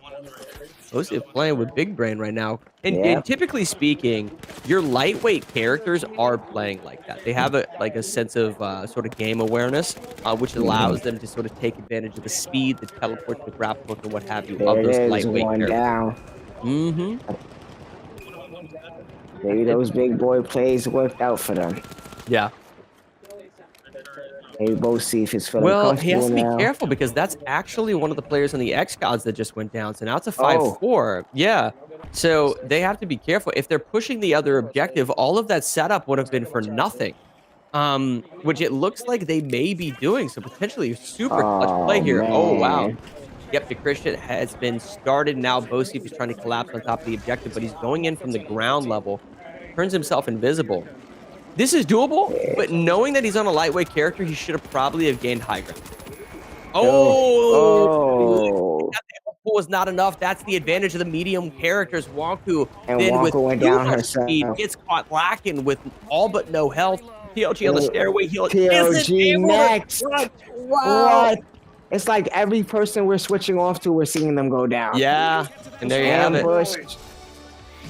But the There it xGODS is. luckily xGODS end taking up. that one. Yeah, it's so interesting because they were down a player. The plant had started, right? And it was a matter of, we saw BoSeef get taken out and they were on ground level. Had they stayed above the objective longer and just sort of played vertical, I think they would have won that. But I think they were sort of scrambling to get into position because what happens often is if you get a plant off and you realize that nobody's around you, sometimes you spend too much time and too quickly you try to set up, right? Oh, they're not here. We got the plant off. Let me run over to this area and get ready for them to start pushing in, as opposed to immediately, what do I need to do? I need to gain vertical advantage, right? Let's just go there. As opposed to sort of, oh, okay, they're at the other objective. Let's see if we can go get some shots as they start pushing in. They were able to do that on BoSeef, but clearly not with the rest of them. Struggled a little bit. Struggled. And, They struggled, but hey, this was a great turnaround for the xGODS, where they can possibly feel comfortable enough to be like, hey, let's forfeit this DBZ, right? And They get needed another that. game. Yes, and get another game in before these 12 minutes is up. We have 12 minutes. Let's forfeit DBZ and probably get another 2 games going. Yeah, 100%. You brought up, I completely forgot about that. Prior to the match starting up today, guys, the xGODS said, and we're talking to Tony and said, we feel comfortable that we can contest every game on the UEL 33 games wheel except for Dragon Ball Fighters. So we're pretty sure that xGODS are going to want to forfeit this. That being said, they needed to win that game of the finals in order to be sort of comfortable with sort of forfeiting the next game, and they were able to do that. So major props to them for that. Yes, big old props to them. Now, are they gonna try to allow them to set this game up and then there it is. There's the forfeit. Called it. There it is. Now let's see what the next game is. StarCraft. Midnight Ghost Hunt. Now, I personally love Midnight Ghost Hunt. This is my favorite Ghostbusters video game, but Strix has done some very incredible plays in Midnight Ghost Hunt. Yeah. I commentated a couple of his games where he's played this game, and I just enjoy watching him play. Yeah. I mean, it's a fun game. Listen, I mean, if you've ever played prop hunt, guys, within Call of Duty, it's basically the most extreme game of prop hunt imaginable. Pretty much at the start here, you're going to have hunters versus ghosts, and the ghosts can jump into objects. They can jump into objects as small as a soda can or a doll, or into as big of objects like an entire forklift, for instance. The goal is, while the clock counts down to midnight, they're trying to hide and stay alive. But when it turns to midnight, the hunters become the hunted, and the ghosts have the ability then to actually kill the hunters, fling themselves at them in the objects that they possess, and try to clutch the game and try to win. I say more often than not, the hunters win, but we have seen times where the hunters lose and the ghosts end up clutching. So they got to be careful. It's a very fun game. So I think all of the players within the league enjoy it to some degree and have played it to some degree because it's just fun. It's a fun party game. So be sure to give it a download and check it out because it can also be super, super competitive. It's extreme. I feel like you have a group of friends going up against another group of friends. It's extremely competitive. It's a extremely fun game to go about. It was one of the new games added to the UEL wheel this season, and probably one of my favorite new games added to the wheel. Yeah, but I like seeing the way certain, like, it's hard being a ghost because, majority of the time hunters win, but I love seeing how they can strategically pick an item. Sometimes these people pick items that you would be like, I didn't even think of. And that's where I want to see. One time Strix stood a whole game under the couch. And they did not find him. There's a few different strategies. Listen, we've seen hunters once the clock hits midnight. We've seen hunters basically just find a wide open corner, specifically on theater, I think is the name of the map. There's a big theater map, and sort of the front end of the theater, there's 2 stairways that sort of go up diagonally, and they'll play the open part of the theater because in order for the ghost to push them, they have a wide open view of where they're coming from. But that can also sort of play against you because the room is so open, it makes it easier to fling massive objects at you. So imagine trying to throw a forklift down a very narrow corridor. It's going to be a little bit more difficult. The ceilings aren't as high. The actual hallway itself is narrow. But if you're in a wide open room or a warehouse of some sort, you can throw a forklift and headshot somebody with it and pick up a kill. So there's a little bit of strategy with regards to that. There's also different abilities that the hunters have versus what the ghosts have. Some pretty fun things. There's abilities to heal yourself, resurrect, things like that. So it's a very fun game. One of my favorite moments in the UEL with this game was there was a game where there was a player playing as a ghost and he possessed the door. Oh wow. And they kept walking through the door. That's pretty good. Yeah, Trying environmental to figure awareness. Out. Yeah, like they're trying to figure out. They're like, where's the ghost? Where's the ghost? And they're shooting everything around them. Yep. But the door. Yep. It was hilarious. Yeah, blending into your environment is definitely huge. I mean, if you're a really good hunter, you're going to be checking objects regardless. But I will say, for instance, a strategy that we talked about a strategy that the hunters have. Strategies with the ghost. Imagine possessing a soda can that's on the counter and there's a stool at the bar in front of you. Well, if you see a hunter come up and check that stool, shoots it a couple of times or shake it, okay, no one's in there. As soon as that hunter turns his back to you, you could jump into the stool that he just checked, right? So there is a little bit of strategy with regards to the gameplay and sort of making the hunters also having to second guess themselves. What objects have they already checked? Have they already shot at and what have you? But blending into your environment is a huge part of that. Perfect example. Jump into a mannequin in a retail store, right? Like at a retail clothing store, it just suits the environment. It seems natural. Now, if you are a vending machine in the closet somewhere, or if you're a mop that is in the middle of the basketball rack at a sports store, it just seems out of place. So you're going to start shooting at it. Yeah. So blending into your environment is a huge part of it. And you'll see a little bit of that as the gameplay unfolds. Yes, just as far as the gameplay is unfold, just to keep you guys update, we have reached a technical timeout. So that's why we have a little bit more time here with you guys. But it gives us more time to talk about these great games, these great sponsors that we have, these great things that we are doing here at the UEL, like the Paladins on December 3rd, having their fundraiser for anti-bullying. Not only are they out here dominating as pros, but they're doing what they have to do for the community.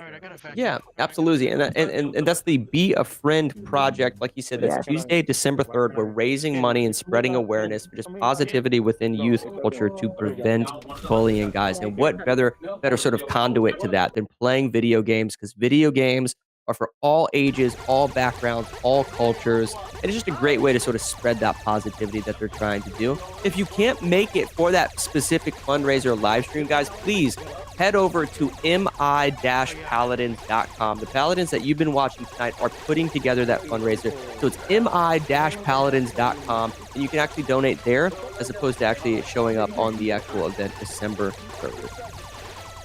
Yes, and I love this little aspect of Midnight Ghost Hunt right before the game starts, the loading screen. You get to play yourself a little old school style GBA game, right? But if you guys saw before, after this, we're getting some Overwatch. So we have 7 minutes to the half, depending on how long this one takes. We might get Overwatch before the halftime or after the halftime, but let's see, because now it is time. I think we have with the Paladins being the ghosts and the xGODS being hunters. Yes. And this is one of my favorite maps, personally. This is the mall. And the reason I like this is because there's a consistent Christmas theme around the mall at all times, which creates this sort of dichotomy, if you will, that pretty much a lot of the objects suit a lot of the rooms because it's all Christmas decor, it's all retail items. And just like any mall, sometimes things can get misplaced and what have you. So it all sort of blends in a little bit. What is Strix being that he is elevated Is this this a high mailbox? off the ground? Is this No, a hat? Is he the That's hat? what I'm saying. Is he that or is he something hanging? That would be pretty wild. If he is the hat, I think he's the entire way. This looks like sort of a mailbox, if you will, but we'll find out. Okay, yeah, it's the entire, yeah. Reminder, we want to grab Santa. He is the mailbox. But like you said, with this decor of everything being Christmas themed, he can literally fit that mailbox anywhere. I don't know, right there, it kind of seems a little bit out of place right there. Yeah, I'd jump into that basketball or that soccer ball right there and then try to find a little nook and cranny to wedge myself in, if you will. Yeah. And we've seen Strix do plays like that. Look at the way he's looking at that ball. I was gonna say the way he's looking at that ball. We've seen Strix do plays like See that. his face during that. You can see his face thinking, "Should I jump into the ball? I don't know." Is he listening? Are you guys having us play loud out there? Because I think they heard what he's saying. Yeah. We've seen Strix do. Like I said, there was one match where I've seen him play the whole time as a ghost. He was he possessed, I think, a small little cup. Yep. And went under the couch. Yeah. And didn't move until. And then not only did not move, but had the knowledge of the game where he knew to get the ectoplasma off. Because if you guys don't know, as a ghost, you are letting off some ectoplasma if you stay in the one spot, which would give the hunter an advantage to see you.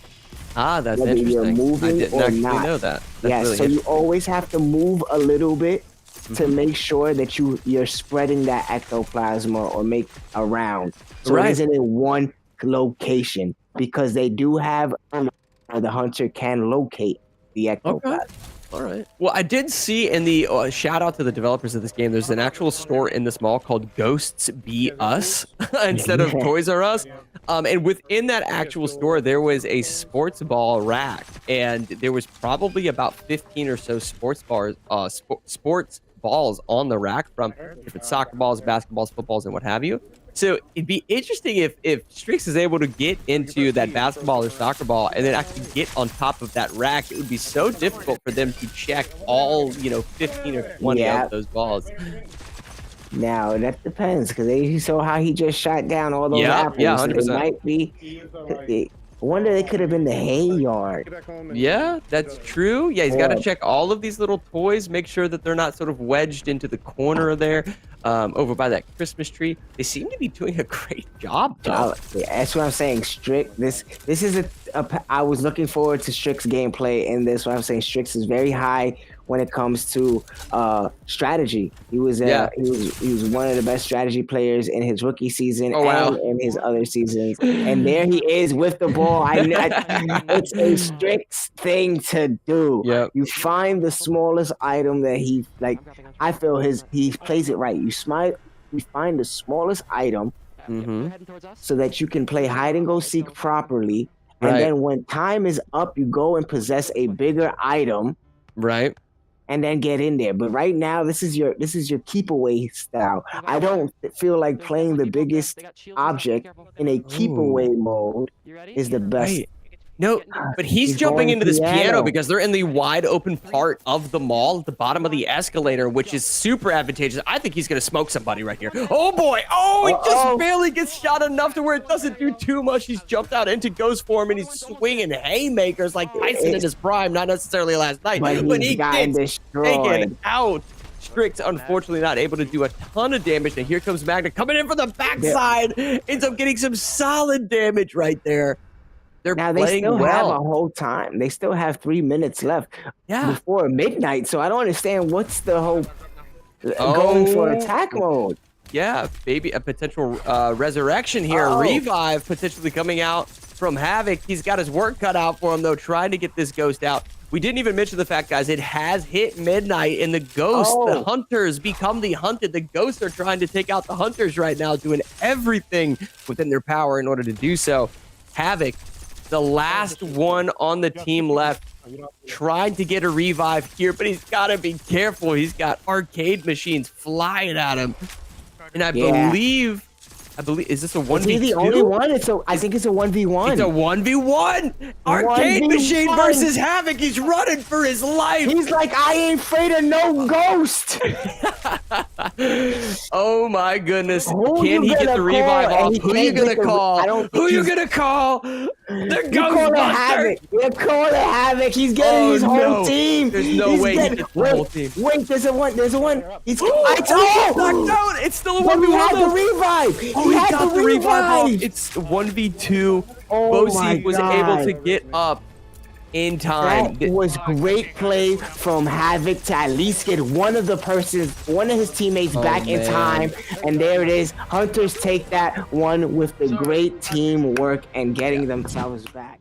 Wow. Bosi popped off a little bit there too at the end. You could tell they were feeling good. That went from a 1v1 to a 1v3 because Havoc was able to clutch. So props to him, man. Like I said, he may be a tier 5 player, but I think he sort of has emerged as the leader of that team, just being the veteran that he is. He has good game sense. He does his job where he needs to. And they got that because of it, man. It's now 6-7. 6-7, down 1 point. Overwatch coming up next. Let's see if they can get it set up in time. Before this halftime, guys. Yeah. I like that, man. The fact that they had to forfeit Dragon Ball Fighters, they needed to get the finals win. They were just able to do just enough to get that finals win and then be okay with, having to sort of forfeit Dragon Ball. But they did that, and then the very next game, Midnight Ghost Hunt, they clutched. So not so bad, man. That's kind of one of those things that we talk about often. Why wouldn't you just play a game? Why would you forfeit a game? Just get the experience, see if something, maybe a technical issue happens with your team. Maybe you can sort of clutch it. The reality is you don't want to waste time because at the top of the hour, we only have 4 in-game hours, which correlates to about 6 hours in real time. And we play 2 hours of in-game, and then we go to halftime and we play another 2 hours, which is what we're coming up to right now. But you only have a certain allocated amount of time. So if you waste time playing a game that you're going to lose, you're going to have to make up for that at some point. That's why teams tend to forfeit games that they know they're going to take the L in. Yep, and it seems... Okay, it does seem like we are... seems like we do have a timeout. Yep, so we are going to jump into some Overwatch. Okay. All right. Yeah, and that was a smart move. That was a smart move. It was a timeout on the xGODS who had 3 timeouts left before this halftime. And it's like, hey, we're about to hit halftime. They're about to take this timeout away. Let's waste this timeout so that we can secure us getting into this game. And then taking that W. Because now this could be the factor of you going into the half with a 7-7 or 7-8.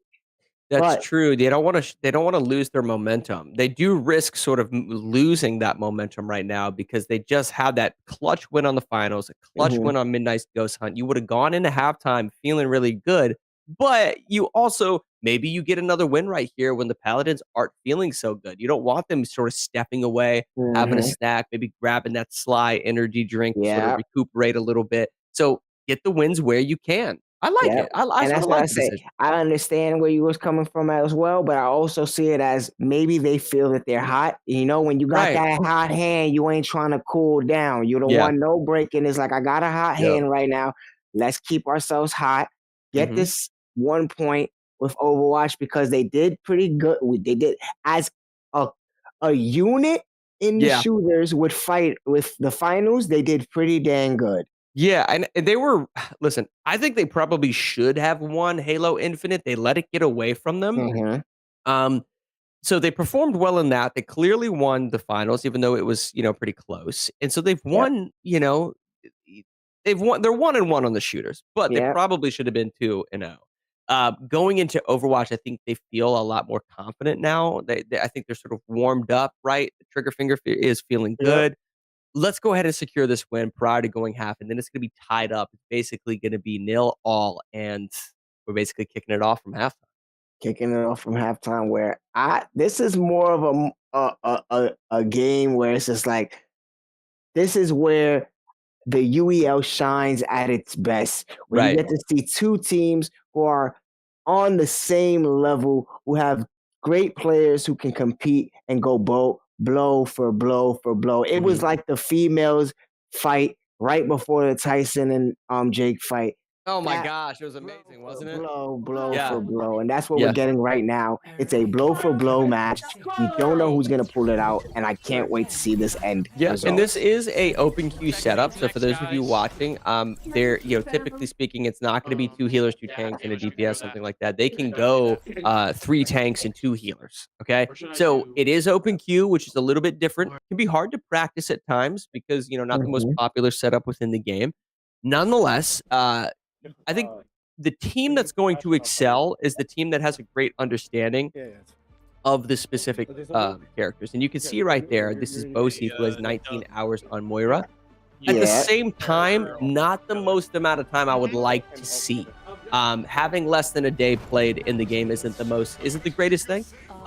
But potentially he has a little bit more time, say, on Overwatch 1. Because if you had a great understanding of how Overwatch 1 operates, and a lot of us put hundreds of hours into Overwatch 1, you can jump into Overwatch 2 and feel completely comfortable. Because in reality, it's pretty much the exact same game with just a minor few changes, new characters, 1 new game type, a couple new maps, and what have you. So not a big deal.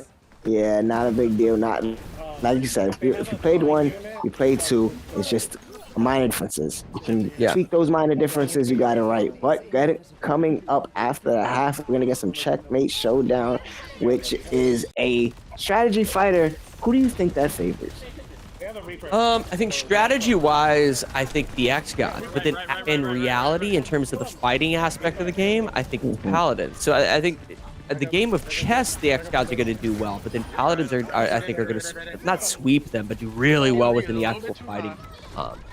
Nonetheless, Duck Season gets an actual pick on Magda. Magda playing the Reaper, so Magda's trying to be the top fragger in this. This is going to be a sort of a delayed pick potentially on the Reinhardt. We'll see.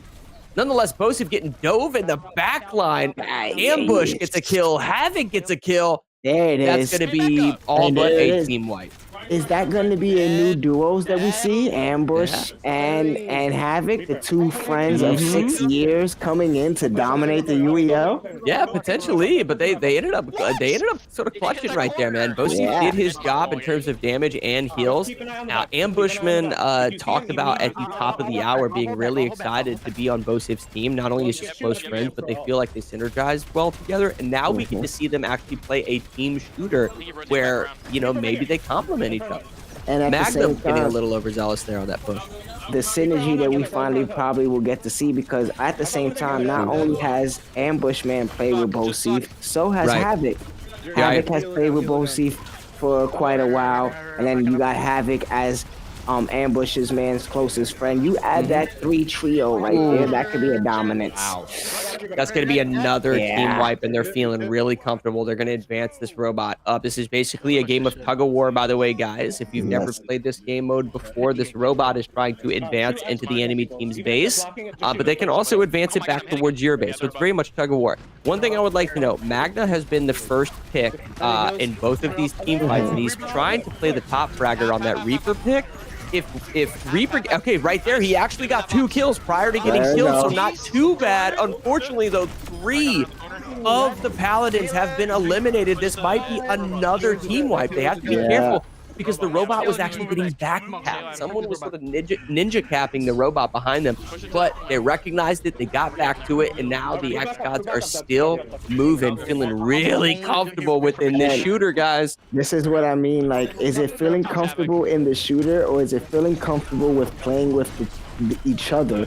Because they have synergy already, and it's shown that they dominated in both team shooters, the finals, and now in their performance in the Overwatch. Like you said, they would have won. They would have won Halo, but as far as a full team, they're Right. showing that they can play together when it comes to these shooters. Something to note right there is the actual heals coming out of Bosif was exceptional. Now, the Reinhardt did end up getting picked, but the healing orbs that were coming out of Bosif's Moira was really, really good just in terms of the trajectory of him, the angle that he was sending him at, because he was staying safe while also healing the team. xGODS had a good little defense there, and now they're trying to push it the opposite way, but we'll see what happens, man. I think they just got to regain, a little bit of composure. They got a successful team wipe. I think more or less because of their ult economy, their ultimate ability. They had quite a lot of it. But now look at this, man. Paladins are pushing up the field. The xGODS now are sort of being pressured into their spawn. Let's see. Oh, Duck Season getting a pick. Bosif getting a pick. They're sending it back the other way. That is a team wipe. They said no. Sorry, Not necessarily. Oh. Yep. They said we're still in this. This is still our game. Oh, 100%. And now this robot is rushing up the field, sending that Moira orb, identifying that Magna is in the back line. Magna has to be careful because if this trickle pick gets sent out, it's going to stagger the push from the rest of his team. This Moira might clutch with that orb. Nonetheless, he's getting rocked a little bit, backs up while also maintaining heals, pops his ultimate ability. But he gets choked out almost immediately. This is going to be a team wipe on the side of the Paladins. Now, getting the stagger pick on the Zarya and potentially going to start. Oh no, that's actually Ragin. So Rajin's the only member that didn't get picked. Hey, at least we can see that someone survived. He's at least holding it off, waiting for his teammates so they can regroup. And there's going to be about 5 minutes left in the game time. In terms of total ground, I do believe that the xGODS are currently winning. Oh my god, great picks by Ragin Cajun right there. Gonna knock out 2 of them. Almost gets a burn. He is cleaning house. Almost gets the shoulder charge on the Zarya. A crazy amount of DPS coming out. Oh my goodness, they've got to get this pick on the Zarya. I think the reason why they're keeping her alive, they did just eliminate her. They kept her alive for a little bit in order to cause what's called a stagger pick, because now she has to spawn in and they have to delay their push while they advance this robot up. And props to Ragin for holding it down for his team to get together. Wow, that's a double kill coming out of Ragin, potentially a triple kill, playing out of his mind on this Reinhardt. 10-player streak. 10-player kid streak. Yeah, that's the play of the game right there. Yeah, his positioning with the shoulder charge, with all of these flame strikes that he's throwing out is exceptional. He's doing it really, and he has his ultimate. So watch here as this push comes in. He wants to take out their DPS and or healer. So he's gonna wait. He's not gonna hit the tanks. Boom! There it is. And now he's gonna shoulder strike right after that flame charge. Absolute insanity. Is this gonna be it? Are the xGODS gonna finish this push? Yes. Get that shit. This is over. Paladins are going to be rushing out of the spawn, but I don't think they're going to get there in time. He flexes in front of the spawn door. Easy win by the xGODS. You are so freaking toxic. Oh my goodness. But there it is. Like I said, they were feeling that hand. They didn't want their hot hand to go down. They said, no, we're going to take this time out. No, never mind. Oh, this is the play by Reinhardt. Oh, this isn't even the first. This isn't even the second one. This is another triple kill. What? Dude, playing out of his mind. And this is Raging, just doing kill after kill after kill. That is a phenomenal way for the xGODS to go into this half feeling very more confident, very more excited to see what comes next, because they know they got most of these fighters out the way. Yeah, they do. Doom, gone. Street Fighter, gone. So now there's just Dragon Ball fighters, they forfeited. That's already off the wheel. Gone. And that was their number one fear. So now it's just like, hey, most of this wheel might be in our favor. Yeah, there's still a couple of shooters left. Number one, there's still a couple of strategies, maybe some racers like Crash Team Racing and so forth that are still out there. So I think the wheel lends itself more towards xGODS, but I do think that the Paladins are able to sort of stifle their momentum and sort of contest just about all of the other games. What I'm looking forward to is potentially that StarCraft matchup coming up later. That game was skipped at the top of the hour during the rock, paper, scissors. We'll have to wait and find out. Our Yep. next game is going to be Checkmate Showdown, guys, but that's going to be happening right after halftime. So join us back here in about 15 minutes. Go grab a snack, grab a drink, check out all of our sponsors, SurfThing Computers. We got Sly Energy Drinks and so much more. Guys, we will see you in about 15 minutes.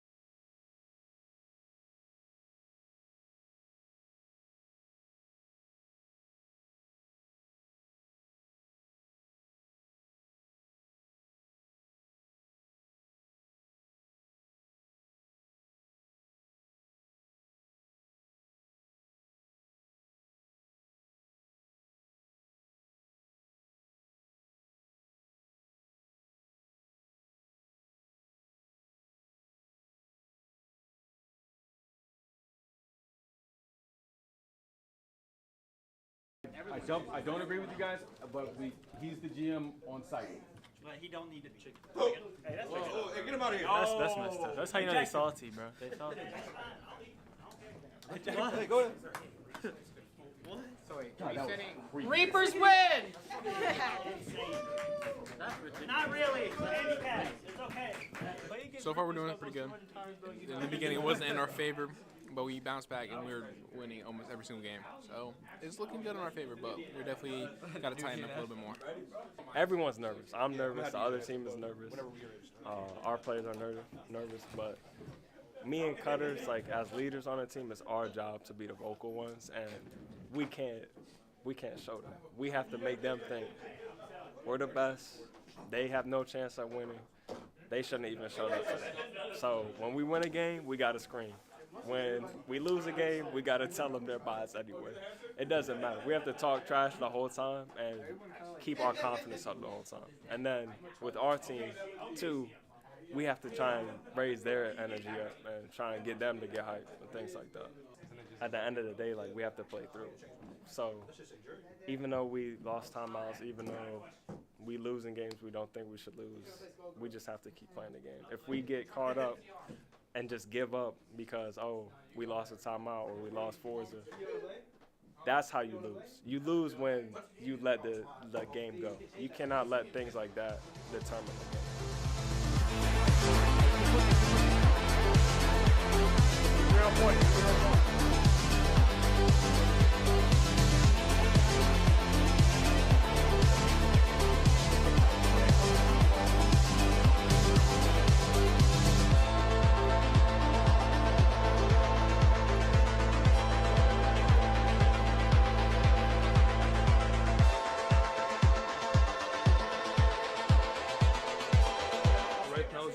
final fight, and it's going to be very, very intense.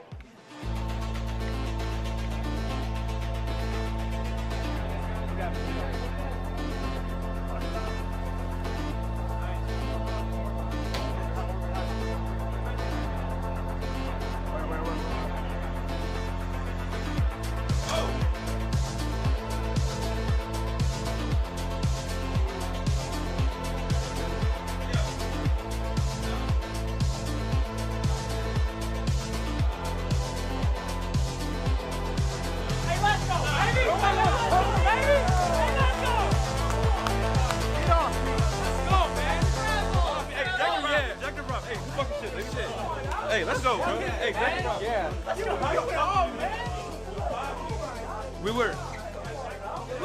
Okay. So, Align, right? We were this close to losing, this close. We came back all the way. These guys, they're cooking. But then the next question is, it was 16-6. Now, once you guys being the 3-time Reapers going into this game, which we thought was going to be a close game, it wasn't. Why did you let the Click win 6 games? What's going on? Because at this point in time, the team you have is already a championship caliber team. Why are you dropping 6 games? I'll answer your question. Why are we winning all these fighting games with no fighting games left on our team? That's all I hear about. That's all I hear about. You only hear about it because you only paid attention to everybody but me. Hey, that's all I hear about. Because I already explained it on why the Reapers are so good on this. But how's it been with you not having an actual dedicated fighter player, you having individual people at each of these fighting games being good? Because not having a traditional fighter is seen as a decline in some of the other teams' eyes. But you guys have done, you figured it out. You have Ricky, you have Cutters, you have yourself, you have Midnight, you have people across the board, and Rez, excuse me, who touch each one of these fighting games. So how does it feel like knowing you don't have to pay a dedicated fighter who's weaker across the board, while having a team who's stronger across the entire wheel with one fighting gaming and specialty? It feels like 4 times. That's how it feels. It feels like 4 times. It feels like 4 times. 4 times. Exactly. It feels like 4 times. Oh my God, bro. That tier 1 matchup between Hollywood and Bo Seif, we already know who's winning that, bro. Bo Seif all day! Hey, yo, and the last thing I'm going to ask y'all, is, what y'all got to say to Third with his coaching tomorrow? Look, he's going against one of the GOATs. One of the greatest of all time in the UEL. But he's got one of the GOATs. He's got no seat. Come on, bro. Blaze winning tomorrow, getting their first win. Can't wait to see it. Can't wait to see y'all tomorrow at 3 p.m. Shout out to SurfThing for these amazing PCs, baby. Hey, thank you, gentlemen. We are going to go back over to our post game, and we will get the commentators to get us out of here. You guys have a wonderful night. We'll be right back. Viewers, don't go anywhere. Oh, God, I love you, motherfucker. Come on, Cordy. Come on, Corker. They said that they were going to beat us today. And we just fucked them up, bro. Come on, bro. I can't get hyped. Bro, get hyped. Yeah, come on, get hyped, bro. Let's go. Come on, Cordy. Let's go. I can't get hyped. Cordy! Oh, my God. Aiden? Oh, my God. Hey, Ricky. Let's get hyped, Ricky. Yeah! Hey, we got into the middle. Yeah. Welcome to Gracie University, and thank you for checking out our certified Gracie Jiu-Jitsu Training Center in Fredericksburg, Virginia. Whether you're training here at headquarters or at any other certified training center around the world, there are 3 things you can expect when learning Jiu-Jitsu the Gracie way. Number 1, structure. Gracie Jiu-Jitsu is for everyone, but only if taught correctly. Way too many schools have this one-size-fits-all approach. The problem with this is you have people with all different needs being taught Jiu-Jitsu the same way. So what we've done is spent a ridiculous amount of time creating specific programs for each and every demographic. And the benefit of this is that each person is going to get from Jiu-Jitsu what they need from Jiu-Jitsu. Gracie bully-proof, non-violent self-defense, confidence, and character development for kids ages 5 to 12. Women empowered. 20 essential self-defense techniques for ladies of all ages. Gracie Combatives, 36 techniques, no knowledge to street ready in the least amount of time possible. The Master Cycle, from blue belt to black belt and beyond. And in a structured fashion, you guys, to minimize frustration, maximize retention is what it's all about. Now, every single student will get an attendance card. With this card, we will track their progress. Critical. They know what they've learned. They know what they need to learn to move to the next phase. Students love this. Number 2, safety. Number one priority. Even though it's number two, it's the number one priority. Why? If you come to class and you get injured and you can't go to work tomorrow, we're not doing our job. Often what happens is somebody who has very little experience is in a class with people who have a lot of experience. You end up becoming somewhat of a grappling dummy. So what have we done? Taken the opposite approach. So the way it works is in our beginner programs, the basics. You're gonna learn fundamentals. You're gonna know how to protect your body, protect your partner, and protect your face and defend yourself. Ultimately, beginner programs, entry level, are for the basic techniques, no competitive sparring, because you're not ready to do that without injuring yourself or someone else. And we will get you ready. And once you're ready, then you will transition into the master cycle, and the cooperative work together, help each other environment will also follow you for the rest of your journey. So even in the master cycle, when it's sparring amongst, training partners who are trying to defeat one another, the collaboration energy is very strong. You're working with each other, not against each other. Of course. Number 3, street readiness. Now, Jiu-Jitsu exists as both a self-defense system in the highest regard and a recreational sport. And unfortunately, most schools dedicate all their training time to the sportive aspect of the art. What does that mean? That means that somebody could be training for 2, 3, 4 years. More, 10. Forever, and never talk about what might happen in a real fight.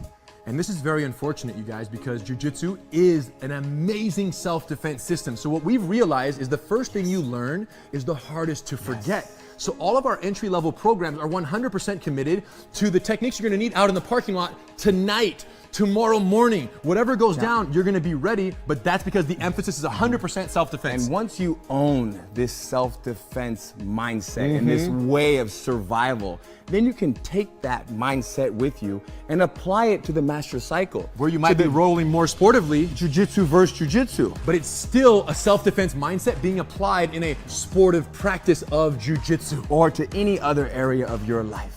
Too deep, you guys. Now, there are 2 other benefits that only exist at certified training centers. Number 1, online access to your curriculum of study for free with your membership. And number 2, free satellite training privileges at any CTC around the world. Why would you want online training? It's so you can watch a lesson. When you go home, you forgot a detail, you can't fall asleep at night, you can go on, you can watch the lesson and then sleep easy. Or you want to come to class the next day, but you don't know the lesson, you haven't learned it yet. Or you want to prepare, right? You show up already speaking the language because you watched the lesson. And we found that students who watch their online lessons during the week, in addition to coming to class, grow at twice the rate of progress than students who just come to class. It's all about time and energy. There you go. So online access and satellite training privileges, which means you can schedule the rest of your life's vacations or business trips around certified training centers, because nothing worse than going on a vacation and not being able to keep up on your jiu-jitsu. Nothing worse than that. And when you do a class, wherever you're vacationing, when you do a class there, what do? You do class number 7, you remember, you take note, and you bring that back and you put it on your card, your attendance card at your school. Home. So any classes done remotely count on your attendance card back home, because the curriculum is identical for all the beginner programs at CTCs around the world. The bottom line is this. You guys need to go to a CTC, tell them we sent you. They're gonna do 10-day free trial.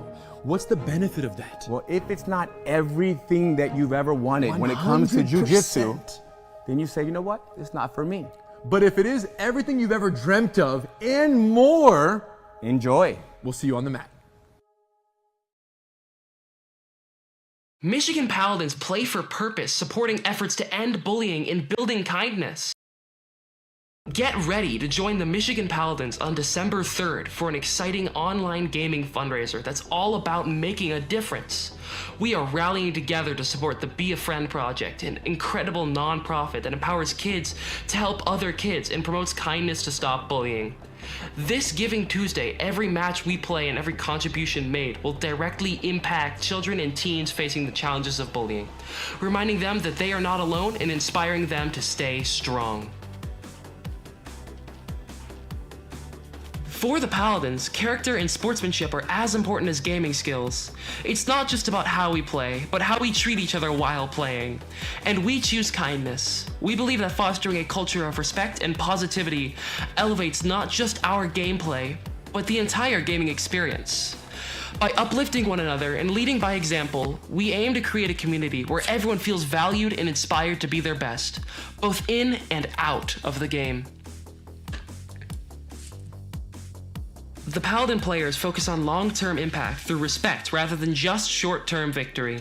It's important for our team to promote camaraderie, which extends to players on the opposing team. We strive to build connections that transcend competition, showing that true champions uplift everyone around them. By prioritizing mutual respect and empathy, we set the standard for what it means to compete with integrity and leave a lasting legacy on the gaming world. The Michigan Paladins, like the other UEL teams, have players that excel in different gaming genres. We embrace player diversity and recognize skill differences. Our Paladins share their game knowledge and support each other. Everyone belongs and has something valuable to contribute. By celebrating our unique strengths and lifting each other up, we aim to build a team that is stronger together, embodying the true spirit of unity and inclusivity. Winning is great, but respect lasts forever. Be the player that everyone wants to play with.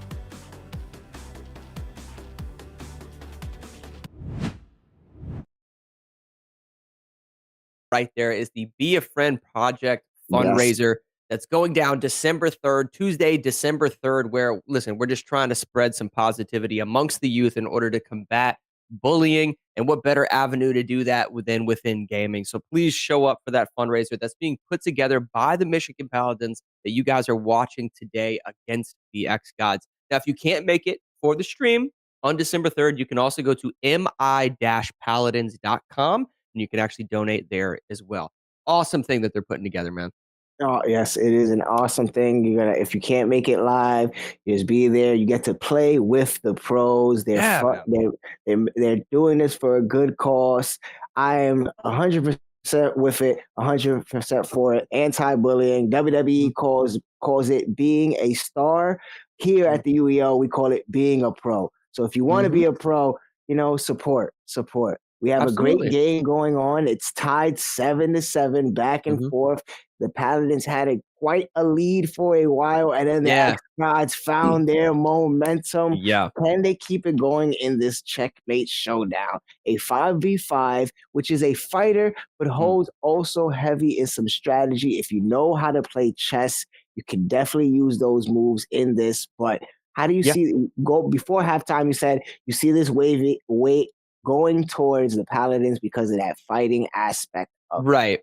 I do think that the Paladins are going to succeed really well in the one-on-one matchups once the pieces go to get taken. There is a large portion of this game, though, that comes down to chess. I've seen teams sort of get caught out of position sometimes, or have a sort of counterplay happen to them that they weren't expecting, just because they don't have just a general understanding of how chess operates. I think most of these teams do understand chess, but then counterplay, controlling the board itself, and so much more comes into play when you're competing at a high level. So that's going to definitely, I think, be in sort of xGOD's favor, but there's no mistaking that at the end of the day, what you guys are going to be watching is a chess game being played. And when a piece goes to get taken that isn't a pawn, because nobody's playing on the pawns, when a piece goes to get taken, it then will transition into a 2D stage fighter, and both of the players that are allocated to those specific pieces. This is a 5v5, guys. So each individual player will be playing a piece on the board. If that piece gets attacked or does any sense of attacking, then those two players have to fight each other. That is going to play into the Paladins' hands. Yes, and I feel that's true. But like we said, we have Havoc, who's decent in fighters himself, and he plays the king card right. I feel like strategically, I've never seen it done before, but if you use your pawns correctly, you can be taking out players before they even get to fight. Yeah, and that's an unfortunate spin for the xGODS. This is going to be Skullgirls. That's going to be another fighter immediately after this. So kind of the destiny of the wheel, if you would, is sort of playing against the xGODS right here. But here's what I'll say. I mentioned some of those games that Ambush definitely knows how to play. Ambush is an absolute savage as a rook in Checkmate Showdown. I genuinely think that Ambush can play against anybody in this game. And I mean, like, in the league, he is a very, very good rook player. So I know I'm sort of overhyping him right now, but he hasn't sort of excelled in a lot of other fighting games like Street Fighter. But for some reason, he just vibes with the rook character. on this, which is essentially that castle that you see on the side of your screen for any of you that aren't familiar with the game. And if not mistaken, he gets to do that twice. Yes, 100%. So if that they're gives playing, him- yeah, so the king and the queen are the only pieces on the board that are single pieces. The players, if you look in the top left-hand corner of your screen for the xGOD, Bosif is on the knight. There's 2 of those. Ragin is on the queen. There's 1. Ambushman is on the rook. There's 2. Duck Season is on the bishop, which there is 2 on the stage. And Havoc is the king, which there is obviously 1. So, oh, and then look at this. The xGODs also have their teammates sort of standing up behind Havoc right here. You saw that earlier with the Paladins. So they're kind of vibing now. You know, they went into halftime, they caught a vibe, and now they're feeling good. That's why I said that hot piece, that hot momentum. Those pawns are very dangerous if you got to stay away from them because they can definitely take away your pieces without you having to play any effort. Now, moving the king would be, I was going to say, moving the king would be quite interesting. A lot of people consider the queen to be one of the best players. I personally enjoy watching the king at work because he is a heavy hitter, and depending on how many pawns you actually have, depends on how many assists he can do. So I think what they're trying to do here is a queen on queen like potential like matchup and or just advancing the queen into the back line. He's not threatened at all right now because there's not a piece that can go after his particular queen, but this is weird. I don't like this from the xGODs advancing their king into a vulnerable position. That is not very good. When they haven't moved their pawns, they haven't moved any of their power pieces on the left side of the stage. That king is very, very vulnerable right now. Now, whoever is playing the king, so it is Havoc playing the king, so he's going to be, and I've seen his gameplay. He's very comfortable on king. But what you also have to worry about is health management. Even if Havoc gets attacked and he wins, his health might be depleted, which makes him more vulnerable to the second attack on the king. Yeah. So, you know, I don't like the fact that he's made himself vulnerable. Maybe he's sort of baiting the Paladins a little bit. Nonetheless, typically speaking, what you'll see within a game of chess is your power pieces, being the rook, the knight, bishop, and so forth, sort of collapsing around the king in order to protect, you know, the positioning. And I wonder what's going to happen because Havoc is very smart, big move play kind of person. And he's surrounding himself with his pawns, but he's also leaving himself in a position, like you said, that can either easily be taken out because, like you said, once that fighting aspect gets into it, what would he be able to do once he gets once his life is down? Right. And on top of that, what if the person he goes against is one of the strongest fighters on the team? Yeah, and I think what they're also trying to do is try to just find the right timing. I think the xGODs are trying to find the right timing. The reason why they're not advancing with their queen, which is Ragin, and they're not causing that queen-on-queen matchup in their backline, the reason they don't actually want that is because whoever the attacking piece is actually gets the ability of the ultimate, right? So you get the ultimate ability if you're the attacking piece, which plays against you sort of if you let that person attack you. So they don't want to be sort of overzealous with sort of baiting out attacks because if they get attacked, they won't have the ultimate ability at their disposal. Now, what I'm scared of is that Havoc is probably putting himself into a corner because you see they brought their queen back, and now he's in a position of how far can he go? Yeah, he has to. Well, he has to force the fight. Yes, yeah. He's going to force the fight so that he has that ultimate ability. If he goes backwards, he's going to get attacked by the queen. If he goes to the side, he's getting attacked by the queen. That was interesting. Technically, I think he could have checked the queen with their bishop on the back right. That was a mistake. I don't know why you'd leave your king vulnerable. You never deplete your king's health pool. Nonetheless, Havoc has his work cut out for him, as he's probably the most advanced up to the stage that I've ever seen a king this early on in the game. And I wonder if they were trying to do this because the king is probably the heaviest hitter. He thought he could probably take out the king easily and call it a checkmate. But why, if he was going to advance so much, I felt like the smarter move was to have him play a queen. Yeah. So that he can do those advanced moves that he wanted to play and have Ragin play the king. Yeah, and that's completely understandable. And I agree. I will say this, though. Mad Genius, weirdly enough, is actually the queen player on their team. He definitely has an understanding of the combos within the game, but I would assume that, you know, potentially Strix would be on the queen and then TLG on the king, given their experience within fighting games. Nonetheless, I guess Strix just enjoys it. Oh, I like this. Throws out the zoning tool and then follows it up, thinking he's going to do a jump in over his pawn. He does an anti-air, but he is able to clutch get that KO. The problem here is he only has 25% health left, and he is all the way up the stage. He is all the way across the board, incredibly vulnerable. And he everywhere he goes, he's trapped. Yeah, he's cornered. Trapped.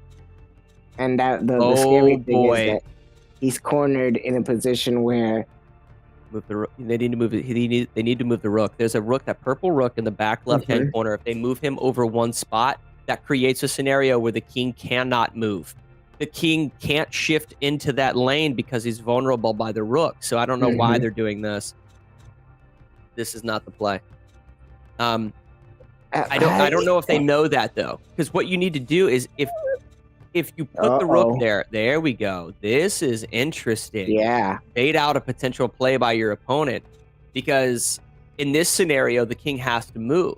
Either the king has to move or the rook has to attack. So either way, this is probably the only defense from the xGODS. He hands the controller off. He knows what's going down. Raging Cajun sitting down.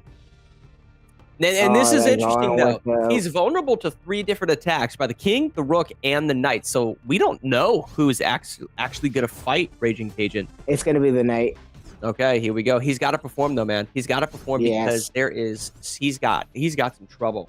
He's got some trouble. Going against Strict. He's going against Strict with a bishop as their with the rook as with the rook as his assist. So Yep. All right, we'll see what happens. This is Raging coming in hot off that staff attack, straight into a juggle. So he has a huge understanding of how this game operates. Clearly, Raging been practicing and putting in the work. But this is Strix's pick. He's very familiar with fighting games, and I was curious as to why he was playing the knight, and I guess we'll find out. But right now, he's getting absolutely clobbered. And let's not forget that he also has his ultimate because he initiated the attack. Yep, 100%. And when that ultimate comes out, it's going to be Diesel mode. He hasn't quite. He might use it to wake up right here in order to stifle some of this pressure. He does, and it ends up getting blocked, but he gets the kickback. He doesn't get out of the corner because Raging understands this game mechanically like no one's business. Can Strix stay alive and clutch this? He has about 25% health left to claim. Okay, he's fighting back though. Strix is fighting back. But is it going to be enough? 29 health. He gets right here. He's got to initiate a mix-up. He throws out a zoning tool, but gets caught lacking because Raging goes with the mid sort of what's it called, poke. Yeah, the mid lunging poke right there in order to finish. He only had like 23 health left. Oh man, he's got to be careful. What's he gonna do? Now, would he? Yep, I was gonna say go for the king, even if he lose, try to take some damage down. Yeah, absolutely. Well, he definitely knows. And listen, he has his ultimate ability. He understands the game. The problem is TLG on the king. TLG definitely knows how to play this game, but I will say this. Raging was playing the queen like I've never played before.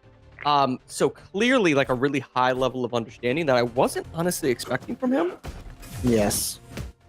Looks like the book. Yeah, there it is. Here we go. Again into this mix, but he does the combo break. And now he's going to... That's such a powerful move. That sort of hammer slam. It's a jumping neutral hammer slam. The hitbox on that is absolutely gigantic, and it takes priority over incoming attacks. So you either have to just let it go or try to capitalize off the frame disadvantage. Okay. There it is. There it is. He still has his ultimate, though. He still has his ultimate. If he gets a hit confirm into that ultimate, this could be it.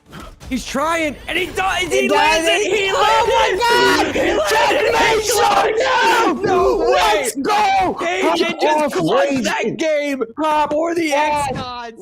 Are you kidding me? What the what? Oh no. My Do we God. say it? Do we call out TLG?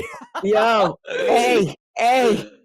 Oh boy my god. TL Free has shown up today because that was a queen who was at low Yeah. health, and you were doing your damage. Cajun though, man. Wow. Cajun with only 78% life left before he actually came into clutch mode. I will say this, man. There's Wow. certain players that, I don't see a lot of specific moments from and so forth when I've been casting over the last couple of months for the UEL. Sometimes I'll cast a specific game, and there's players that I didn't necessarily have or see like a standout moment for. Mhm. I definitely have watched Ragin play, and he plays very well, which is why he's in that tier 2 spot. But that specific moment, every Yes. single time that I watch him play, I'll remember him challenging a king with 20% health and clutching when his team was playing terribly. Their actual their actual stage control of that chess play was terrible. Havoc was in a Bad. abysmal spot pretty much the entirety of that. They decided to advance Ragin up the actual board itself, challenge 2 separate players and clutch to create a checkmate scenario. That was such a great moment for him that I think he's going to look back into and just be like, you know what? That was my time to shine. And me talking earlier of saying, hey, Ragin should have played king. Maybe there was a reason he was queen and they picked the right person because he clutched that out for them. Not only clutching that out against Strict, but also clutching it out against their king. Yeah. Well, listen, I know that they just caught some momentum, but we're going into another fighting game, and this is an anime fighter. Something to note here, it can be very fast-paced, but it can be a lot of sort of feeling out and footsies. Nonetheless, the hitboxes within this game are absolutely massive with some of the abilities and weapons and toolkits at their disposal, so just watch for that. Sometimes it can sort of catch people off guard. We're in a simple sort of button check, if you will, here. Yep, and we're going to get TLG and Magnus Sam versus Havoc and Ambush. The 2 friends versus 2 fighters who have definitely shown off tonight. Yeah, absolutely. Absolutely. And then you have TLG and Mad Genius that are sort of, that are trying to get back the momentum for their team. Whether or not they're able to do it, we'll see. Lots of action unfolding. You can see how sort of fast-paced it can be. I just mentioned that. Lots of pressure connected with a low in order to maintain his combo string, and now he's pushing him into the corner. He's going to try to do a mix-up after this knockdown, but an insanely high skill ceiling right there with that 13-hit combo. Trying to get out whether or not he can. Okay, he's applying a little pressure. He's got to be careful with some of these overheads and these lows because the blender is active. He whips the ability, but he is mid-stage. He got out of the corner, which is good. Yes. Still struggling. And they're seeing with the character selection, they see who knows their character more. Yeah, 100%. But now he's back in the corner. Just slightly. One more hit confirm is going to do it. And it looks like Paladins are player 1. So xGODS are the one that are in the corner trying to get out. But they cannot, and this is a TLG game. This is where he came to dominate, show off. He said, hey, maybe I messed up that one. But let me get it back for y'all real quick. Let me get it back I'll say this, though. TLG, obviously, doesn't feel good about that last match, but he's sort of proven himself right now, right? He performed really well. So that was good for him to sort of catch his mojo again. So props to him for that. Something to note, though, Raging Cajun's not in for this match of Skullgirls. So he clutched that game of Checkmate Showdown, was like, listen, I know how to play Checkmate. Y'all handle Skullgirls and just let them do their thing. So it would have been funny if TLG would have gone up against Raging Cajun right there for a little bit of payback. I think that would have been sweet. But nonetheless, performed well against Havoc, which is no we slouch. have a forfeit from the xGODS. They said, hey, the Mollywop was too bad. The Mollywop was too bad. TLG heard me say what I said, and he said, nah, let me turn it back on for y'all real quick and redeem myself, because that was a redemption arc. Yeah. Oh, 100%. He felt good. And I think after Havoc got knocked out, I think what they were looking for there is, hey, if Havoc gets dropped, let's just forfeit. But if he does pretty good, maybe, you know what I'm saying? Maybe we try to stick in this. But the fact that he got eliminated almost instantaneously by TLG. Yeah, let's And just this get it is out a of here. great back and forth game. We're gonna get into Rainbow Six Siege next. Mhm. The thing is that the xGODS now have to realize that they need to step up in some of these fighters. And on Yeah. top of stepping up in some of these fighters, maybe get at least a fighter who can come along and help Havoc. Because Havoc can't do Yeah, the he only can't. one Yeah, yet. he can't do it by himself, man. I agree. Yeah, Not at all. yeah, he can't do it by himself. But in the same way that the xGODS need to step it up in their fighters, and that was a great moment. Let's not take away from the fact that Raging Cajun just clutched that match of Checkmate Mhm. Showdown. But they are struggling in fighters, and I would say the thing that Paladins are, probably struggling in is shooters. So that's something that both of these teams can take away from. The irony is we're getting a lot of fighters and we're getting a lot of A lot of shooters. shooters. So, right, the two categories for both of these teams where they're sort of weakest, if you will. It's fun, man, but that's what the UEL is all about. And I strongly suggest all of you guys at home, as you start to sort of form your fandom for like not just these players, also think about like what teams you're rooting for as we're pushing into the playoffs. Yes. The xGODS, I think they may have secured a playoff spot, but they're trying to hold their playoff spot, and the Paladins are trying to fight into the playoffs. So this is an important match for them, as well as all of these players just trying to create, a sense of prowess and sort of value around their individual brand as Mhm. players. Because moving into next season, they all become free agents and they want to be drafted. So it's fun. Not only do they all become free agents, but you head on over to that uel.esports.com, put your name into the draft, and you can become an end gamer. You Yeah. could be on these tier lists, trying to show these guys that maybe you deserve to be at the spot. Absolutely, man. Show us some love. Show your excitement for this tied up matchup in the Twitch Yes. chat, whether you're on TikTok, whether you're on Twitter, YouTube, regardless of where it is. This is the fact that we're tied up after halftime. We've Yeah. seen some blownouts. We've seen teams drop 20 bombs and so forth. I don't think a 20 bombs dropping tonight though. Nope, It's pretty nope, tied nope. up. This is a really, really fun match, not just to cast, but I'm sure for you guys to watch at home. Now, moving into Rainbow now, Six Siege, though. I don't know. Paladins, I said that they need to sort of work on some of their strategy. Rainbow Six Siege, though, is different in the sense of it's not necessarily like an arena shooter. It's categorized as a tactical shooter. I categorize it as a strategy shooter because good strategy beats out solid gunplay every day of the week within, sort of the ranked matchmaking of Rainbow. As long as you have solid strategy for Mhm. each of the objectives on just a couple of maps, right? You can probably sort of carry your weight in gold here at the UEL because when the setup occurs, teams are typically speaking are picking either the map or the mode. More often than not, most of them are just playing bomb. But we've seen Mhm. some secure areas, some hostage, and some wonky picks from teams trying to throw off their opponents. Typically speaking, though, it's just going to be bomb, and it comes down to trying to master probably, I would say, one specific map. And then if you do need to practice more than that, I would choose Oregon as a second map because that seems to be the bread and butter, the go-to for a lot of our teams. So as long as you practice those two, run some customs with your friends, family, and what have you, with your teammates especially, just practice those two, and I think you'll be all right. Yep, practice them, keep them in rotation as well as practicing every other game. Make sure you spend equal amount of time on practicing game because we have 33 games on that UEL wheel, Yep. which you have to master. Yep. And the easiest way to master those games is by getting yourself one of these beautiful SurfThings PC, the official PC of the UEL, where gamers go pro. And if you want to play like a pro, you get yourself a SurfThing. Yeah, absolutely.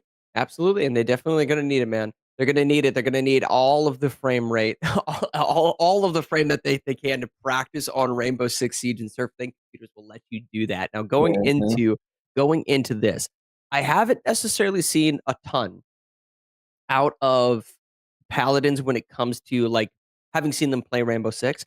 I know that Strix has been practicing it. I'm Yes. interested to see who has set up for this because if the Paladins have set up, I can Yes. all but exactly predict as to what map is being played, Mhm. and it's going to be a little bit of a stick in the spokes, if you will, of the xGODS. It's sort of a mix-up pick that I think is going to throw them off. If Yes. xGODS have set up, I would honestly assume it's going to be Oregon. I do think though it's going to be bomb. So we'll find out who probably has the setup going into this. Strix, I think, understands the game to like a wide degree. He's been playing it a lot more. I just think it comes down to like the actual gunplay of like Rainbow Six is a game that your gunplay, your recoil control, landing your shots, pre-firing corners, the transitions, getting back to OBJ, things like that, oftentimes just comes down to like hundreds of hours of gameplay.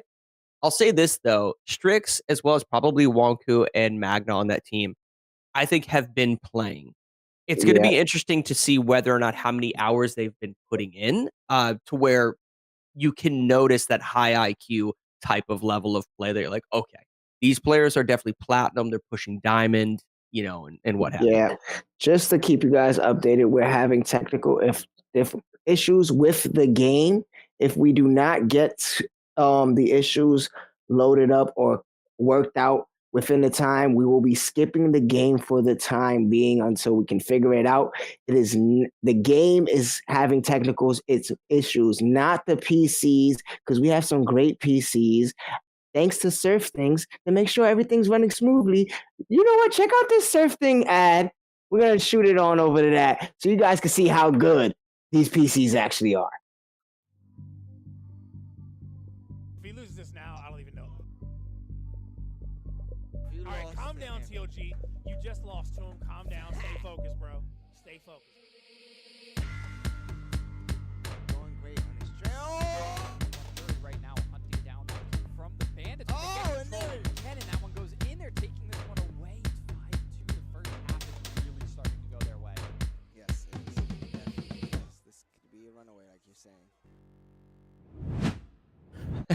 And we're back, we guys. are back. Yes. I'm telling you, those PCs are so smooth. There's a reason why they call SurfThing, because they're smooth like the waves, the way they just let you guys play these games.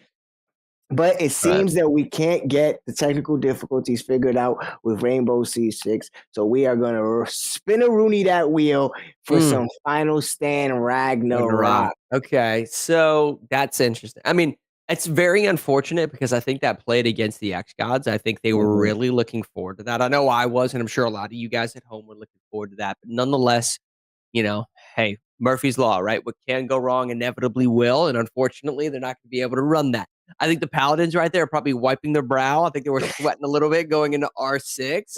They're very comfortable on Final Stand Ragnarok. I think the xGODS are, though, too. So I think this is going to be another one of those close games. This is in the strategy category. And it operates different from the rest of the games you've been seeing here on the wheel, guys, because it is not a PvP experience. This is going to be a PvE experience where both teams are trying to take out waves of enemies at the exact same time. Think of it like Call of Duty Zombies, where you're basically trying to rack up score by taking out a ton of zombies, right? Yep. As they're doing that, depending on how many kills they can get in close tandem to one another, right? Like constantly maintaining a combo of kills will determine bonus score that's sort of allocated towards both of the teams or just specific players throughout the game. At the end of the game, whichever team has scored more points will be deemed the winner. Now, my question here is, who do you favor in this game? Because the way Havoc and the way Ambushman were speaking about StarCraft makes them seem like they are huge strategy guys, and this is a strategy game. But also, for the fact that we had to skip Rainbow Six, Siege 6 means that the lineups are returned, so they do not get a reset on lineups. So that means this 4v4 game automatically has to have Wonku and automatically has to have Bosif. Now that you put that into effect, who do you favor in this game? Because I don't see Bosif playing too much of the strategy point. More or less than I see Wonku. Wonku is a strategy player. I don't either, but I also think that this is one of those situations where both of them are really high-level players. We've seen Wonku in the tier 1 spot of her team before, so she has a great understanding of the game, and so does Bosif as well.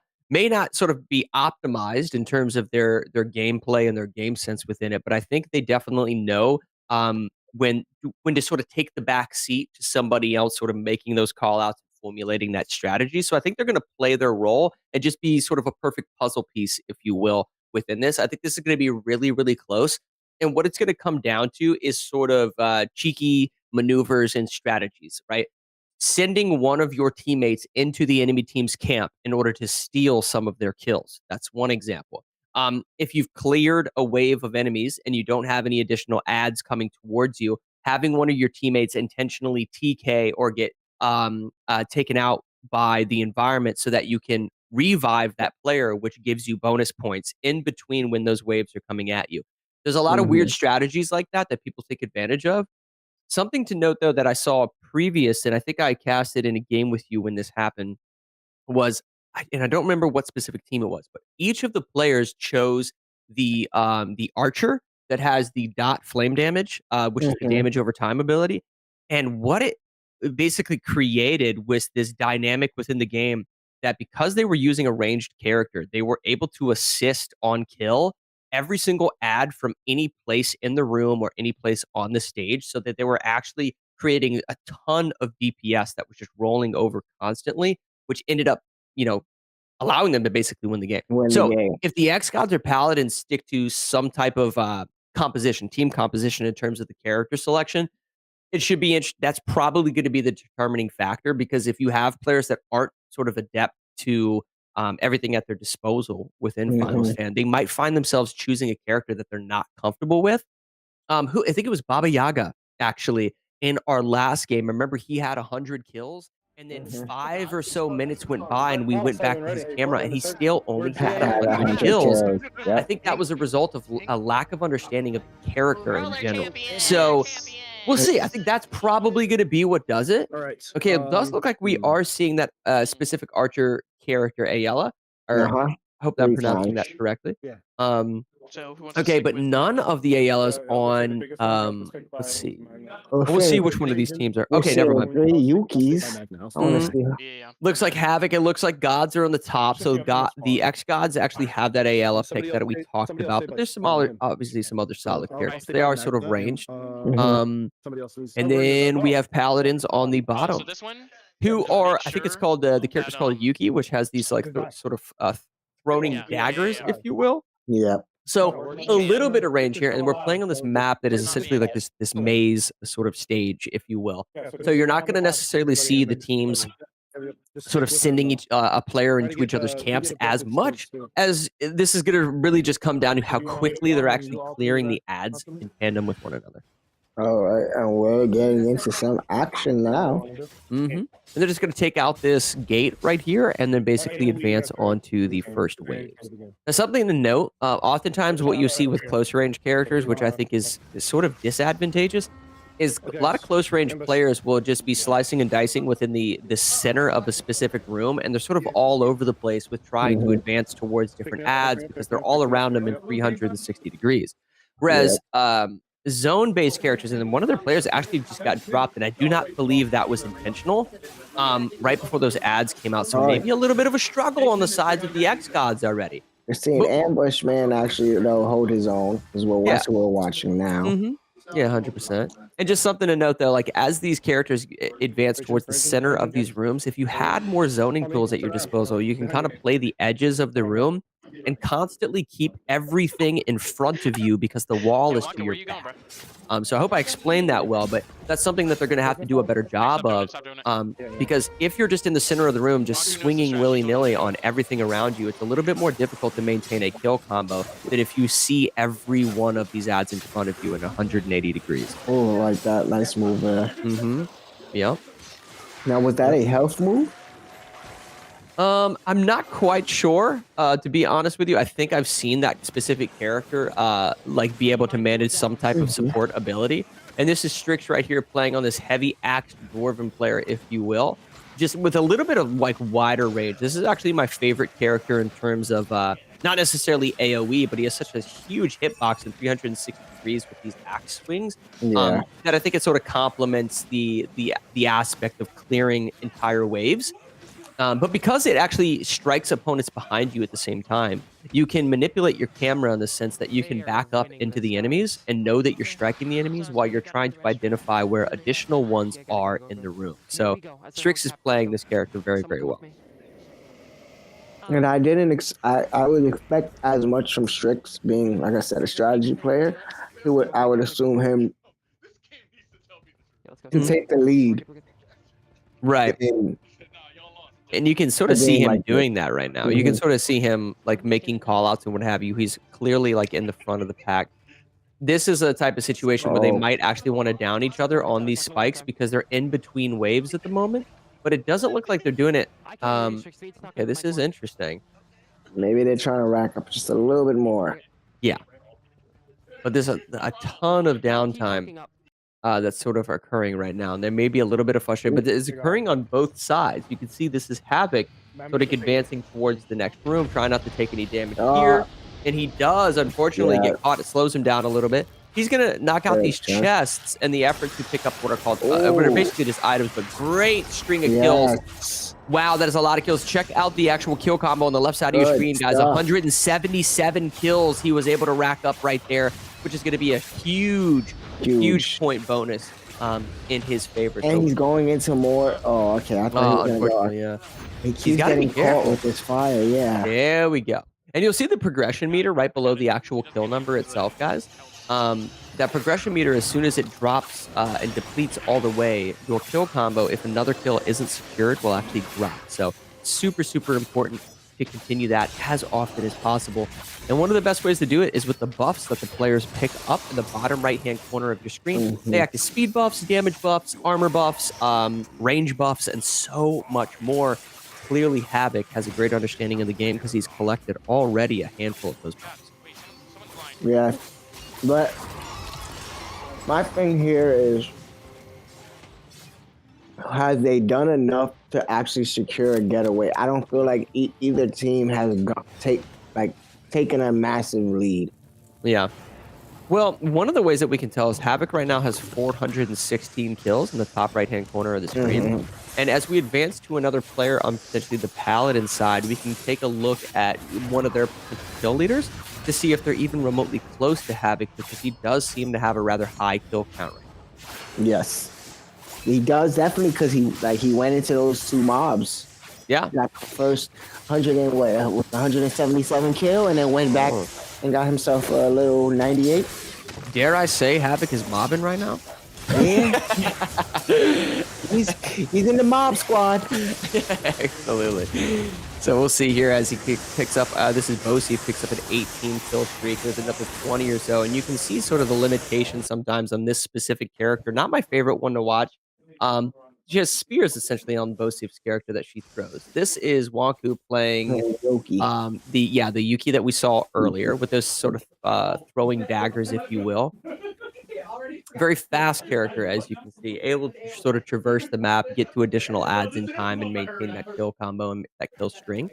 Has a few items selected herself. And her kill count, guys, is 230. So that is a player on the Paladins who has 200 less kills than Havoc himself. So that's a little worrisome, but also an indication that Havoc has a huge understanding of how this particular map and game operates. And unlike Thursday, we're seeing that at least most of the players on the LA xGODS have been sharing kills. You know, you have Bosif, we just saw him get a little 18 kill streak. We've seen Havoc dominate full armies. Right. I mean, well, sometimes it just comes down to actual character selection too. Havoc's character in general excels in those massive wave wipes. And this is basically going to be a sort of a mini boss, guys. And if they're able to take down this mini boss within the allocated amount of time, they're getting a huge point bonus, which they just did. So very impressive there by Wanku and the rest of the Paladins. They're going to pick up sort of the favorite buffs, if you will, that give them damage output, explosive radius, and so much more. That's what they're picking up there. And then they're going to try to advance on to the next stage. Now, one thing to note is there is a time limit. There is a time limit for how long they have, and then at the end of that time limit, they have to put down their controllers, and they're not allowed to attack additional adds. If they do, there may be a disqualification that we discussed and so much more, but as soon as the clock ends, they cannot kill any more specific characters. Yeah, and they go based off of their kill streak, correct? How many kills people are picking, a team picked up a total? Okay, I'm good now. In terms of the characters that we've watched, I think one of the most advantageous things that I think I've seen is the fact that the xGODS were the only team that chose that specific archer And I talked about it sort of at the top of the game. That Archer just excels in damage over time. There's a burning effect that the Archer can add onto multiple adds at the same time, which complements the rest of their team in order to increase the TTK on some of the higher level enemies. Like you're seeing here, these enemies aren't necessarily going down super quick. So optimizing your damage per second is going to be like essential in order to clearing them, and that specific Archer character does a great job at it. This one that you're seeing from Ambushman throws these spears, but they have a collateral effect to them where the spears themselves will actually go through multiple targets. That's why some players, and I'm assuming Ambush actually prefers them, but in the same sense, there's not as much range per se, and there's not as much speed in terms of shots per minute. So there we go. The time limit is up. They have to step away. Something interesting that they may have done at some point here, guys. If you're looking at that real quick, we were looking at ambushes right before they switched over to Wonku. He was sitting at 449 kills. I'm going to go out on a limb and assume that the xGODS took this by a wide margin. I'm going to assume it's like more than 10,000 points. Because we're looking at two players that were sitting over. Well, Havoc before once we start getting into about, I say after that second round of armies that he went through, he was sitting at 4 something already. So I'm pretty sure he ended with about 5. Yeah. Maybe 6. Yeah, and I'd be shocked, but listen, we haven't seen all of the players of the Paladins. There might be a couple of the Paladins that popped off, and there might be a couple of the xGODS that maybe are only sitting around 200 or so kills. I would say this though, I think the players need to rethink what specific characters that they're playing. But then there seems to be 2 specific maps that are really popular within the UEL. This maze map being one of them. Understanding the actual spawn points and sort of not necessarily the themes, but sort of the mechanics behind this particular or maze map in general might be crucial moving forward to optimize your kill output. And we'll see. I think Ambush is feeling really good. I think Wonku's a little worried. You can tell sort of there in the bottom right-hand corner of your screen. Eventually, all the players are going to go down, and then we're going to go to the score screen. Our game master on the arena floor will be tallying up the scores for you guys and giving us the result. Yes. Oh, and that does go to xGODS. They go up 9-8. So that was a great performance. I think they, moving into that game of Rainbow Six Siege, they might have actually lost that game. So you don't want to just sort of, check it off as like a free win just because Paladins have been struggling a little bit. Listen, the Paladins won Halo Infinite. Yeah. Right? Which is like the OG gauntlet of shooters, right? And it was a strategy. Like we were saying, this could have been a strategy that it's a shooter, but you put a lot of strategy into that. We don't know how much time they put together as a team, bringing up some siege strategy. So you never know. It could have went their way. But we will be getting into some roller champions. Yeah. We love roller champions around here. It's in our sports game category. Think of it like roller derby meets basketball. So each team is going to have 3 players that are racing around sort of a derby rink, if you will, a roller rink.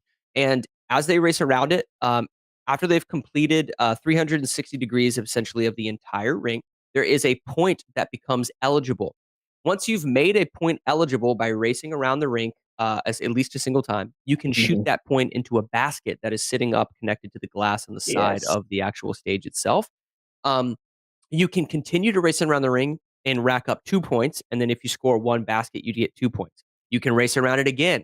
And if you can race around the ring 3 times, you actually can score 5 points, which can completely end the game. So some teams will go for that if they feel really comfortable and really confident with sort of the movement and the physics of how the game operates. But oftentimes, more often than not, players, once that eligible point becomes available, they'll shoot it and just try to get a quick point on the board. Yes, and it's the skill level that determines on how many times you go about that rank. But a lot of teams need to focus on working together, sticking together, making sure their pass games are proper, and making sure their tackling is proper, not getting tackled. They got to play the higher ground to the low ground, make sure they get their speed proper. It's a lot of strategy, a lot of things that go into this game more than just going in a circle. Yeah. Oh, 100%. Listen, they're on roller skates, right? Yeah. So just the actual movement itself is difficult. And I mean, listen, the physics that come into play with roller skates is difficult. I'm sure, I don't even know if they do it in schools anymore, but a lot of us grew up and in gym class, we had to put on the rollerblades. I was one of the kids that was like, I'm not busting my new you-know-what in front of everybody. We So just understanding the mechanics is difficult. And some people, that's sort of a threshold that a lot of players can't get through. And just to get you guys a quick update, getting back from us, production has let us know that in that last game for Final Ragnarok, the xGODS had top 4 position in the leaderboard. So they're top 4 players in a 4v4. Understand that. It is a 4v4. They swept the room. I'm surprised by that just because I know how much like Strix knows that game. I don't know if Strix was in. I'm assuming he was. Yeah, he was because he was playing the hammer. Yeah, he was playing the axe, the Dwarven axe character. But so that is surprising, knowing how much Strix has a great understanding. I think what happened though, and maybe if we went back to the replay or something, we could find it. At one point, they went to a specific door and they entered a specific room, and then there was a sense of like sort of chaos that sort of erupted amongst the Paladins, where they became split. Strix was running backwards, and then he had 2 players that were split from him. They may have been checking where the next door was in order to advance through or what have you, but nonetheless, I think there was a lack of communication. Them sort of splitting up the way they did may have resulted in, just a lack of maintaining a consistent flow of points. Yes, and then moving on, they must stick together in Roller Champion to consist the flow of the win. They're gonna want to win. They want to at least get another tie. With everything that can potentially be on the line, with trying to make sure you throw your name in the hat for the playoff. This is one of those games you want to keep fighting back and forth. And honestly speaking, this is one of those games that if I'm a coach or if I'm an owner, I'm looking at a lot of these players because you are playing very well. You want to show off. You want to keep doing it because at the end of the season, these guys are free agents. I do think, though, that the xGODS have some pretty star players. I think Bosif excel. I personally have seen him play Roller Champions, and he has a really, really good understanding of how this game functions. But Paladins are no slouch. I think they understand the game. It's just a whether or not if they can master those mechanics. And you'll see it almost instantaneously, guys, because we haven't talked enough about how the actual stage operates. But when I say that it's sort of like roller derby, there's a roller rink that they have to race around. They're on rollerblades. So it also means that you have to maintain your momentum as you're skating across the rink.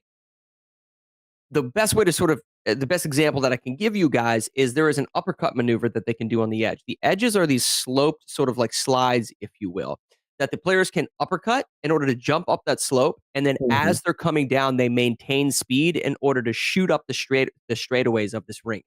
Having that level of understanding, being able to maintain your speed, doing a serpentine pattern, going up the edges and coming back down, consistently having top speed as you roll around this ring, passing it. There's a slingshot maneuver where you sort of grab the hands of the teammate in front of you and they slingshot you around them in order to pick up a ton of speed. Doing all of those things is enough already. But then actually taking a shot on the basket is way more difficult than it seems. And that's, sometimes that's where teams actually struggle the most. They'll get an eligible point on the board. They'll miss the shot. And here's the thing. As soon as your opponent picks up the ball, you lose all progress of your points. The point gets denied, and then that team that has the ball has to race around the ring an additional time. So here we go. We're going to Brooklyn. Brooklyn. Where Brooklyn at? Where Brooklyn at? Y'all know the Bop is the place to be, NYC. But right after that, we're going to get into some Crash Team Racing. Oh, okay. That's interesting. I know Strix in particular is going to be available for that. And he's very, very good at Crash Team Racing. I don't know. Yeah, that's what I'm saying. Strix will be available. But, oh, boy. Here's Havoc. In the beginning, if we go back to the comment from your interview with the Paladins, what was Wonku's statement? Oh, she was saying, okay. All right, you're right. Yeah, Wonku was saying that the xGODS are trash. Yep, SCTR. That's funny. Okay, all right. So now we get one of those moments where another game from the post interview has been talked about. Okay. Oh, that was a close one. All right, so this is actually going to be this might actually be the best game of Roller Champions that we've ever seen at UEL. because not only does Magna have a great Magna's in the bottom right-hand corner of your screen. That is not strict. Magna in the bottom right clearly knows how to operate this game, but then Havoc as well. You saw at the start doing some sort of hip checks into ball catch, which is really look at Magna's understanding of this game, dude. Just surfing the sides of these glass walls while also maintaining position on the ball itself. Bosi got to get up off his back, try to help out his team a little bit. And you guys can see the progress on the top of your screen for when that point becomes eligible, because in order to gain progress on the point, you have to go through these laser gates that you see them sort of skating through right there. Once they've gone through 4 gates, the first point is eligible. So just something to know. Is he going to go for a second? This point is eligible. He's going to shoot the J, and he scores. That's going to be Wonku. Actually, she shoots the J and scores it. Great points on the board for Paladins.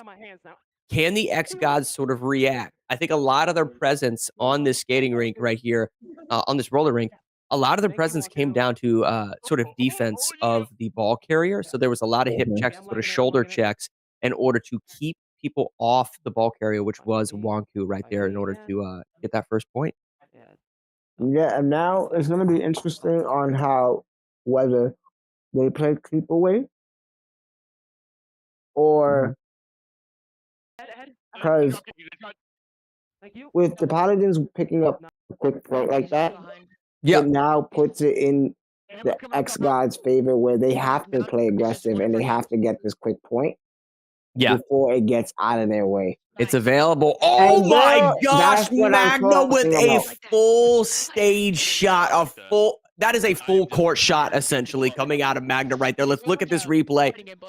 And that's from the gate to gate. Oh my and that's what I'm talking about with now this is a game where you're scared. Now you're like, we have to get 2 quick points. So what do? We go around twice or we take that risk? Because now the Paladins can play keep away.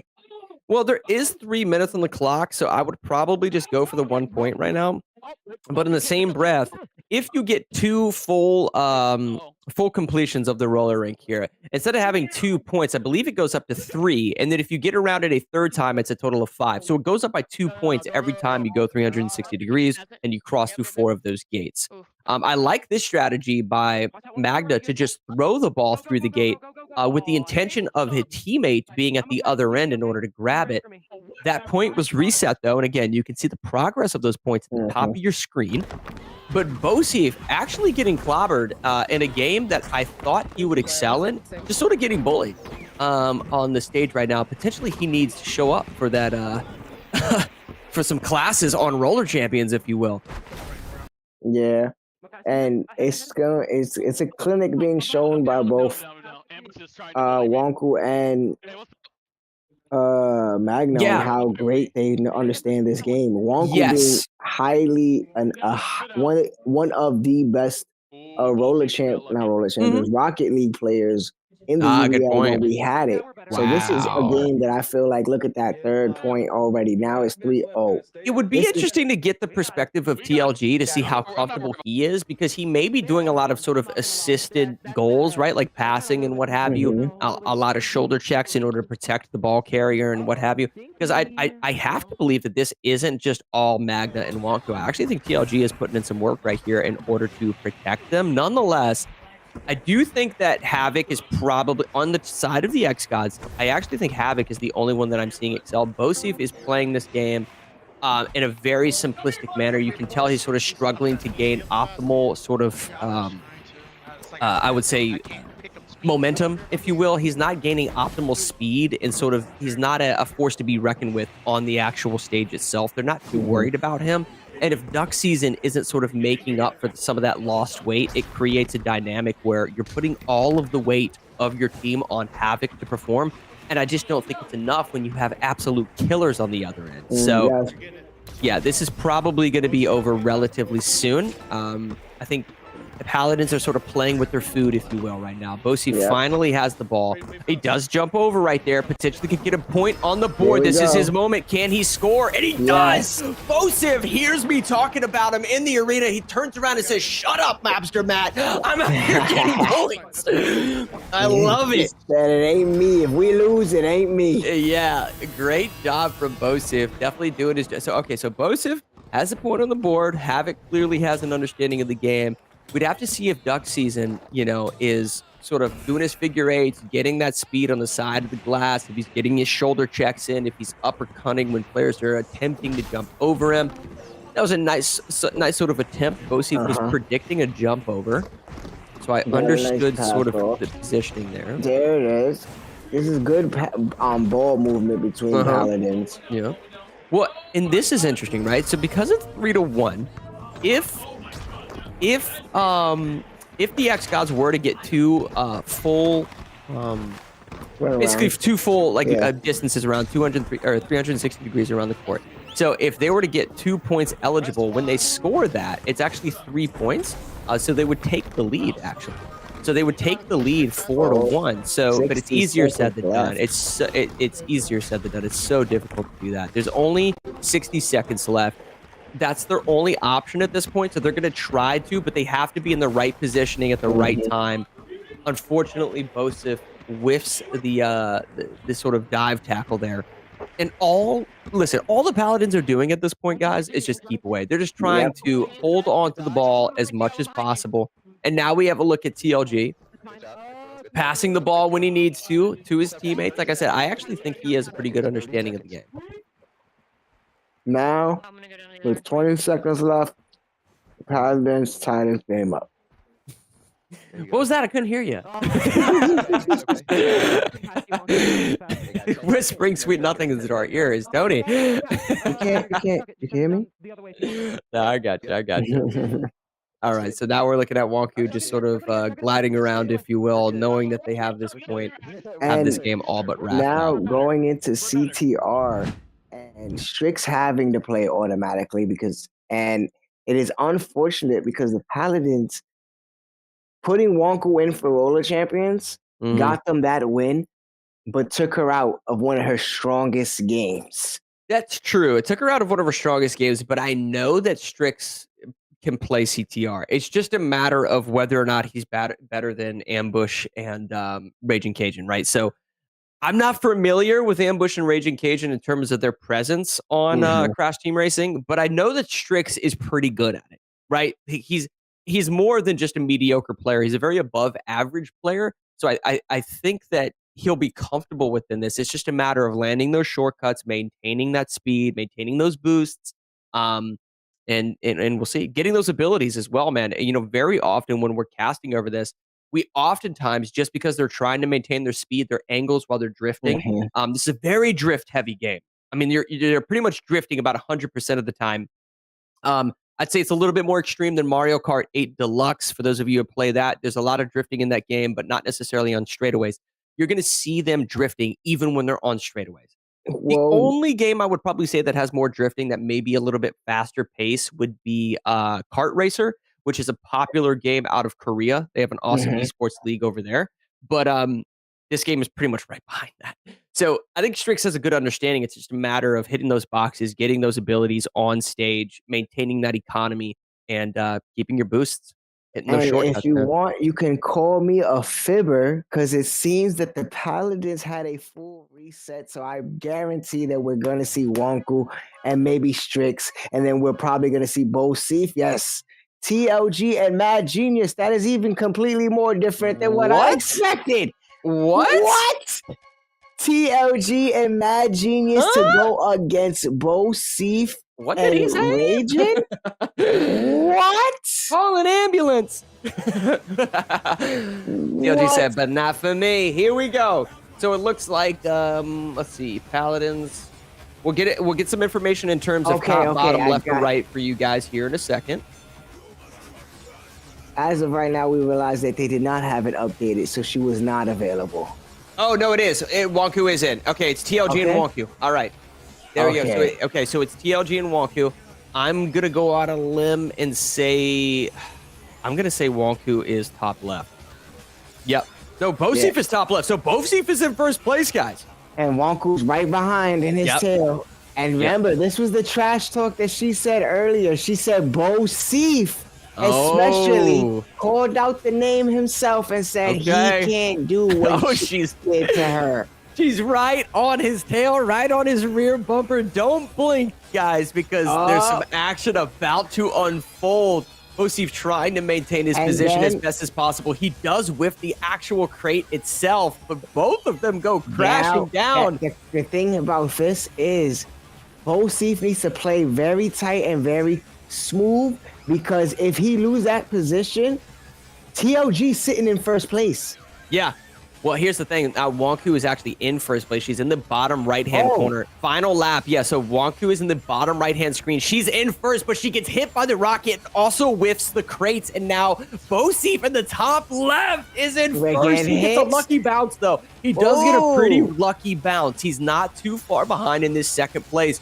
Wonku in first. This is the most intense game of Crash Team Racing we have ever seen. They're on the last lap. They're about 50% of the way done. They're coming up to the finish line. It doesn't look like Bosif is going to be able to catch her. She's getting away with it.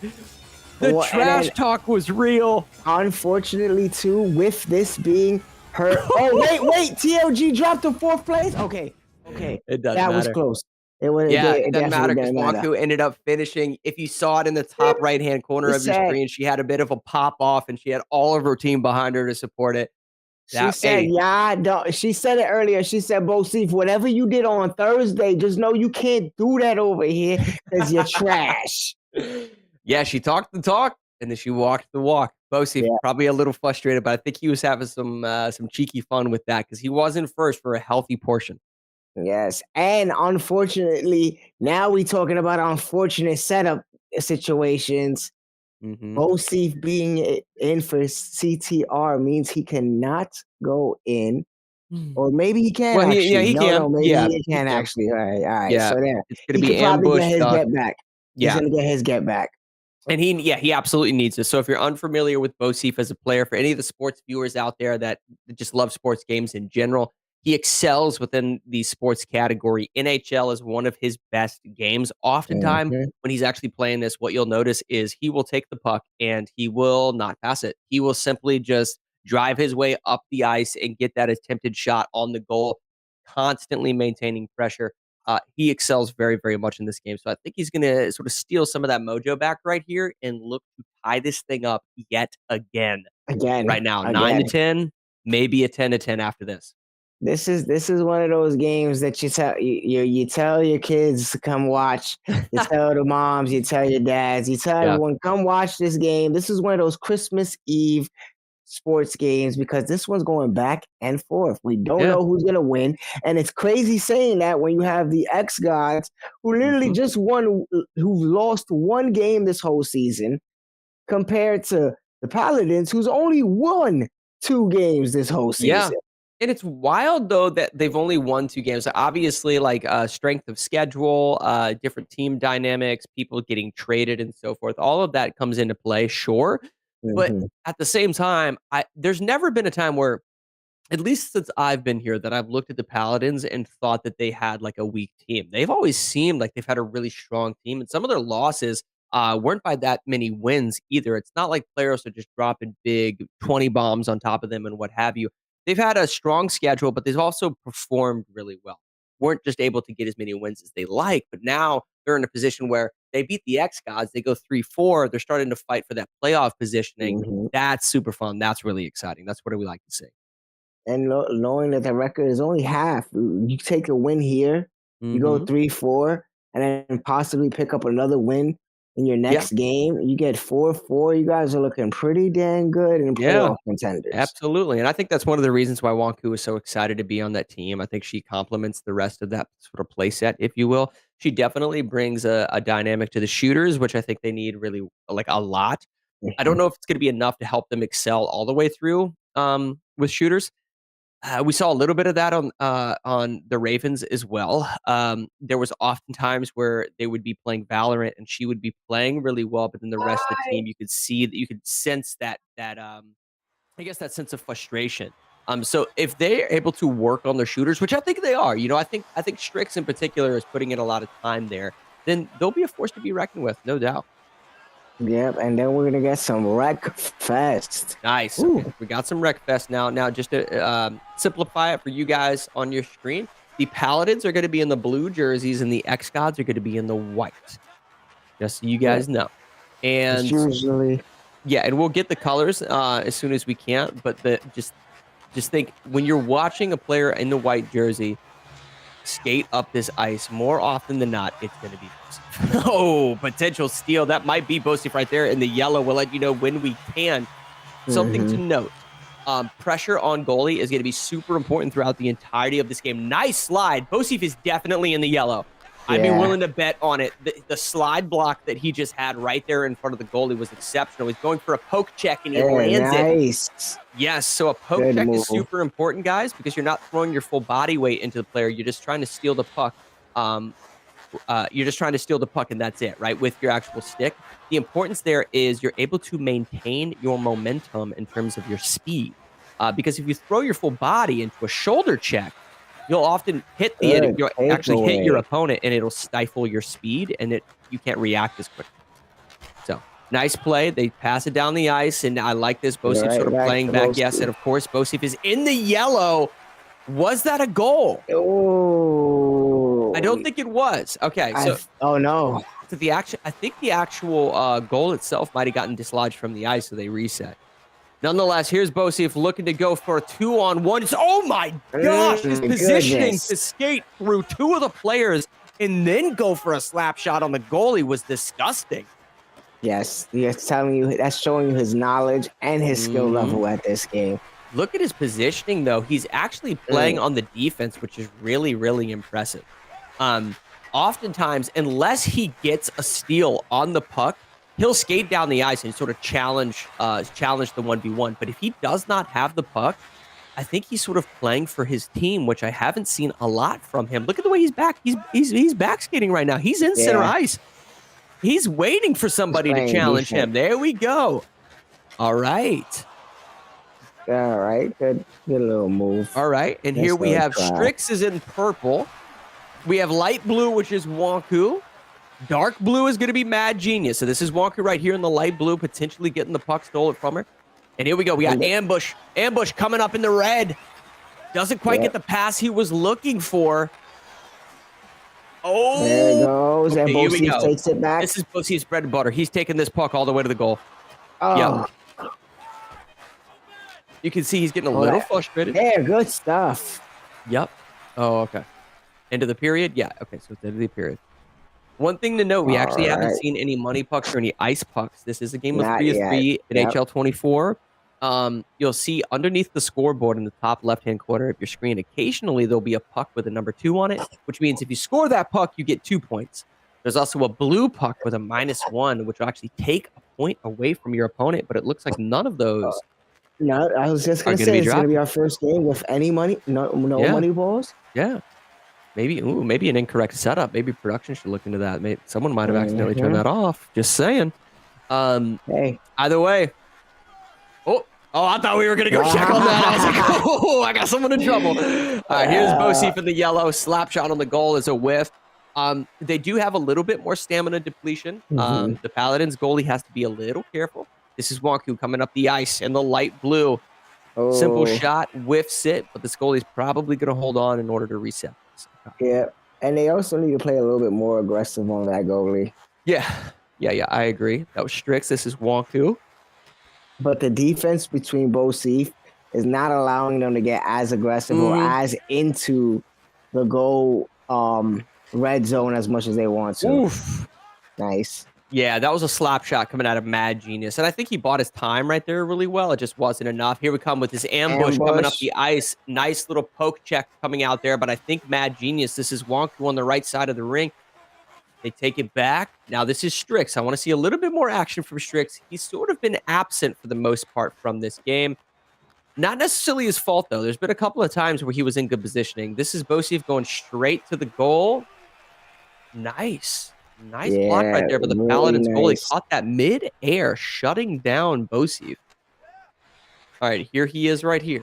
pivots. Oh my gosh, almost a perfect shot right up center ice. And it was almost, aggressive. he's got to be getting frustrated. Yeah, it must be frustrating knowing that you got this far with not either team look like one-on-one they're Duck gonna catch season. a point.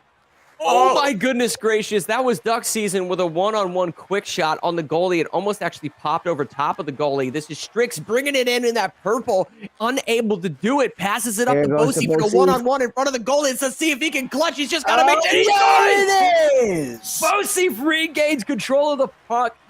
Front center ice, right smack dab in front of the goalie. Broad daylight in the center of Times Square.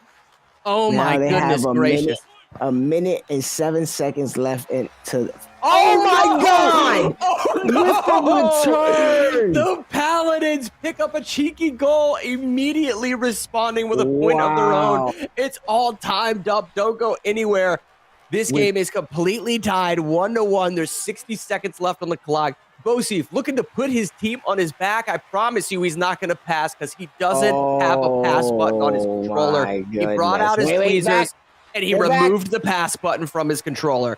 If they can pass it to Bosey, or if he can find a way to pick it off. Yeah, but Bosey is playing defense right now. He's going to go for a counter. Bosey wants to grab this puck and then skate up the ice to secure one last shot on the goal. 30 seconds. Bosey has control. He does not pass the puck ever. He's incapable of doing it. Every time he does pass, it's a terrible pass, just like you saw right there. So he's just going to stay with control. Yeah. Oh, good steal. This is ambush with a slap shot on the goal. It's a whiff. The pressure. Oh, wow. Clears it down the ice. We got 10 seconds left. Bosey trying to gain control. He does. This is his moment to shine. 5 seconds left on the clock. Gets the puck stolen from him. And now we're going to go to a third period. It is overtime. One of the most intense games of NHL 24 we've ever seen. Go grab your popcorn. Call your grandma. Tell her to tune in. Everyone's got to be watching right now. Yep, everyone's on Wayne Gretzky is back on the court. Wayne Gretzky is back on the field. Yep, and they're on both sides of the team. Who's going to get this 1 point that is needed to take their team to the next spot? Oh, it goes for the pass. Wow, awkward pass from both teams. Bosey is going to collect the puck right here and try to just simply skate down the ice. Again, not passing whatsoever. He removed the pass button from his controller. It doesn't exist. Okay, here we go. They clear it out to Bosey. Bold play, but passes it up to Duck Season for the win. Duck Season scores a goal on a pass. Team. Was that a pass from Bosey? Yes. Yes. Wow. Smooth pass to Bosey for him to take that in there, for them to tie the game 10-10. Boy, I heard somebody call your mama. This is the game you want to watch. How ironic that the winning goal happened when he finally decided to pass the puck. Imagine. He looked out, he said, oh, there's my pass button. He picked it up and he put it in his controller and he clicked it. And the next thing you know, scores a goal. I think it's the you know how they say the commentator's curse? I feel like it's the commentator's battery in the back, because I feel like every time they hear us talking that smack, they turn around and be like, look what I could do. Because you said every time he passes it, it's a bad pass. And he said, oh, bad pass then. Here you go. Well, nonetheless, I was right. He does need to pass it more. He can't do everything in NHL. Nonetheless, he played really well, like he always does. It's just one of those aspects that he could become a more well-rounded player, if you will. It'd be interesting to find out from AV whether or not they can hear us in the actual stadium itself or in the arena itself, because there has been a few times tonight where we say something and the players are like, oh, okay, and then they react directly to it. So that would be I know that people are going crazy because this is a crazy match. I know that they're probably going crazy inside the arena. I know people are probably on the phone with their grandmamas right now and they're going crazy. That's what I'm saying. And it's 10-10. We have less than an hour. We have 58 minutes left in tonight. Let's see here. xGODS have set up. The next game is going to be Wreckfest. This is another one of our racing games. But it's truly unique within that category. It is racing, but there's also a demolition derby aspect to this game, and it looks like we are playing the Wheel of Death. This is going to be a figure 8 designed sort of course that incentivizes the crashing and the demolition derby aspect that you're watching unfold. These players are going to try to damage each other's vehicles in order to eliminate them from the actual race as best as they can. You can keep track of the laps in the top right-hand corner, as well as the points total in the top middle of your screen. This is the Wheel of Death right here. Sometimes you'll see players like Havoc that attempt to just sort of skate underneath it, if you will, not trying to risk getting hit. There are going to be some people who try to finish this race, and there are going to be some of them who try to take them out. But with 22, 24, it's easy to say either or, but I want to see what's happening on next, because this is so interesting that we have 10 points on one side, 10 points on the other side, meaning that there are only 13 games left. Oh boy. Oh, TLG just barely whiffs getting taken out of the game. That's interesting. It does look low, as if the Paladins have a 1-point lead. This is a lot safer driving than we're used to seeing. Yes. Yeah, it's just a 1-point lead. He's not necessarily he's not being threatened on a 6 o'clock, but he's using his rear view effectively. You can see TLG constantly swapping to a backwards angle just to keep track of who all is behind him at what time. Havoc getting cheeky with his car, trying to take out TLG, so he's not necessarily worried about finishing. He's just trying to take out his opponents. This is ambush that you're watching. That isn't Havoc. Fear the Beard. He needs to, fear the beard, but he also needs to play it safe.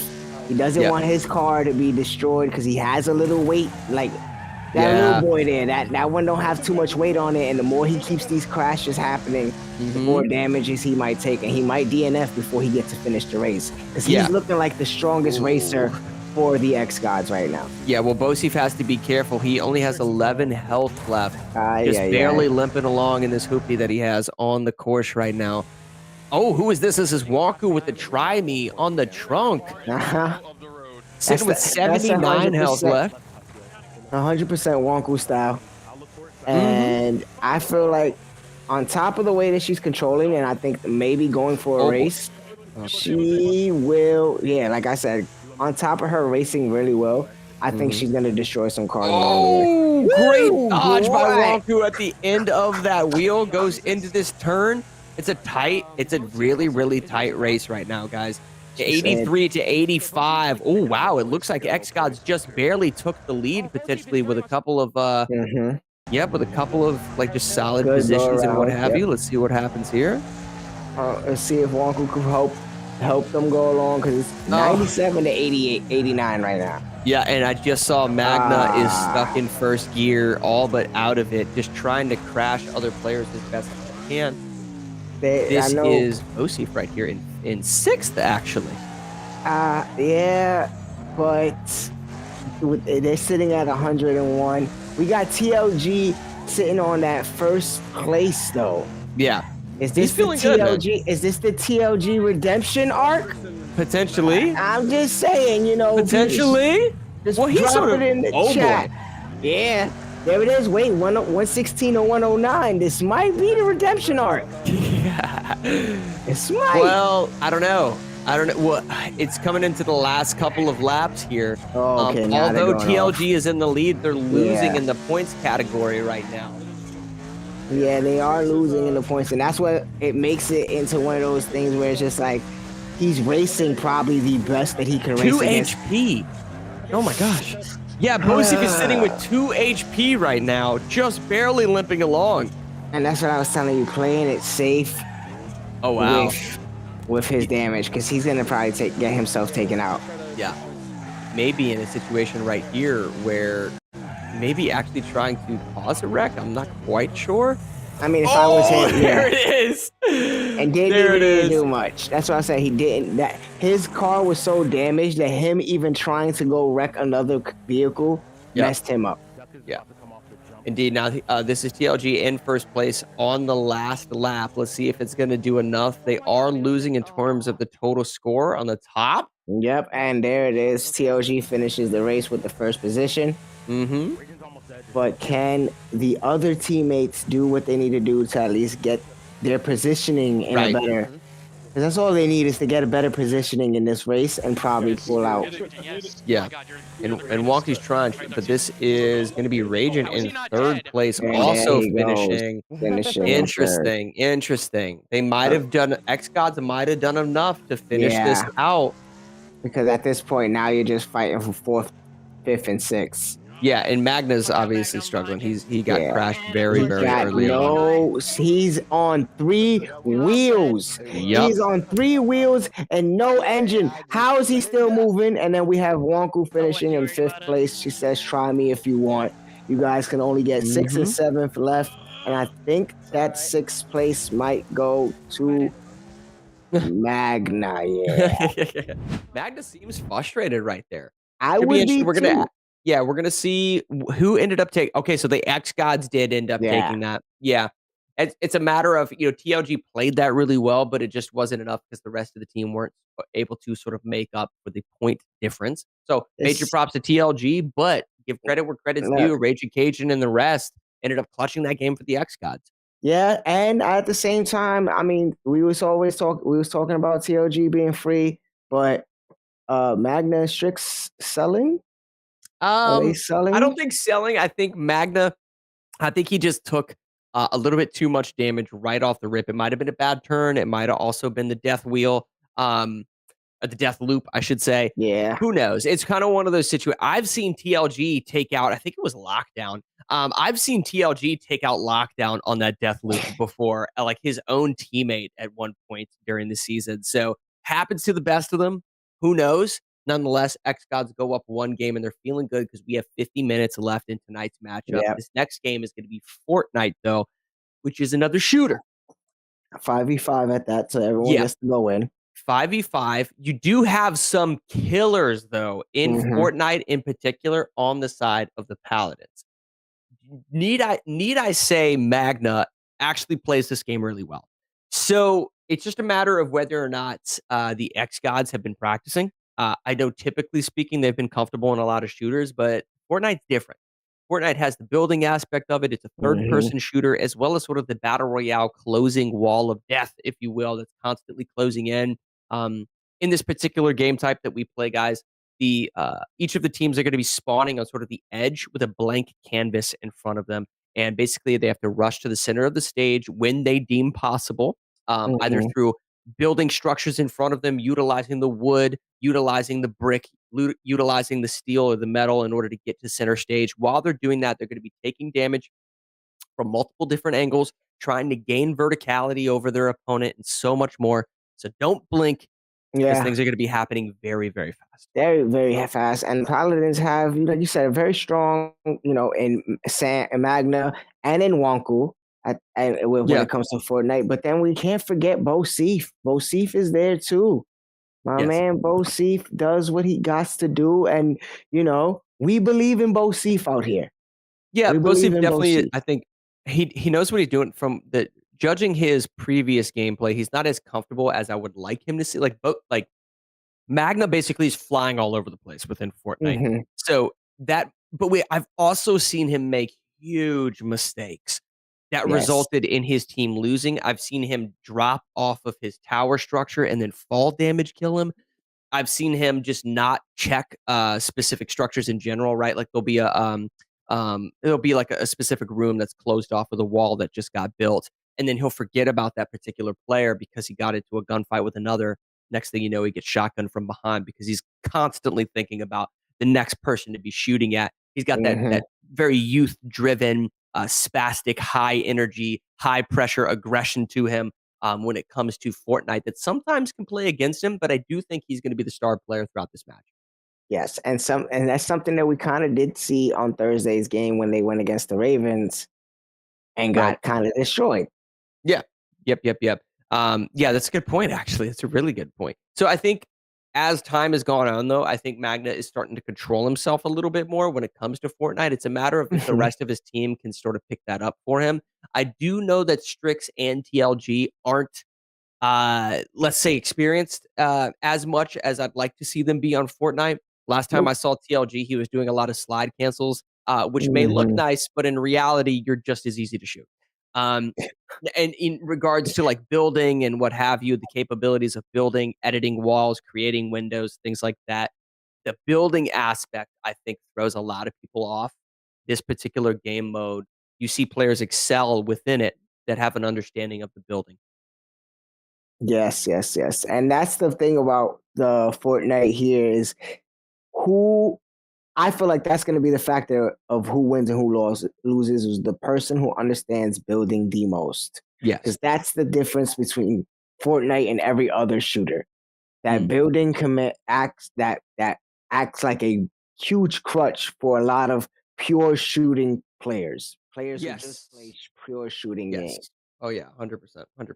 And we'll take a spin of the wheel here to see who we're jumping into, or the next game that we're jumping into. Yes, yes. Oh my goodness! And we finally got StarCraft. It's going down. You saw both of the teams react to that in real time. Those cameras on the right side of your screen. I think both of them are stressed because it's going to be a close match of StarCraft, and these teams are sitting at 11-10, so it's not going to be an easy game for anybody.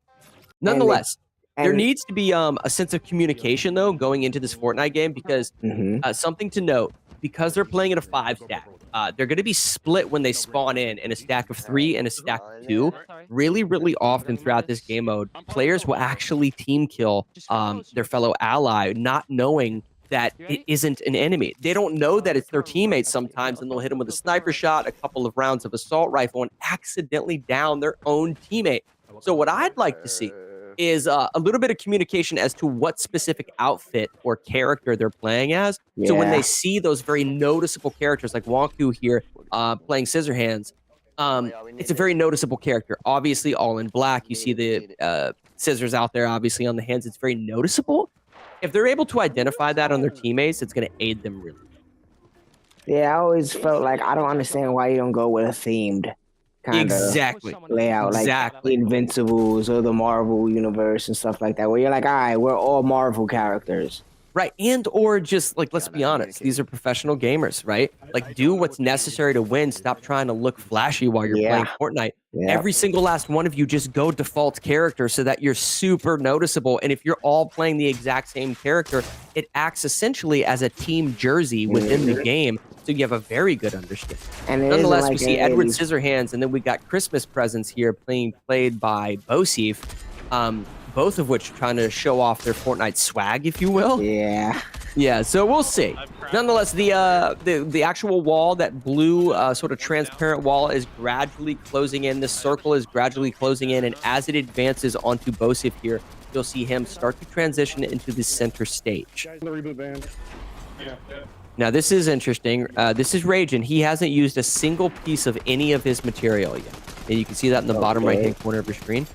I don't know if it's a matter of him just not being comfortable with building or if, you know, he just hasn't felt like he needs to. And I like that coming out of Ragin. Too often, Ragin not noticing that there is an enemy that just built a giant ramp in front of his face.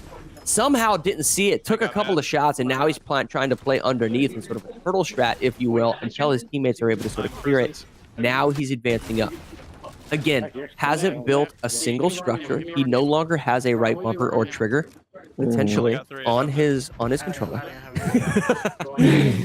No, nonetheless, though, I was going to mention one of the things I liked him doing was one of my biggest pet peeves when I'm watching are players who are not shooting at the actual structure. There's a wood structure in front of you. Don't underestimate how easy it is to destroy that wooden ramp or that wooden structure and just start getting little chip shots into your opponent.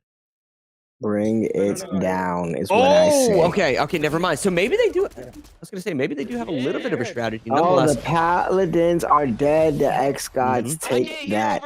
Yeah, that was pretty good.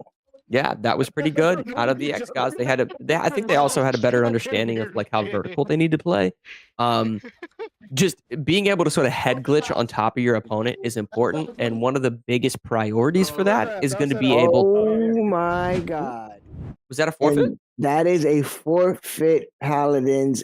I don't know if this is. There's got to be something. Yeah. There's got to be something. Where's Magna at? I was just hyping up Magna, and we saw none of Magna. And hold on. We saw none of Magna because he was down. He was being downed first every time. Oh my gosh. So So the production room was trying to keep that from me.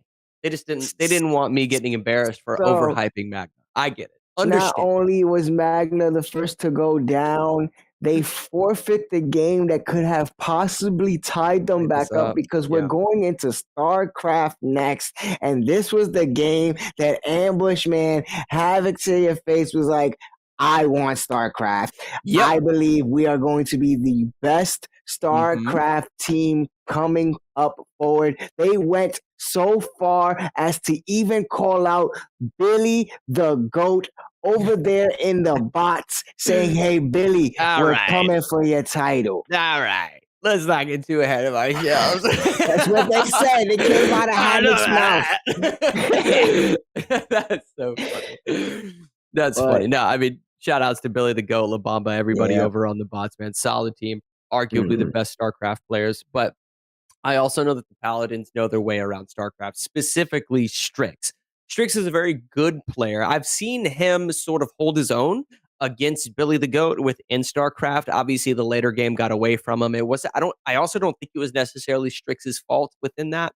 Because don't forget, this isn't a 1v1. This is going to be a 4v4 within StarCraft. Typically speaking, you have one sort of high-level player that has a great understanding of the game, click management, environmental awareness in terms of being able to react in time, making call-outs and what have you, that everybody else tries to complement. I would assume that Strix is going to be that player. He has a lot of pressure on his shoulders, obviously being in that tier 1 spot right now, but this is definitely a moment for him to shine because xGODS were talking that talk coming into today. Yes, they definitely was talking that talk, but to waver over to the xGODS side, if we go back to Thursday's game, Ambush was dominating. Yeah. No, and that's what I mean. So like they have a really, really a really big hurdle in front of them because Ambush was you say dominating, but it was also just like really smart strategic gameplay and what is clearly a strategy game. For those of you who weren't there during that actual event, some of his team were obviously building up forces and he was amassing an army sort of within the top of the map. And his teammates were doing enough to sort of mitigate some of the units and some of the gameplay from their opponents, while Ambush created essentially the Persian army in the top of the map and just snowballed the entirety of the top of the map.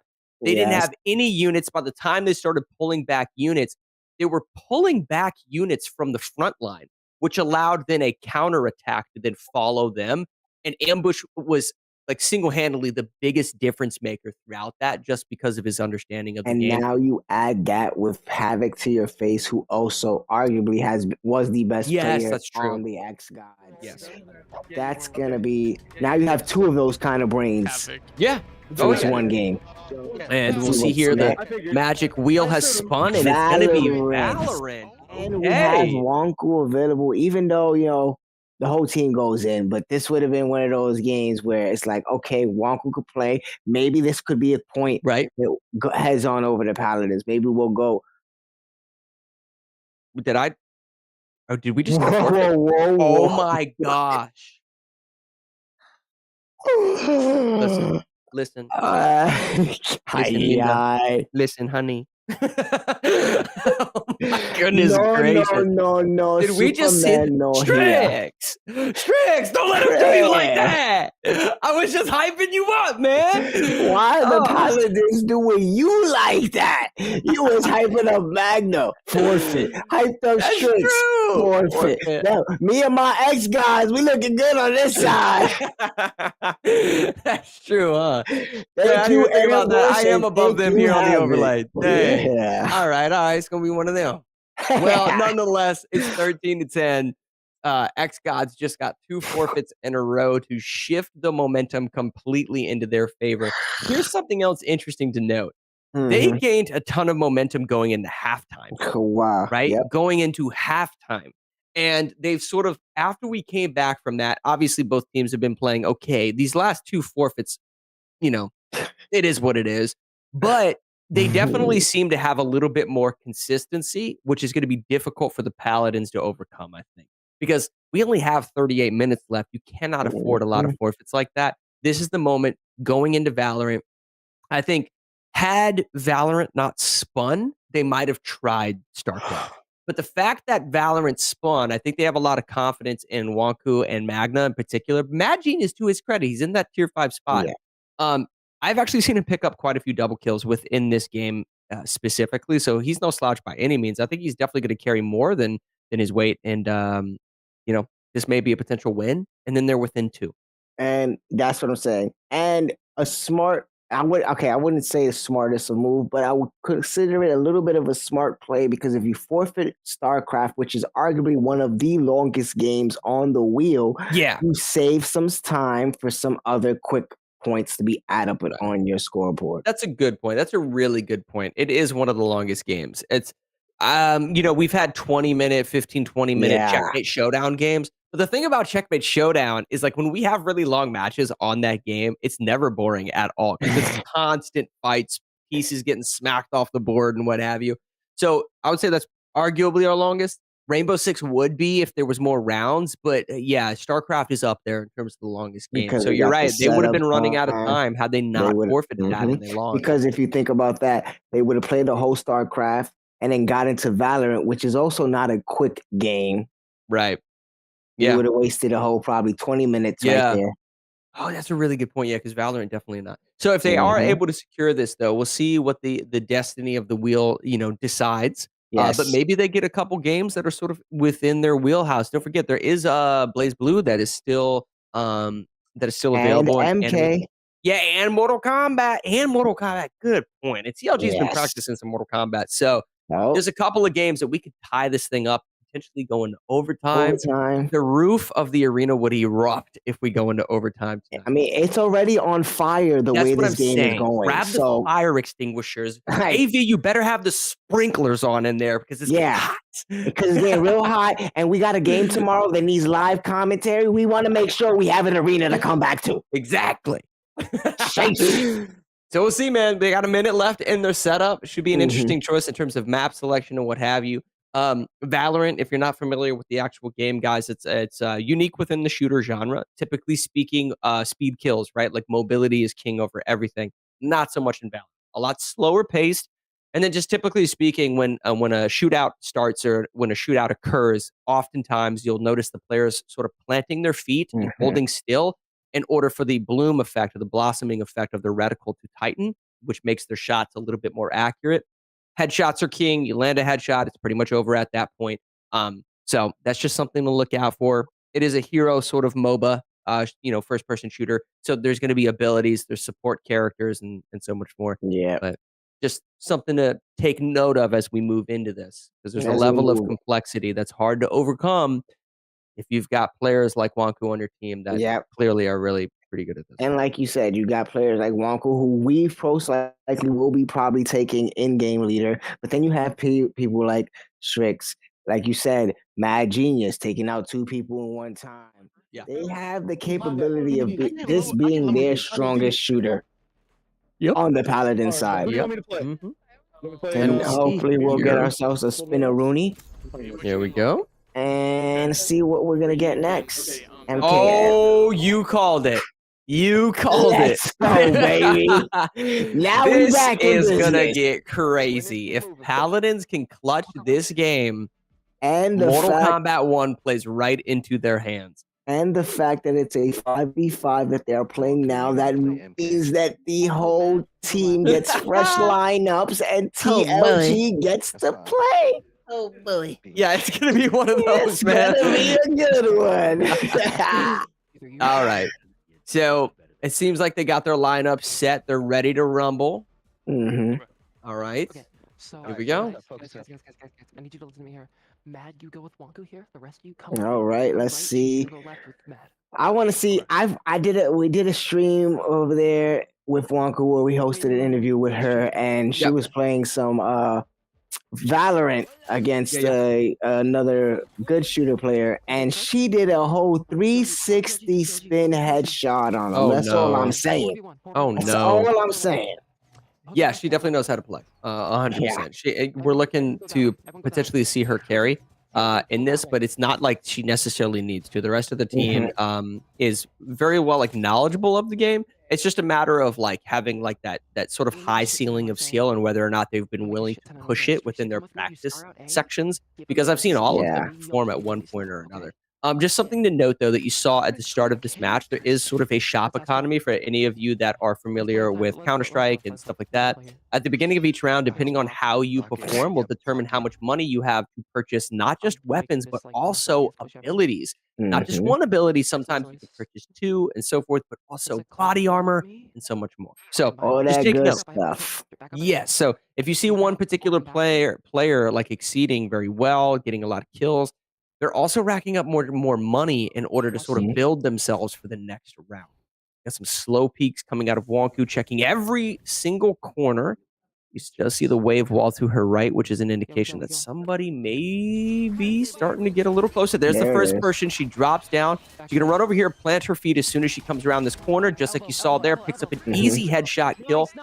Now she's turned around. She saw somebody shooting at her from her 6 o'clock. She's waiting for her teammates to gain position.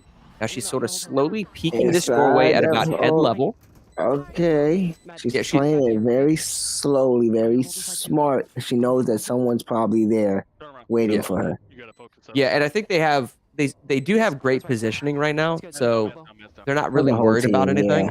Yeah, she's just kind of playing her role, doing her job. She might slow peek this. She has full health. She's not necessarily sweating it. Oh, there she goes. Took another one. Oh, wow. So Strix gets a kill. Magna gets a kill. That's another 2 down. Easy win right there for Paladins. Not a clean sweep, but they still had 3 people left. I think the 2 people that were eliminated on the side of the Paladins right there were just more for, I would say, data purposes. Yeah. They were in a position that if they got killed, it would alert the team as to where their opponents were. And that's really the only reason they got killed. So super comfortable round right there for Now, what is this that staff was supposed to do? Why are you picking a character that look like they just got a staff? Well, that specific ability giving you like full knowledge of the map and being able to plant sort of visual blockage on the map, certain abilities, smoke screens, and what have you into certain positions will give you free reign to advance to like a specific target. So if you block a line of sight, you don't have to worry about that threatening you as you push towards the objective, and you like sort of traverse around these hallways.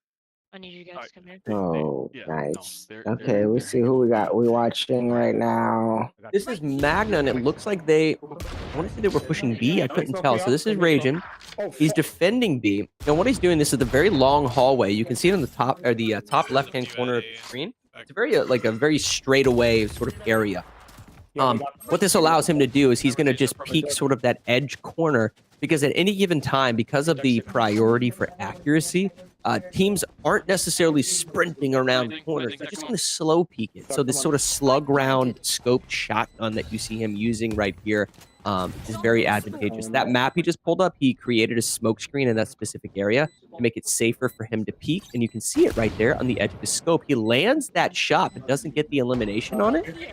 We'll see what he's just sort of communicating here. And his teammates are gradually pushing up, though. Wow. Okay, Duck picks up 2 kills. There it is. It's the back tied 2-2. Yeah. Ooh, so that's Strix, though, picks up 1. It's a 2v1 right now. Coming out of range. Oh, wow. Okay, so xGODS end up taking that round. Yeah. Like I said, the xGODS have shown, like I said, this might be a heavy favorite for the Paladins, but throughout this game, the xGODS have shown their strength in team shooters. Right.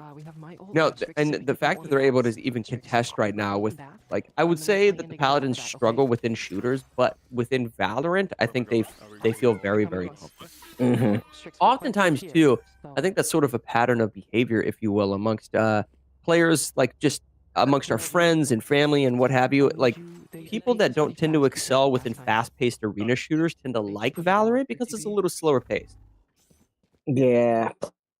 I'm not a shooter. My trigger finger don't work with my hands. Wow. Wonku picks up a very, very quick kill to immediately start that round. Interesting. And let's see if she's in that lock-on mode. She's gotten some splat on her face. Oh, wow. And then goes down. Yeah, she does go down. She tried peeking that corner. She had the right target placement for it. It was just the sense of the automatic rifle that she was using. The blossoming effect caused some of those bullets to whiff the headshot. So she had the right play. It was just unfortunate. And this is Duck potentially going on a flank of sorts over to the A objective. Yeah. Sort of collapsing with his team on top of it because they feel as if this may actually work. This is Magna. Yeah. Just slow playing the smoke screen here. He sees the opponent around the corner, just going for a blind fire, but Duck picks up 2 kills. 3 kills potentially. It's a 2v2 right now. Let's see what can Magna pull something out. Oh, he does get the strength. They might have actually traded right there. Bosif gets a pick. And there it goes. Wow, Clutch. that was clutch. That was clutch. Just like the game said it, we believe it. That was clutch. This is the last round before the swap. These guys need to pick up these points quickly. They don't want this game getting too out of hand, especially when we were Did that last round go to Paladins? Because it says 1-2. Okay, it must have then. That's interesting. It went to the Paladins. Mm-hmm. And that's why I said Magna came for that clutch mode. Yeah, that was interesting. So was the bomb might have been planted and then it blew up on defusal? Maybe that's what happened. We'll have to see here. Nonetheless, this is the xGODS on defense that you're looking at Duck Season potentially playing the B objective defense. Mm-hmm.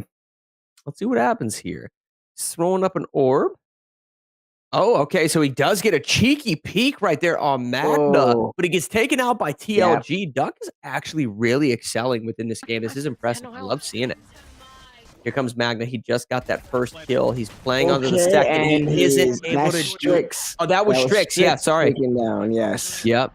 All right. And I could tell he was a little frustrated. He tried going for a crouch shot there, but when he crouched downward, he didn't put his reticle up in order to land the headshot. I think that's what played against him right there. It's unfortunate, but if he plays it, at least if his team stays in control. Yeah. Mad Genius gets dropped right there. And now it is a 2-2. It is completely tied up. Remember, this is to a game of 5. So just like the score throughout the night, constantly getting tied, this game right now is tied up 2-2. 2-2 can go either way. Surprising that it's actually this close. Raging having some fun with his emotes. Hey. Gotta love it. Gotta love it. He's vibing. He's feeling himself.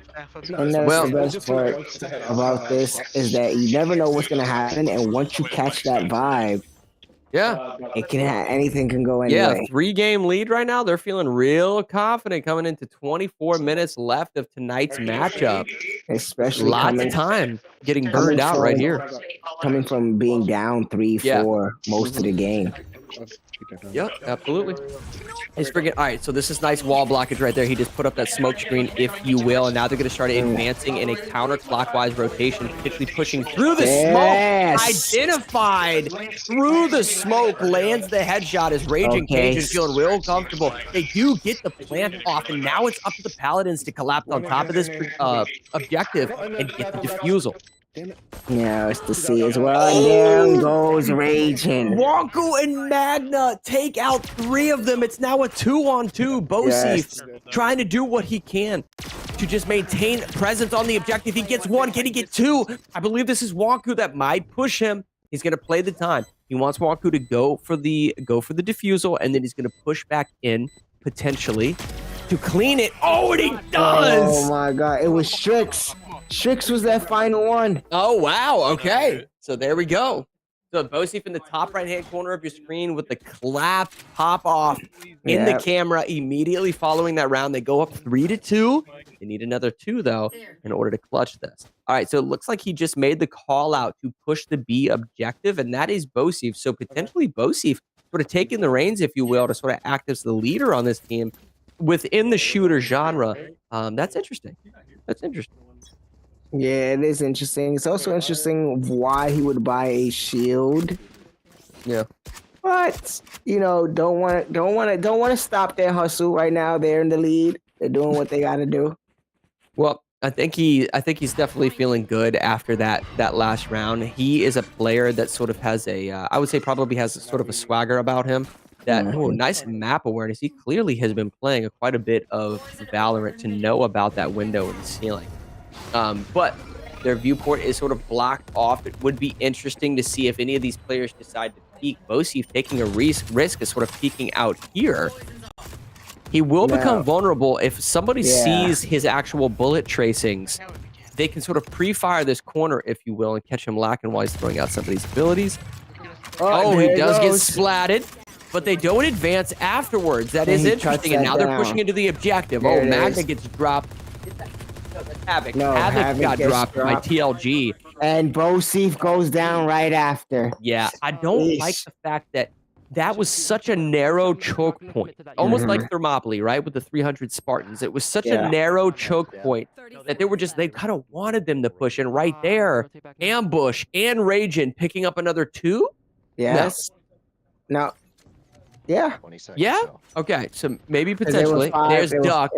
Duck just took out Magna. There it is. They're taking out 3. It's 3-2 in favor of xGODS. Yeah. All right, let's see what happens. Wonku potentially swapping. Duck putting on a little bit of a clinic, showing that he can hold his own in this game, doing what he got to do to rack up some points. Raging on this slug round sniper shotgun, man. He's playing it so well. Over. Wow. Okay, so it's 4-2. This may be potentially the last round. We have seen Paladins struggling in shooters. This may be one of those situations where Wonku is just not enough to carry sort of the rest of that team into playing well. Now, that being said, a lot of them have had solid plays, right? Like, we've seen Magda get a couple of kills. We've seen Mad Genius get a couple of kills. Strix, I would say maybe not so much, but, it's not like they're necessarily playing bad. It's just the xGODS are excelling. They're holding the choke points, utilizing the abilities to the best to a solid degree. And they're just playing smart together. Just great team pushes, collapsing on top of the objectives, holding their angles, and so much more. Now let's see if the Ravens can at least, pick up some type of momentum moving forward. Play together. What they were doing before just hasn't seemed to be working. Maybe they need to switch up their little strategy and move in a different direction or maybe follow behind a little bit more. Yeah. Well, oh man, that's Magna getting a pick on Bosif, which is interesting. It's super important because that basically shut down the push over to the opposite objective than what we're watching here. So TLG, they're starting to shift over to the other objective. They just got that call out. And Magna, I think, got a kill over there and then made the call out that they were pushing this objective, which is why they're shifting now. So great teamwork. Let's see if they can capitalize on this stuff. All right, so you're watching TLG. They walk into the actual smoke screen. They come out and immediately get dropped by Raging Cajun with a double kill with that AK-47. With another one. And there we go. Raging popping off because he did that by himself. He did the double kill and then went off and finished them off. He was like, boy, I am ready. Yep. That was solid gameplay. He said everyone had a moment. I need my moment. This is my moment. Although 14-10. I don't know, man. Raging had his moment earlier on Checkmate Showdown with that double kill on the Queen, bro. That was solid. But he just had another one, dude. He's a great player. MVP. Yeah. Maybe potentially of tonight. He may be the MVP of tonight. We saw Flying Kittens, I would probably say, is the MVP of a Thursday night game. Thursday night, yep. Yep. And Raging Cajun's making that argument right now. Now, with 18 minutes left, do you consider this game to be too far gone? For the Paladins? 4 wins. It's Mortal Kombat. I feel like because they're not going to forfeit, right? Like that's the thing. The xGODS have time in their advantage right now.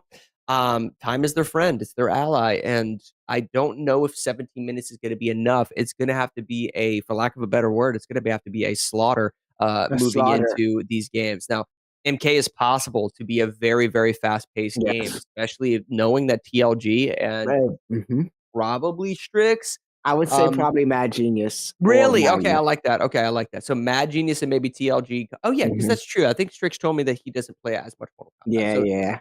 Mad Genius, TLG, I think are both great MK players. So they're going to jump in here. Give me my money. I should put back on this. And then we're getting Ambushman and Duck Season. I feel like this is going to be an easy one for the Paladins.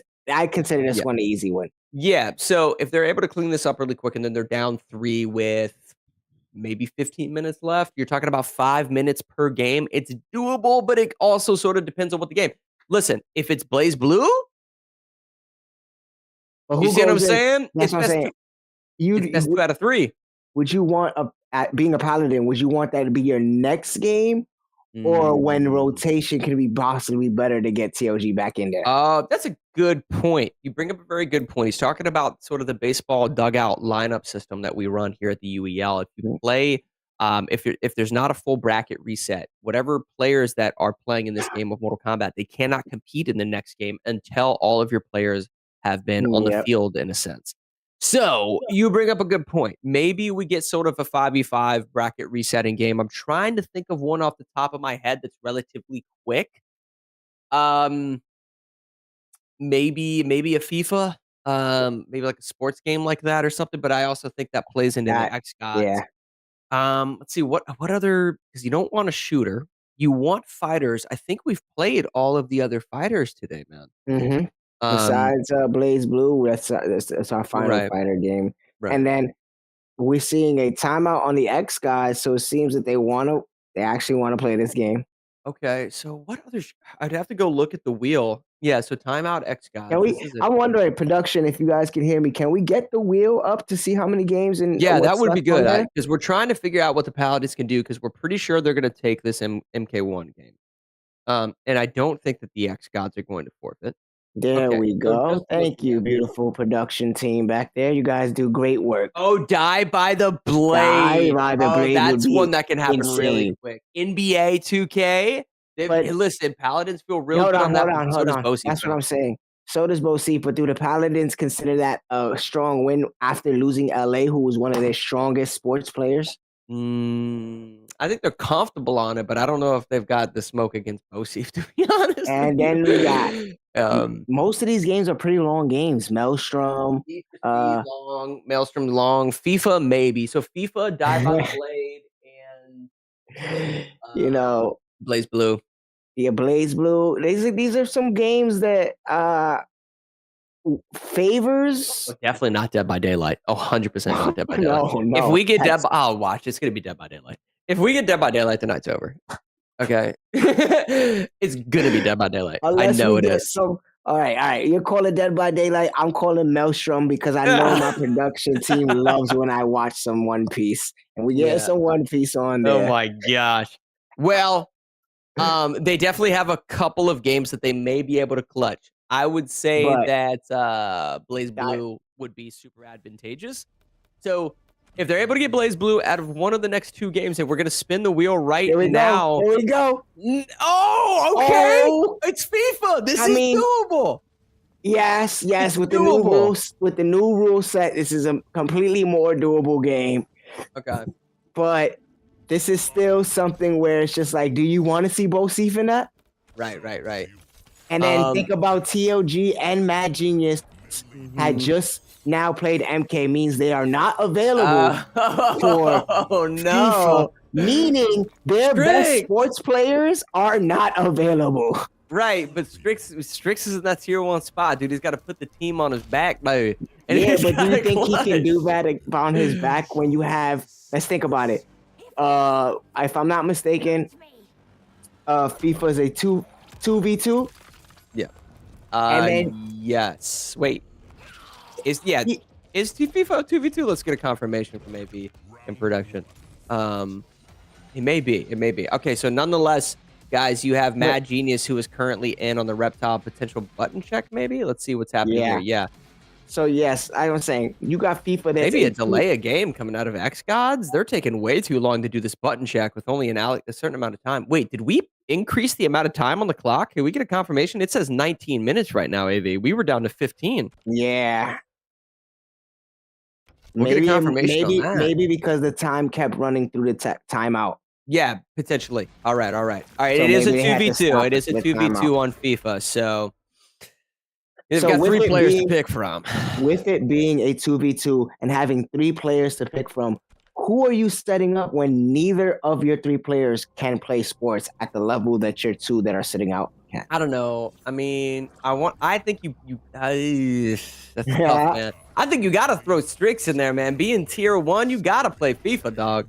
You know, that's gotta be one of them. You know, going into such an important game, what other better player to put in when you need it most than your tier 1? You know. But then you think about he's going against a tier 1 who's dominant in sports. Well, listen, you want to get paid that big money, honey. You need to you need to perform. Oh, all right, nonetheless. And it wasn't a delay on xGODS. It was actually a bot moment. And for you UEL fans who know what we're talking about, there's a lot of those moments here. But it was a bot moment on both sides. They both messed up, which is kind of making me look at TLG like, bro, what happened? This is your game. Right. Well, this is player 2 is Reptile, and that's going to be Mad Genius that's in against Duck. So I think they wanted to keep PLG as the anchor because clearly he has a good understanding of the game. This is about 30% damage that's probably going to come out from this, about 28 to 30%. Let's see here. Yeet. Oh, yeet. She hungry. She hungry. Yeah. Oh, my God. 35% damage. NetherRealm Studios, what have you done? All right. Nonetheless, gets the block. It goes into full combo punish, and that should be round. Exceptional by Mad Genius. Understanding the frame advantage and his combos. Oh, starts it off with the gator roll, the ankling gator roll. Nice load trip, though. Nonetheless, coming out of Duck, in order to maintain sort of his pressure, he's got Genius backed up into the corner. They're playing a little bit of footsies. Huge. Whoa. No, there's no excuse for that. Duck got caught lacking. Huge frame disadvantage if you whiff the gator roll. And he, not another one. Someone get him some ankles. And the tail. Let's go. Another one. Wow. Mad Genius did exactly what I asked for. Remember when you asked me who do I want to see? No. I said I wanted a Reptile. Here we go. Someone needs to call Steve Irwin to tame the gator roll right now because they're just getting away with it, man. That's unfortunate. Mad Genius said, "Croaky." There's another one. All right, so Mad Genius still in. Duck goes out with the quickness. Now, Duck was playing good. His biggest mistake right there, guys, was he didn't connect. He didn't punish with a full combo string after Mad Genius whiffed the gator roll, which is very punishable in terms of frame data. Now, nonetheless, Ambush stepping in. He's familiar. And he's going up against Genius. Now, he has to take out 2 players, not just Genius, but also TLG, who is arguably part of the Lin Kuei, because he is very, very talented at Mortal Kombat. Yeah. All right, let's get into it. We got Reptile versus Sub-Zero. Pretty OG matchup right here. Solid I was just going to say, This is that OG classic matchup. See, and this is what the game should be, bro. Take the assist fighting out. Mortal Kombat is one-on-one, brother. Gotta love it.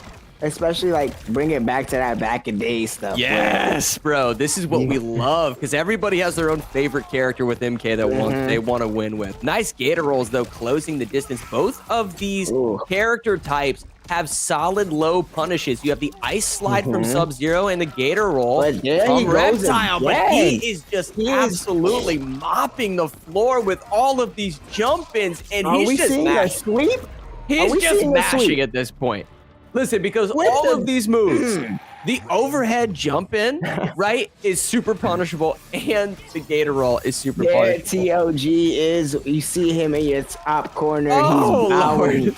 He is bowing to them, letting it know that it is game over. No, Ambush is strong. He's pressing abilities. He needs to, this is a Street Fighter type of situation where I think he just needs to practice button mashing. Oh my gosh, the stagger inputs, maintaining his combo strings. Goes for a one jab into grab, which is mix up Haven. Oh my gosh, the Stone Cold Stunner coming out. Sonya Blade. Call the ambulance. Let's go. Oh, 911. Sub-Zero is dying on the dance floor. We got that game over, guys. That was quick. They're 3 games down, and they still got 14 minutes. This is possible. They're going into FIFA. If they can clutch FIFA somehow, they still got Blaze Blue on the wheel. If they land Blaze Blue, we're going to overtime. Who are you throwing in there if you're a Paladin? You said Right Strix. now? Who's following up with Strix? If you're throwing in Strix for FIFA, who's going with You Strix? know what, Magna? I'm going Wonku and Strix on this. I don't know Magna's experience on FIFA, to be honest. But I definitely would pick Wonku because I know that she can play FIFA. She's clearly been a tier 1 player before. She's been in there. She's experienced on the game. And I think Strix has to sort of step it up in that tier 1 spot. And now we are seeing that we are going to get a timeout for the Paladins, meaning either they properly want to set this game up or want to pick a proper lineup. Use, with the time coming down very slowly, 13 minutes left, use as much of your resources as possible. Yeah, 100%. To get close enough to this win. You only got 12 minutes left to get 3 more points. Yeah, they need to get everything set up and formulate a game plan. If there's something if there's a specific mechanic that you've been learning lately and during your practice sessions, try to remind your teammates of those specific mechanics. What's an example of that, right? Like if you're playing NHL, I talked about the poke check in NHL as opposed to a shoulder check or a hip check. Because you're not throwing your whole body into them and you're just using the hockey stick to poke at the actual puck itself, sometimes you can steal the puck while also maintaining your speed and momentum in order to carry it up the ice and get a one-on-one with that goalie. So if you've learned some type of new mechanic, make sure you're reminding your teammates of it because it can make all of the difference, especially if you're going up against other players that aren't expecting it and may not even know about it. So just try to formulate some type of game plan. Oh, interesting. So we actually have Wonku and Magna that are going in for this. All right. Okay, so maybe that was a situation where Strix was like, listen, I've been doing my thing today, but also don't put me in for FIFA. All right. Ain't no sports player. That's what I said. This one he's was not. difficult. I know he's not. He's open about that too. This one was difficult when you put in. I mean, honestly speaking, this one is. If I was a Paladin and let's say I was coaching, I kind of would have took this one as a hurt because I didn't need my 2 best Mortal Kombat players in there, as we just saw. That's a good point. So I could have saved. I could have saved a sports player because I had at least one. Look, Mad Genius swept. Yeah, he did. He did. So we could. And props to him because I didn't actually select. I thought it was going to be Strix at TLG, but then I remembered that Strix wasn't as experienced within Mortal Kombat. You were the one that said that you think it's going to be Genius. So Genius, if you're watching back over the VOD, props to you, respect to you for holding it down in that tier 5 spot, man. I believed in you. All right, here's the wheel. This is important. It's going to be Dead by Daylight. I can just feel it. I can feel it. It's going to be Dead by Daylight. Oh, it's just this one can go either or. It can go either or, but the problem is the time left. The problem is the time, yeah. No, what I'm saying is this could go either or with the time. I have called the match that ended literally in the beginning. Yeah, that's a good point. That's a good point. Okay, I like that. Where Most Wanted got caught. Yeah, there's still a breath of hope. All right, so here we go. Let's say Most Wanted makes a wrong turn. He DNFs. We're back in this game. Yep. Alrighty. And if we could get the okay, never mind. The colors. Yeah. Colors of the specific players will let you know about that moving forward. Now, something to note here, guys. This is a 2v2, but what's difficult in this game is the game will auto-switch you to your goalie, and sometimes players will accidentally pull their goalie out of the net unexpectedly and result in an easy goal. If I'm not mistaken, by the way things are playing, I think that the xGODS are white. Yes. And that would be Bosif with, Bosif is actually in pink. So that means that they're in blue. If Bosif is the pink and Ragin is the red, that means that they're in the yellow. Okay. Yeah, so Paladins are in Madrid okay. So Paladins go up? Paladins go up? Okay. What? All right, this is it. This is getting interesting. Listen, I knew it was possible. I knew it was. Headbutt assisted goal coming in from the xGODS. Feeling good. You saw a little bit of a pop-up with Bosie there. Yeah. All right. He was looking for the assist. He was looking for the cross-field sort of assist right there. He didn't quite get it. Now this is Magna kicking the ball out, advancing it. Solid dribble skills, but gets it stolen by Raging Cajun. Oh, Might have just whoa. accidentally scored on himself, passes it over to Yellow, goes for another assisted shot. Oh my This is getting goodness. too much. Oh my goodness. Walker And there it Dickman goes going up again. 2-1. The They Paladins might- are in this? I know. What? The You Paladins see are what I in this. mean? They clutch this. They can Do win you Need for see Speed and take us what- to overtime. This is getting absolutely wild tonight. Let's go! Walker with another goal. No! They were hearing us. I don't care what nobody says. Production, you lied to me. They hear us out there. We were saying that they were trash in sports, and they are dominating. Oh my God! Game Oh my over! God! Clip it! Game Clip it on Twitch! over! What? The what? We have 11 minutes left, and the Paladins just made this 13-4 with Need for Speed being a high possibility that they can Wow. take it and tie it. No, this is 100% possible now to take this into overtime. Nobody was expecting that. Nobody. If you're just now tuning in over on Twitch, TikTok, Instagram, wherever you're watching this from, Let me listen. get my Wonku glasses on because she was dogging. Happened. Okay, so the xGODS had their best sports players in, which includes Bosey, right? Like he's very, very talented at sports. The Paladins did not. Because of our baseball lineups, they didn't necessarily have their best players in. They capitalized where they needed to and swept them pretty much in FIFA. Yeah, and now and we it's have a so situation crazy. with 10 minutes left on the clock. We're jumping into some Need for Speed. Need for Speed will definitely finish, I think, in time. What that does is it creates this scenario where we're definitely going to have one more game that's played. And if Paladins win the next two games, we go to overtime. What? This is going wild. to be wild. Yeah. xGODS, I think, are feeling like their back is against the wall. They're not necessarily panicking, but they're feeling anxious. And Paladins are just pulling tricks out of the hat right now. This is they're showing us a whole new Paladins team that I don't think anyone expected.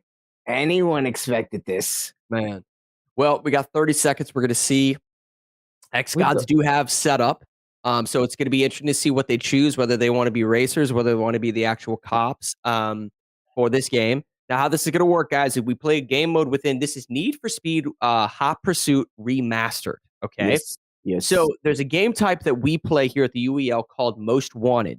So if you're the cops, all you have to do is take out one specific racer who is the most wanted racer. If you're on the side of the racers, whoever is the most wanted racer, the players will do what they can to protect that specific individual and escape the cops. How do you escape the cops? Well, similar to Grand Theft Auto's Most Wanted functionality within GTA, there's going to be a circular radius around the cops at any given time. If you exit that radius for a certain amount of time, you will, in a sense, escape. That's how it's going to operate. There's tons of different abilities and what have you that we'll kind of get into. It does look like the xGODS took a timeout. Now I can talk about. Now we can probably talk about prolonging.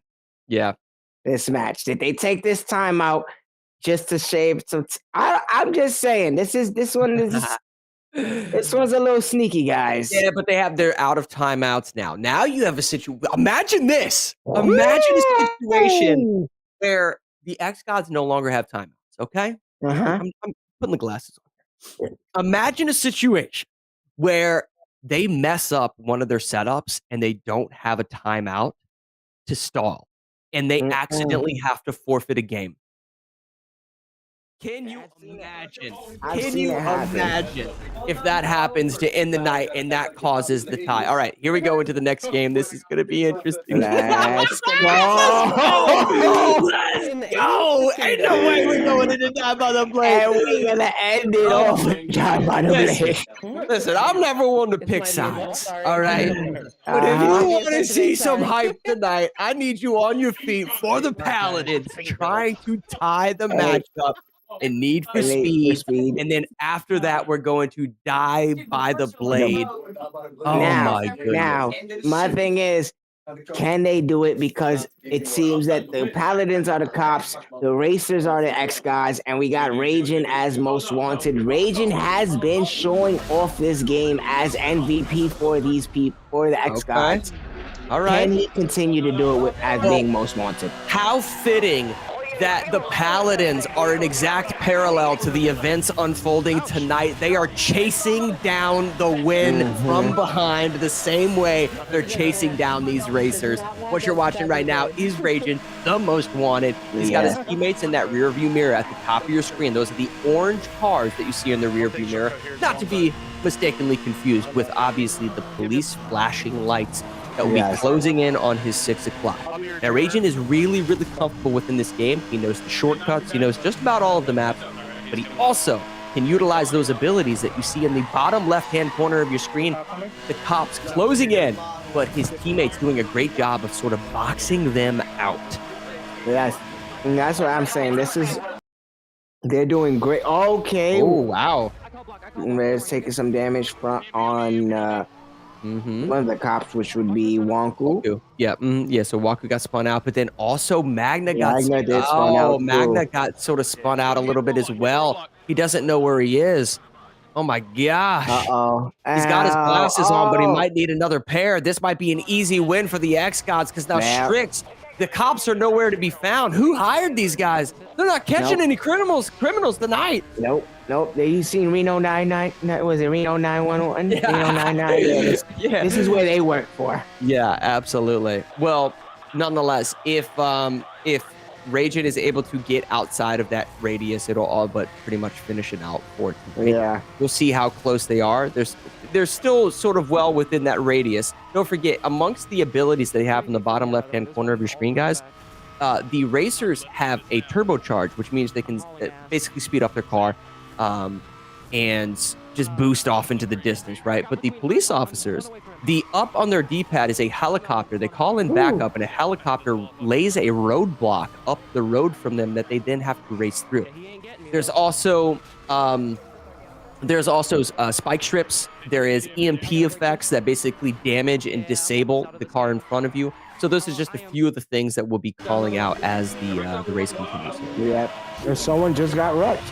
Yeah, someone did just get wrecked. Here's something interesting to note, though. Raging isn't as far out in front as I actually thought he would be, so maybe off camera he struggled a little bit. This is one of those roadblocks we talked about, and he gets through it relatively smooth, though. Yeah, he got through that smooth, and there's no one in his rearview mirror as of right now. He is sitting pretty. And then Havoc is there. Yeah, Havoc trying to get this cop off. Trying to do damage to the cop, at least, you see. Ooh, an EMP dropping an EMP, Ooh, and he lands it. Wow. Where was the jammer at? That's what I want to know. So the police, I don't know. Do the police have a jammer? I'd have to see. I don't know if that's exclusive to the racers or not, but nonetheless, Havoc gets a really, really solid damage output on one of the police officers who is coming up here. This is Wonku. Yeah, this is Wonku right here. Who is she on? Is that Raging?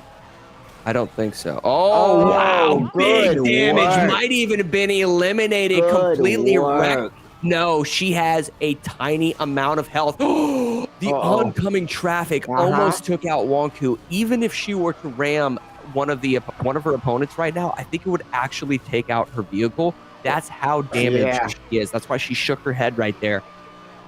This isn't looking good for the Paladins. They've got a lot of work ahead of them. And this is TLG. So TLG, again, only has a little bit of health. His rear bumper just kind of hanging off there. He gets jammed. Yeah.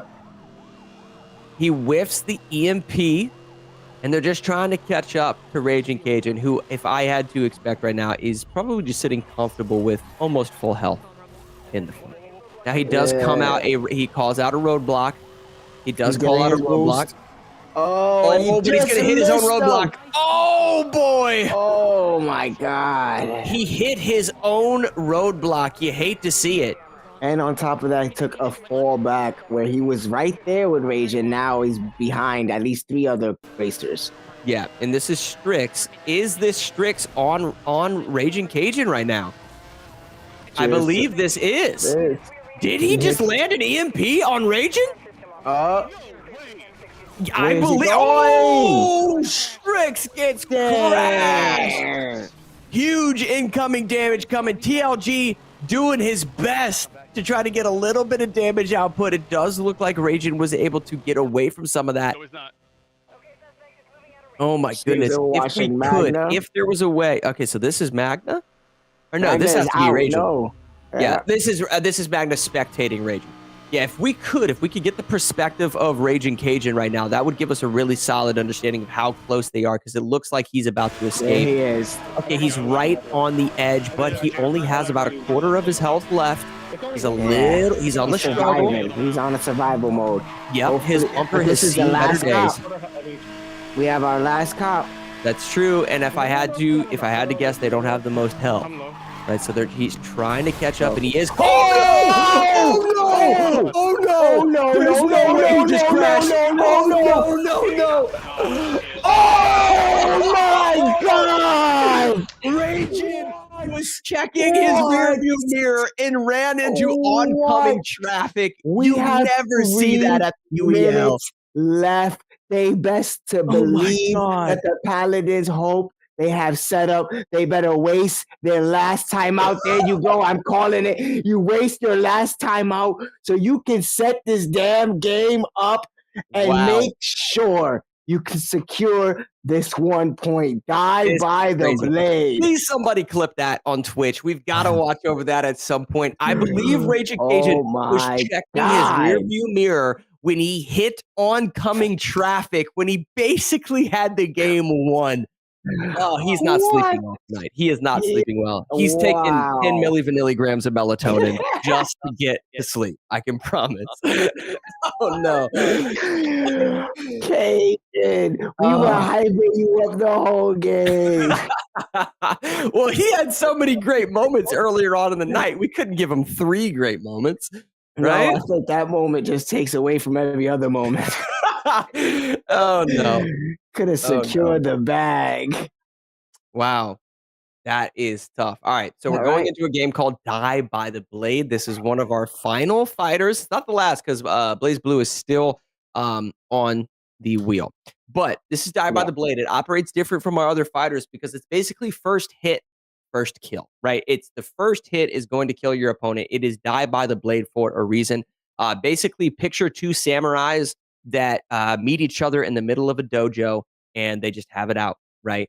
Draw blades. First one to draw blood basically wins. And that's what it's going to be. There's a lot of footsies play, but there is combo strings, right? There is combo strings, but the interesting thing about them is I would say more or less combo strings are used in order to close the distance, right? You can imagine if you're swinging a sword, you're sort of stepping forward, and then if you combo that with other attacks, your character model will sort of move forward throughout the stage, if you will. And that's how players typically manipulate distance. But you can throw combo strings, particularly if your attacks are getting parried. Think of this operating similar to For Honor by Ubisoft. So these players are swinging attacks with a specific directional on their joystick, and in order to parry that direction, you have to press the same direction. Once you gain frame advantage, you can then initiate with your own attacks in the hopes that your opponent doesn't guess what direction you're swinging at them with. So here we go. Popular stage. This is Butterfly, very fast-paced character versus the Tony Monk with a defensive playstyle. The Butterfly, though, I told you, closes the distance almost instantaneously. Each of these players will have 2 lives. I believe that's TLG on the Butterfly. I think Oh my goodness. Oh my gosh. That was Wonku? He said, is that Wonku that's playing right now? Because it says TLG. No. That's TLG. I think. I can't see. Hold on. I think it is Wonku. I think it is Wonku. Yeah, but it's on the TLG profile? TLG account, yeah. Okay, got you. Nonetheless, Wonku ends up clutching that, and now we got duck season in here. It's Wabbit season? No, it's duck season. So let's see what happens and see if they're able to take this. Listen, we're in a situation, guys, where time has run out. If Paladins clutch this, we go to overtime. Yep, and I can't wait. Wonku versus duck season. Wow, this is everything Butterfly versus Butterfly. Oh my goodness. Okay, so a lot of pussies using, like I said, those combo strings to traverse across the stage and finish it. Here's the thing. I believe that move is unblockable, unless you either have the specific parry for it or you sidestep. There's a mechanic. Wow. Oh Walker my wipes another goodness. player. This is insane. Here's what they have to do. They have to apply the pressure to Wonku because that specific last move is almost unblockable. So they cannot give her time to back up with footsies and then initiate with that string. She's taking out 2 out of 5, correct? Yes. Yes. She's doing the work. Yes. Absolutely. Performing exactly the way that she should. And I think it's just a matter of that unblockable move that they're struggling with. But they have to know that. Surely they know that. Now, here's something different. Havoc has this staff, which has a lot of range on it. I don't know if he's going into a button check or what, but he has this staff that can connect from a relatively long range. And he's probably going to do that just so she doesn't have the time to throw out that combo string. Yeah. Oh my goodness. They attacked each other at the exact same time. And I for the life of me, I do not know how Wonku clutched that. She is goated right now. Oh boy, here's the third hit. It's unblockable. Oh, he parries it. Oh my gosh. Okay. All right. That's you can one. see Wonku shaking her head. She's shaking her head because she's like, okay, Havoc has an understanding of how to block that move, and now she's gone. It's the veteran. It's the veteran within Havoc who has a great understanding of the game, puts up palms up, doesn't even know how he did it himself. But yeah, he understands the fact that there is a way to block that specific string, but he specifically chose this staff blade in order to give him a little bit of range, which played into an advantage for him. Now we got Magna stepping it up. Let's see if he has what it takes to send Paladins into overtime. Magna on the left side of your screen with a quick little button check. Yeah, make sure his stuff is correct, guys. Make sure you always get your button check right. You don't want to lose because you didn't do your button check. Right. And then we got Havoc at the top, right above Magna there, who looks calm as a cucumber. Let's see if he's able to clutch. He's, again, using that staff blade. He's going to do one of two things. Either he's going to feel out Magna, because Magna's one of your young players. I could see Magna playing aggressive, or... and again, the range of that staff is too much. Yeah, I was going to say, Magna needs to initiate immediately. Let's go. He did that perfectly. If you give him too much range, you're playing into his pocket. And they're just resetting right here, guys, because he only had 1 life, so that's just simply a reset. But Magna going into this next game, I also only have 1 life. Yeah.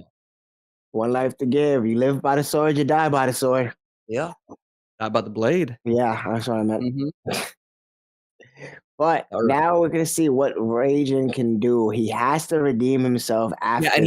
He needs to look out for oncoming traffic. I know that we're sort of in a closed venue here, but you never know when a car could come flying through the window and take out one of these samurais. He's never gonna live that one down. Whiffs 1 strike. The parry occurs. He parries the parry. 3 parries in a row. It doesn't get better than this. And it's over. There goes Magnus. All right, 1-1 now, buddy. All right. Whoever wins this round will face the other player.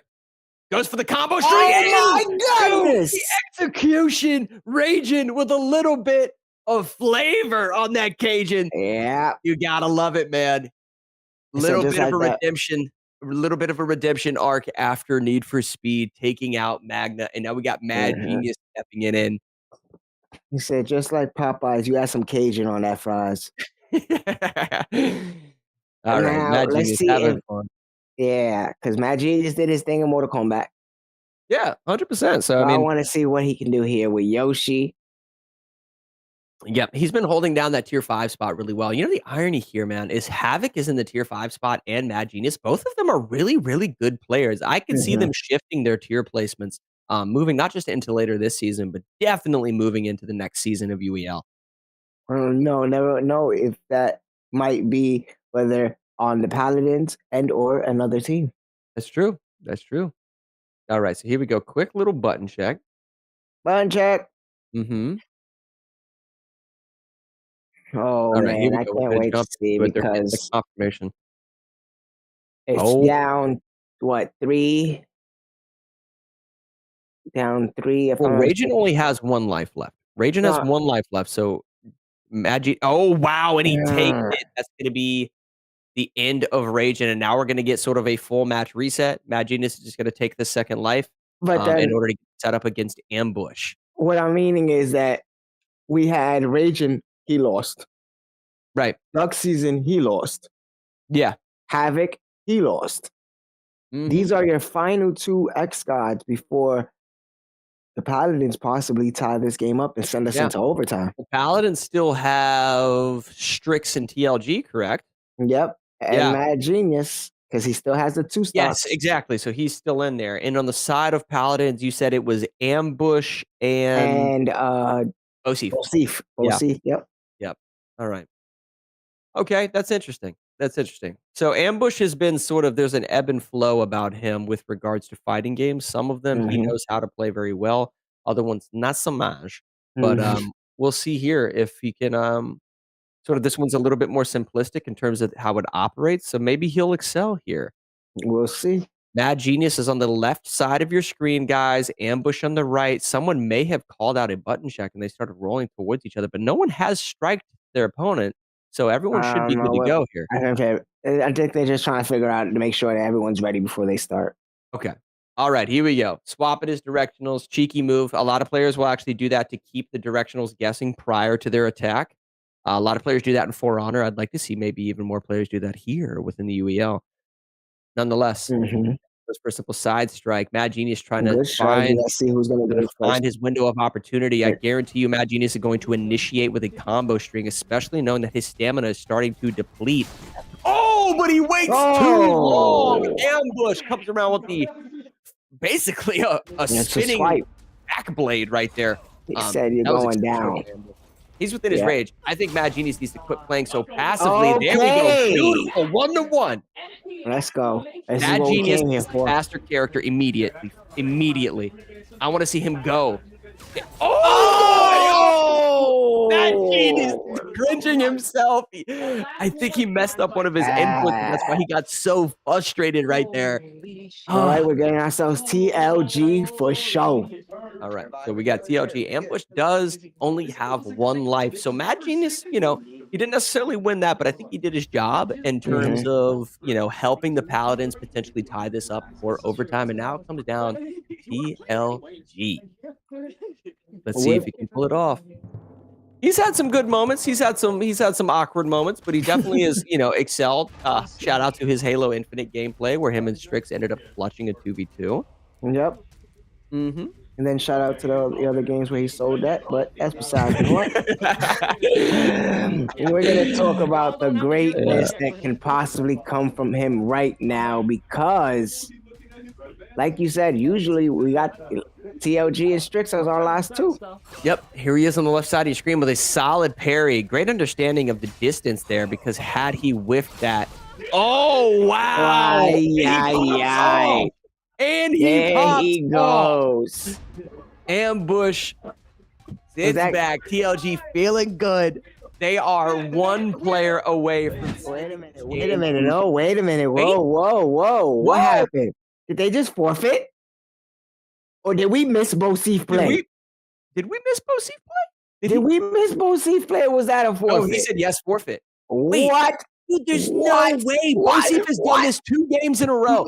Bosif has done this 2 games in a row. Yo! Maelstrom! Yes! I told you! We are off to get the 1 piece as our final motion in the UEL, guys. This is wild because 3 games would have been left. What's wild about Maelstrom being the final game is the fact that both of these teams know how to play it. Like they're both really good. Both of these teams can play strategy games, and that's what Maelstrom is. So you couldn't have asked for potentially the best game to be the one that decides it all. Being Maelstrom.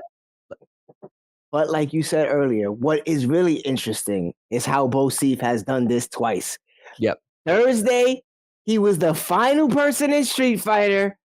And he forfeited. And he forfeited literally when it was his turn. Listen, I understand Street Fighter because, if somebody has a better understanding, they're going to have full health. They're just going to body you. You wanted to pay the respects to Flying Kitten. I get that. you have like a fighter's chance within Die by the Blade. I'm really, really surprised by that. Go see if you scared, boy. You scared. Yeah. You scared. So he doesn't have a pass button, and and he's scared. And he forfeits fighting. And he's scared. Because all right. bro, so that's- nonetheless, can we get a confirmation from AV? Whoever wins this game takes home the W tonight in No, Maelstrom. yeah. That's a dubski. All That is right. a dubski. Yes. All right, here we yes, go, yes. guys. If you weren't here prior, okay, the xGODS were down by 4 games at the start of tonight. They ended up coming back. They tied it up. Both teams started scoring W's back and forth throughout all of tonight. And then the xGODS went up by 4 games. And the Paladins, over the last 30 minutes of in-game time, have clutched game after game after game when they were supposed to lose. But the underdog had to come back, and they tied it up within the last game of Die by the This Blade. And now we're going is- into Maelstrom, which is a good game for both of the teams. So I Yes. think this is a strong indication of, at the end of the day, which team is just simply better. Let's dive into a game that we both excel at, and that's what you're about to watch unfold. And this is what's crazy about this is the standing of both of these two teams, where we haven't seen a real beating being delivered to the Paladins throughout this season, but this is the first time where we're like, yo, hold on, they can hold their own with a playoff contenders, because xGODS 6-1, Yep. 2-4, yeah, for the Paladins, and there's a possibility of them taking that 3rd win of the season against the xGODS. Yeah, who are 6-1, bro. 6-1 against the 2-4 team. This is insanity. If you would have told me this probably 2 weeks ago, I would have been like, "You're a lie. You're a lie." This is one of the most fun games that I personally have ever casted. It's one of the best games of the entire season. But if Paladins are able to clutch this, oh my gosh, what a storybook ending to be able to come back from 4. And then the xGODS, if they end up clutching it, what a great ability to sort of keep your composure and in the last moments of the game come out on top to say, like, listen, we are this playoff, status team, and we're going to continue to be so, because Paladins are no slouches, man. They are so well-rounded today. I want to play devil's advocate for you here real quick. And do you hit the xGODS with this is a lose-lose for you guys anyway? Because one, you either lose to the Paladins, right, who are a 2-4 team, right, or you win barely to the Paladins, who are a 2-4 team. I just think I don't think they're too negative about it. I think they're just, at the end of the day, they'll get the win. But I will say this is a win-win for Paladins. Even if they lose tonight, I think we all have won as viewers. As viewers, all of us have just been huge winners tonight. And listen, we needed it after the Tyson fight last night, dog. All right, so this has been good. Nonetheless, let's explain a little bit about how Maelstrom operates. This is going to be a naval battle royale. Okay. So it operates at a battle royale in the sense that there's going to be black water, which is like basically the stormy water that gradually closes in into a specific point. If you get caught in that black water, you'll notice Krakens, giant squid, megalodon sharks, everything jumping out of the water, and that will very, very quickly destroy your ship. So you got to get to the last point of this battle royale. Now, all of these ships that you're seeing the players choose have different abilities, different perks, and what have you, that are determined by the crew that they chose, in the sense kind of like a loadout. Now, this is the prep phase, so nothing too serious is going to happen right here. But you can choose your crew members, which basically gives you a loadout of abilities and perks. And then you can also choose your captain, which gives you an ultimate ability, which operates, I think is what it's called in the game, is a trick. A trick being you can basically bump enemy ships away from you. You can hit them with a massively slowing effect that basically glues them in place, creates a flooding effect to where they can't move. All sorts of interesting little tricks that you can do. That's going to be determined by the captain that you see at the top of the top right-hand corner of your screen. But once we get into it, it's not just a PvP experience. There is ads on. There is a little bit of PvE aspect of it. There is NPCs on the map that, listen, you can actually pick up score by eliminating these NPCs, but then they also drop buffs. These can be damage buffs, armor buffs, speed buffs, and more. So it's important to actually like get those as well as you're trying to eliminate enemy players on the stage. And this is a public lobby, by the way, so if you're ever looking to jump in with the UEL pros, now is your moment as we look to get this thing set up. Now and every Tuesday, Maelstrom has an event where they partner with the UEL, and you guys can be battling against the pros. It's the UEL versus the players, so you guys will have a chance to play against UEL players and win some prizes, win some money, win some in-game currency. Yeah, absolutely. And this is just a really fun game, so please give it a download. It is battle passes, really cool cosmetics. There's cannonball trails and so much more. They just wrapped up a Halloween event where you can customize your ship and a bunch of Halloween cosmetics. You can shoot jack-o'-lantern cannonballs with your ship and so much more. It's a ton of fun, man. And it's by a great developer that was actually funded through Kickstarter and eventually becoming, just a great game all around. Look, I got that. Yeah, definitely a great game. I just want to see how they combat against in Maelstrom and how they combat the swirly whirlies. The swirly whirlies from last time. Oh, the swirly whirlpools, brother. The whirlpools. We call them puddle storms. We call them puddle storms. We call them swirly whirlies. Yeah, they're just whirlpools. Yeah, absolutely. Yeah, but it's definitely going to be interesting to see, nonetheless, how they combat. Yeah, that's why we didn't find the lobby, by the way. Yeah, and listen, there's multiple different races within the game. Each of them sort of operate a little bit differently. There is the dwarves, which are sort of your engineers. That don't necessarily have sails. They use engines to sort of power their ships. You have orcs, which can be being pulled by sharks, basically in front of them, almost like a chariot of sharks. You have, let's see, what are the other ones? Is it the humans? Yeah, you have the humans, which have your typical sails and stuff. They can pick up really fast speed, depending on kind of the direction at which they're traveling. And then you have the ghost faction as well, which has different unique sort of little abilities. So each of these players has a specific play style that they enjoy.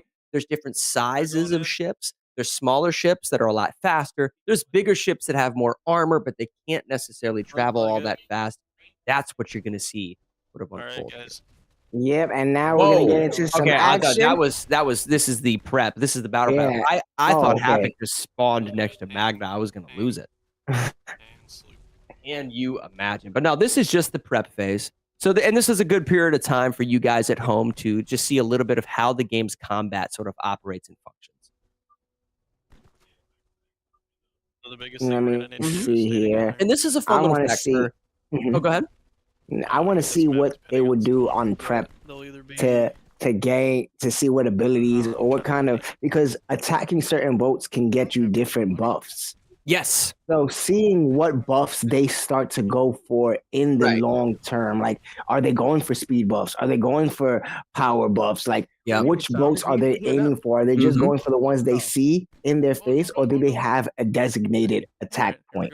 Yeah, and another thing to note is if your enemy or opponent has picked up a large amount of buffs, when you eliminate that player, all of his buffs come spewing out into the water, and you can actually race over top of them and collect them all for yourself. But you have to be careful because more often than not, a lot of these fights are going to be taking place at the black water's edge, and if you spend too much time trying to pick up some of these buffs, you may get caught lacking, and you may be stuck in the black water and get eliminated basically by the game and not even necessarily the player.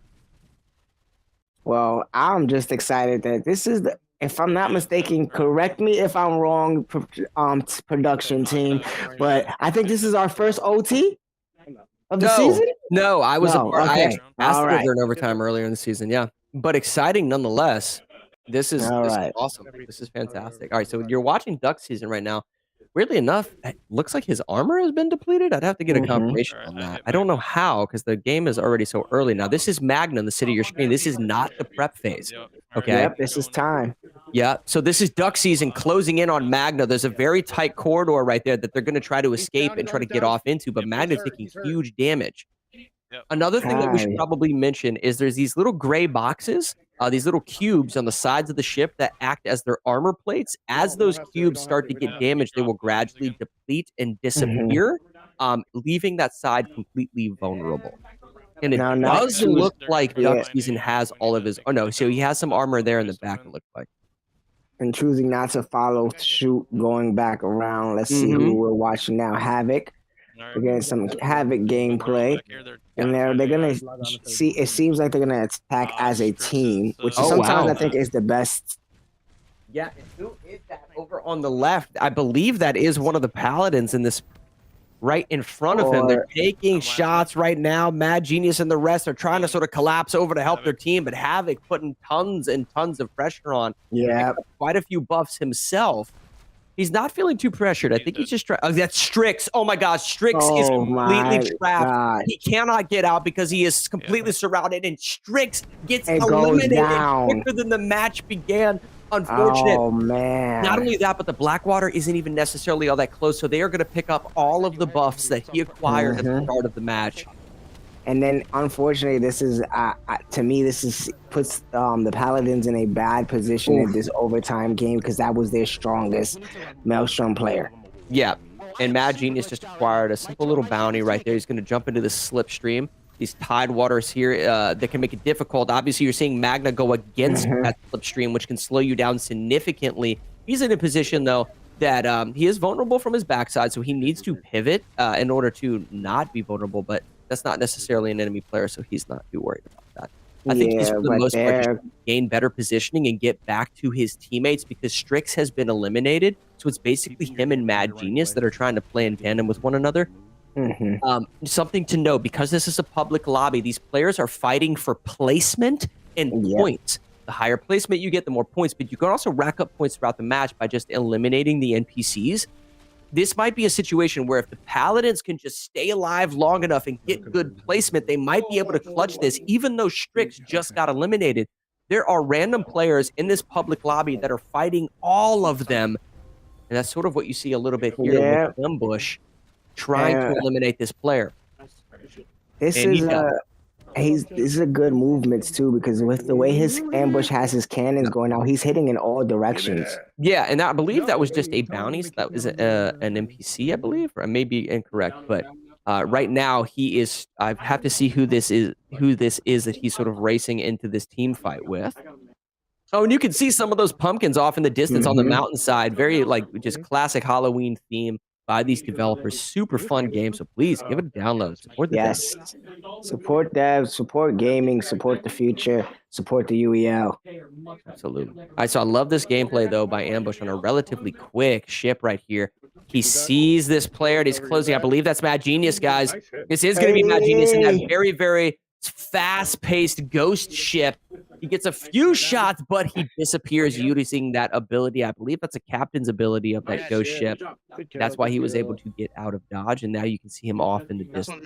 Now, if we're looking at the mini-map, the Blackwater is closing in, so this game is going to be coming to an end relatively quickly.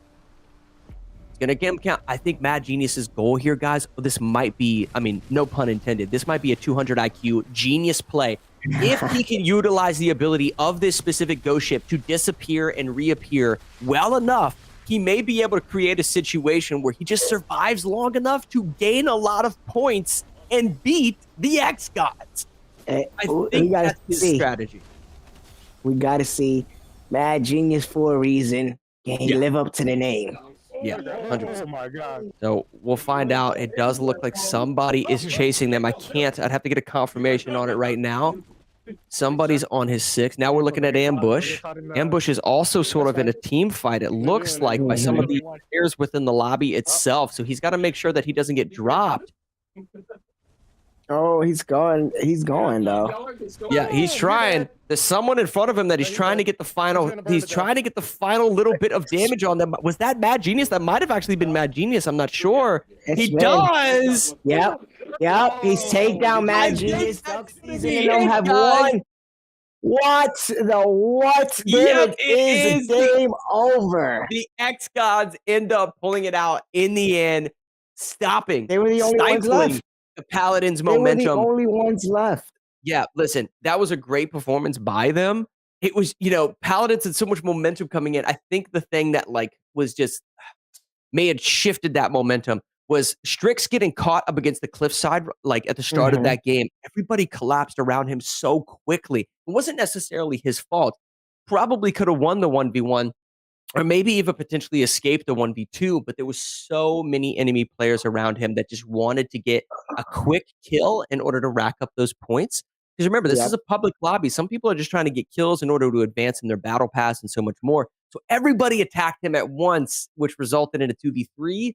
And Mad Genius could only basically run around, teleporting and going invisible as often as he could. He ended up getting caught right there by Ambush. Ambush clutches it. They win. xGODS 15-14. Congratulations, gentlemen. But listen, Paladins should not have their chins down walking away. That was a win-win regardless. They put on an absolute show, and we had so much fun. Yeah, we had so much fun. But guys, stick around because we got some post-game interviews coming up with players from both of these teams. Exciting night of action. We're going to get a word from them. So we'll see you here in a bit. If he loses this now, I don't even know. All right, calm down, TOG. You just lost to him. Calm down. Stay focused, bro. Stay focused. Going great on his trail. Right now, hunting down that kill from the Bandits. Oh, and there Ken, and that one goes in there, taking this one away. It's 5-2. The first half is really starting to go their way. Yes, it is. Definitely is. This could be. No.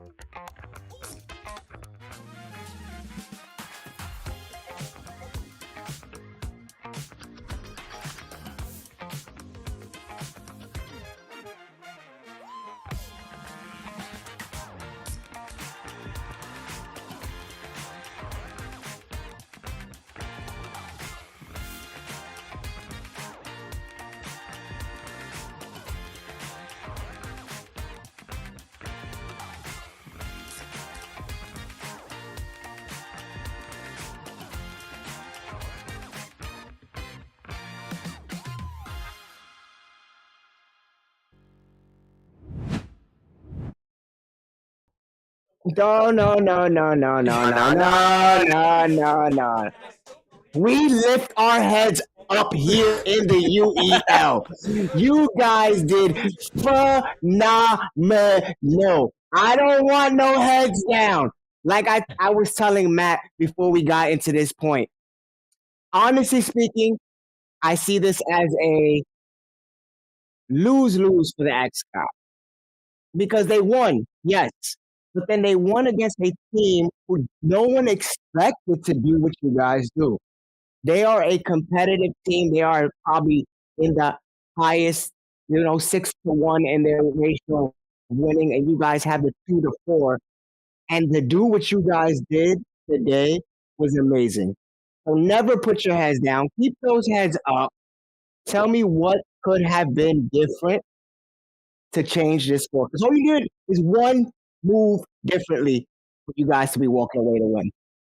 I mean, if we want to talk about one move differently, I think the number one move was my decision in Overwatch. We have a good comp. I'm not going to say what it is. We have a good comp, and I decided after talking to some people and watching some film to change the comp on the fly today.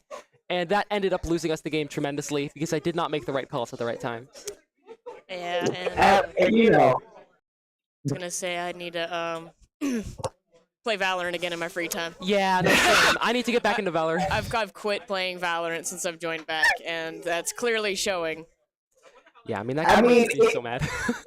It wasn't necessarily 100% showing because I was hyping you up. The chat was hyping you up. I know we know what you can do when you can do it. But what also we started to notice is what you can do in these shooters for the Paladins, because we haven't seen a lot like domination, but then when you came in, started doing motions with them, we start to see the practice. We see the Twitch. We see you guys on Twitch, we guys streaming. We see the practice, and the practice is paying off. What do you guys want to secure moving forward? We know you got your um your strategies. You have your fighters. Wonku, hold on, I got you. Tekken was amazing. Tekken was amazing. That was the last fighting game I ever expected myself to sweep in. Tekken. That is like the You one brought game the room out. I'm not nice. Hey.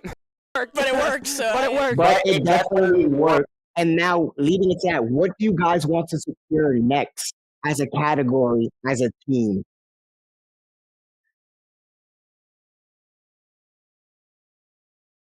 Mm-hmm.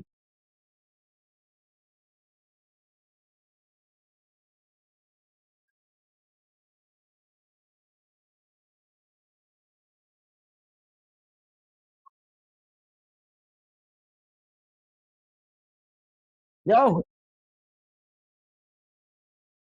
Absolutely doing really, really good, right? I you, think we will come back. that's not an argument. You guys are doing really, really good. Today showed it today. That you guys are not some slouch. You're not some walkovers. You know, you guys did a great performance. And as I said earlier, you lift that head up because don't you guys have an event coming December 3rd? I think it's Tuesday, December 3rd. You guys have an event. Tell us about that real quick.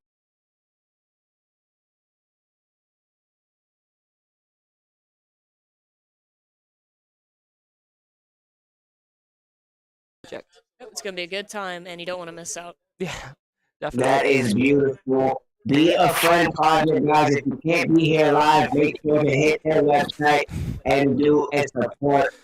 So before we go, before I let you guys go off, when do we see you next? Who do you go against? And talk your talk. You see us in the last game of our season against the Click again, a game that we won by a hair, just like the gods did today. So I'm really interested to see exactly where we come up against them towards the end of the season. Now talk that talk. December 14th, right? I just got here, dude. December 14th. I'm gonna go with December 14th and We're gonna hope say that that. is correct. We're gonna say that. But until then, we got a month to lock in, and we're Click, we're locking coming in. for you. Yeah. All right, Click, you're coming for you. You got if they doing what they doing today, y'all might be in trouble because they won by a hair last time, but they might win by a whole lot more. Thank you, Wonku. Thank you, Magna. You guys have a great night. Bruces. If he loses this now, I don't even know. All right, calm down, TOG. You just lost to him. Calm down. Stay focused, bro. Stay focused. Going great on his trail. Right now, hunting down from the bandits. Oh, and there.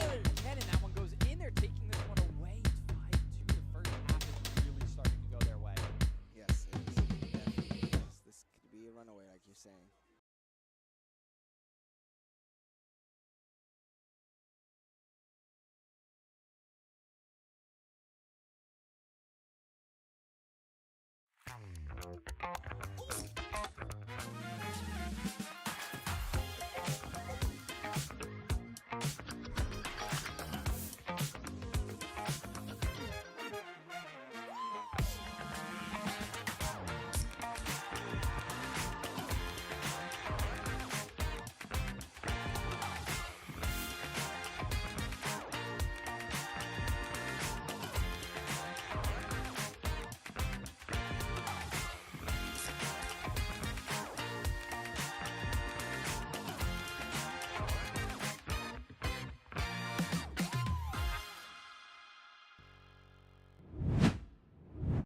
And we're back sitting down with two of the xGODS. This is going to be Ragin and Havoc.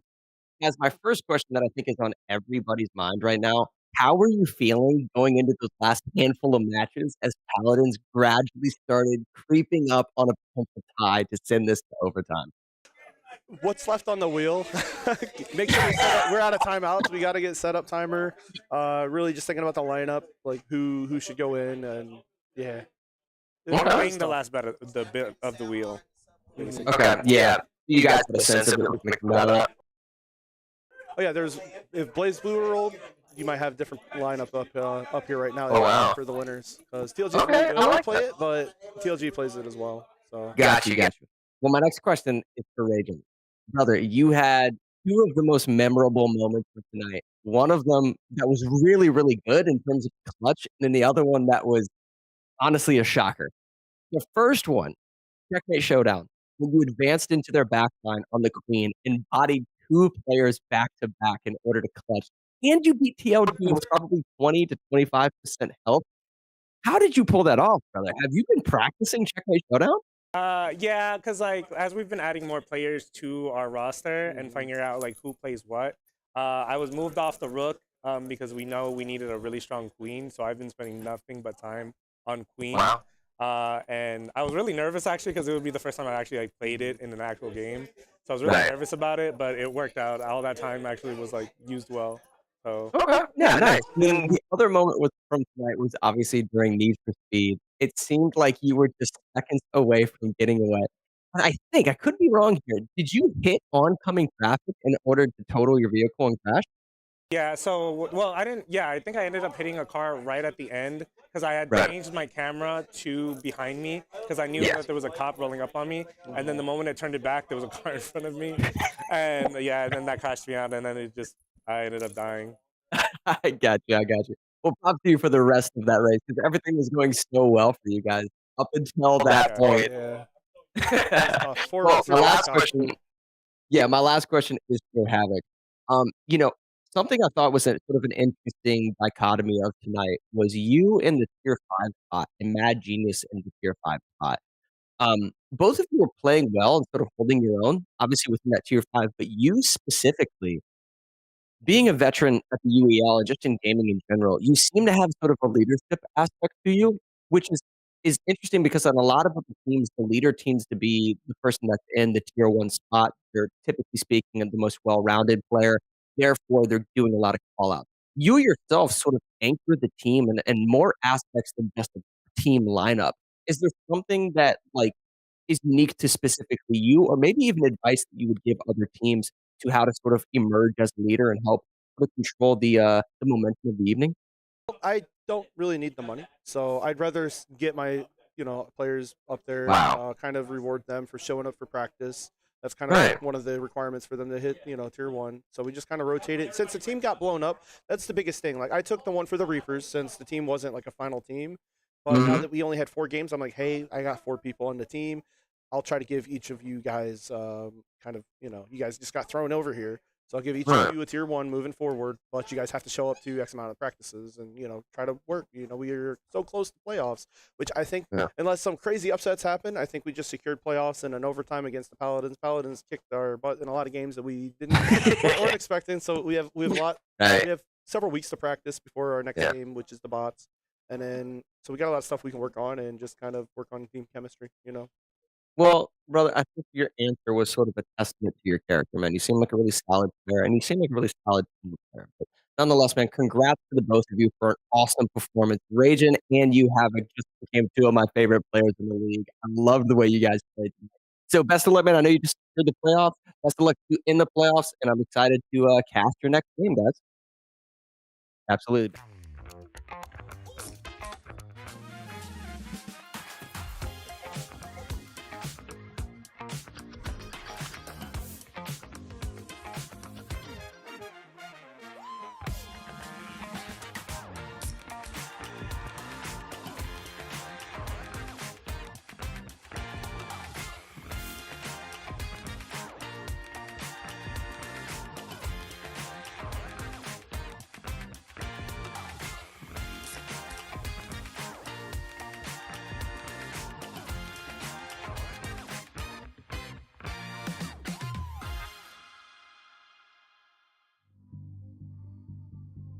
If he loses this now, I don't even know. All right, calm down, TOG. You just lost to him. Calm down. Stay focused, bro. Stay focused. Going great on his trail. Right now, hunting down from the bandits. Oh, and there. And that one goes in there, taking this one away. It's 5-2. The first half is really starting to go their way. Yes, it is. Definitely is. This could be a runaway, like you said. And there you have it, guys, for our Week 12 matchup between the xGODS and Paladins. xGODS almost letting it slip through their fingertips. Paladins putting on an absolute show. They may be 2-5, but they are the most exciting 2-5 team in this entire league. Got to give it up to them. This was a win-win situation for them. The fact that they put on this show, none of them should be walking away with their heads down. It's just all positive energy over there. And I think you could sort of feel that, right, from Wanku and Magna kind of in those post-game interviews. Nonetheless, Tony, tell us what we got coming up for tomorrow, brother. Tomorrow we got the Spinneroonie because I know the people at the chat wanted to see what would have been the final game. NBA 2K25. I think that would have been a back and forth one. Maybe Paladins probably could have took that one away. But tomorrow, 2 p.m., the Shoguns versus the Ghost. Going to be a great game. Shoguns looking for that very first win. Can they do it? Who knows? But we do know that I'll be your boy Dad Hat Tony. He be that man, Mobster Matt. This be the UEL where gamers go pro. Make sure you get yourself a SurfThing and get the heck out my face because I got to go.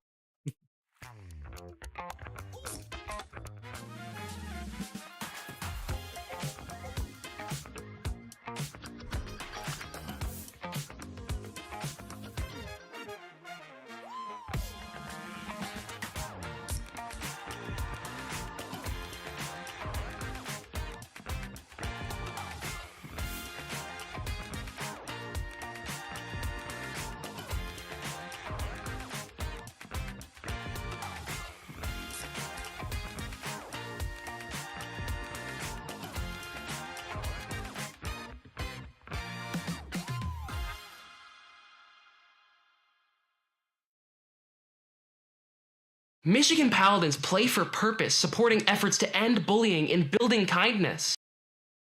Get ready to join the Michigan Paladins on December 3rd for an exciting online gaming fundraiser that's all about making a difference.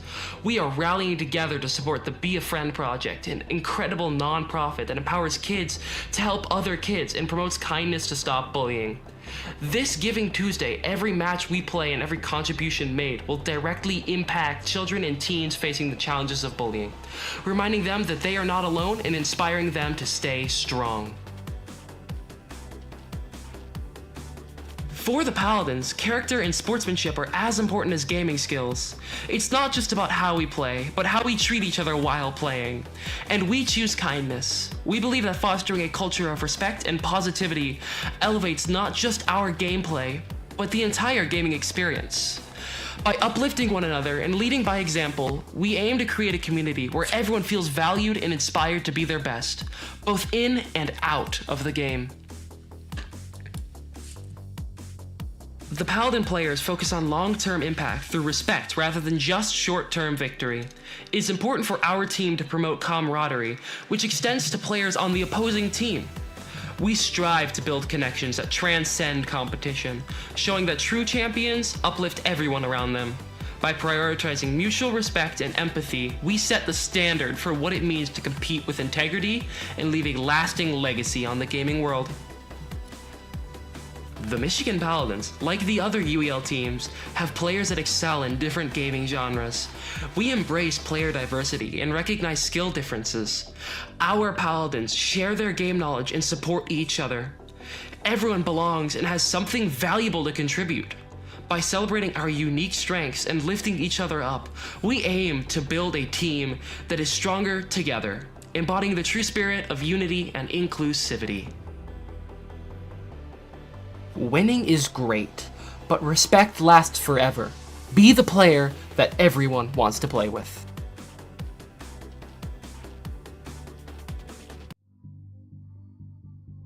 If he loses this now, I don't even know. Alright, calm down, TOG. You just lost to him. Calm down. Stay focused, bro. Stay focused. Going great on his trail. Right now, hunting down from the Bandits. Oh, and there. Ken, and that one goes in there, taking this one away. It's 5-2. The first half is really starting to go their way. Yes, it is. Definitely is. This could be a runaway, like you're saying.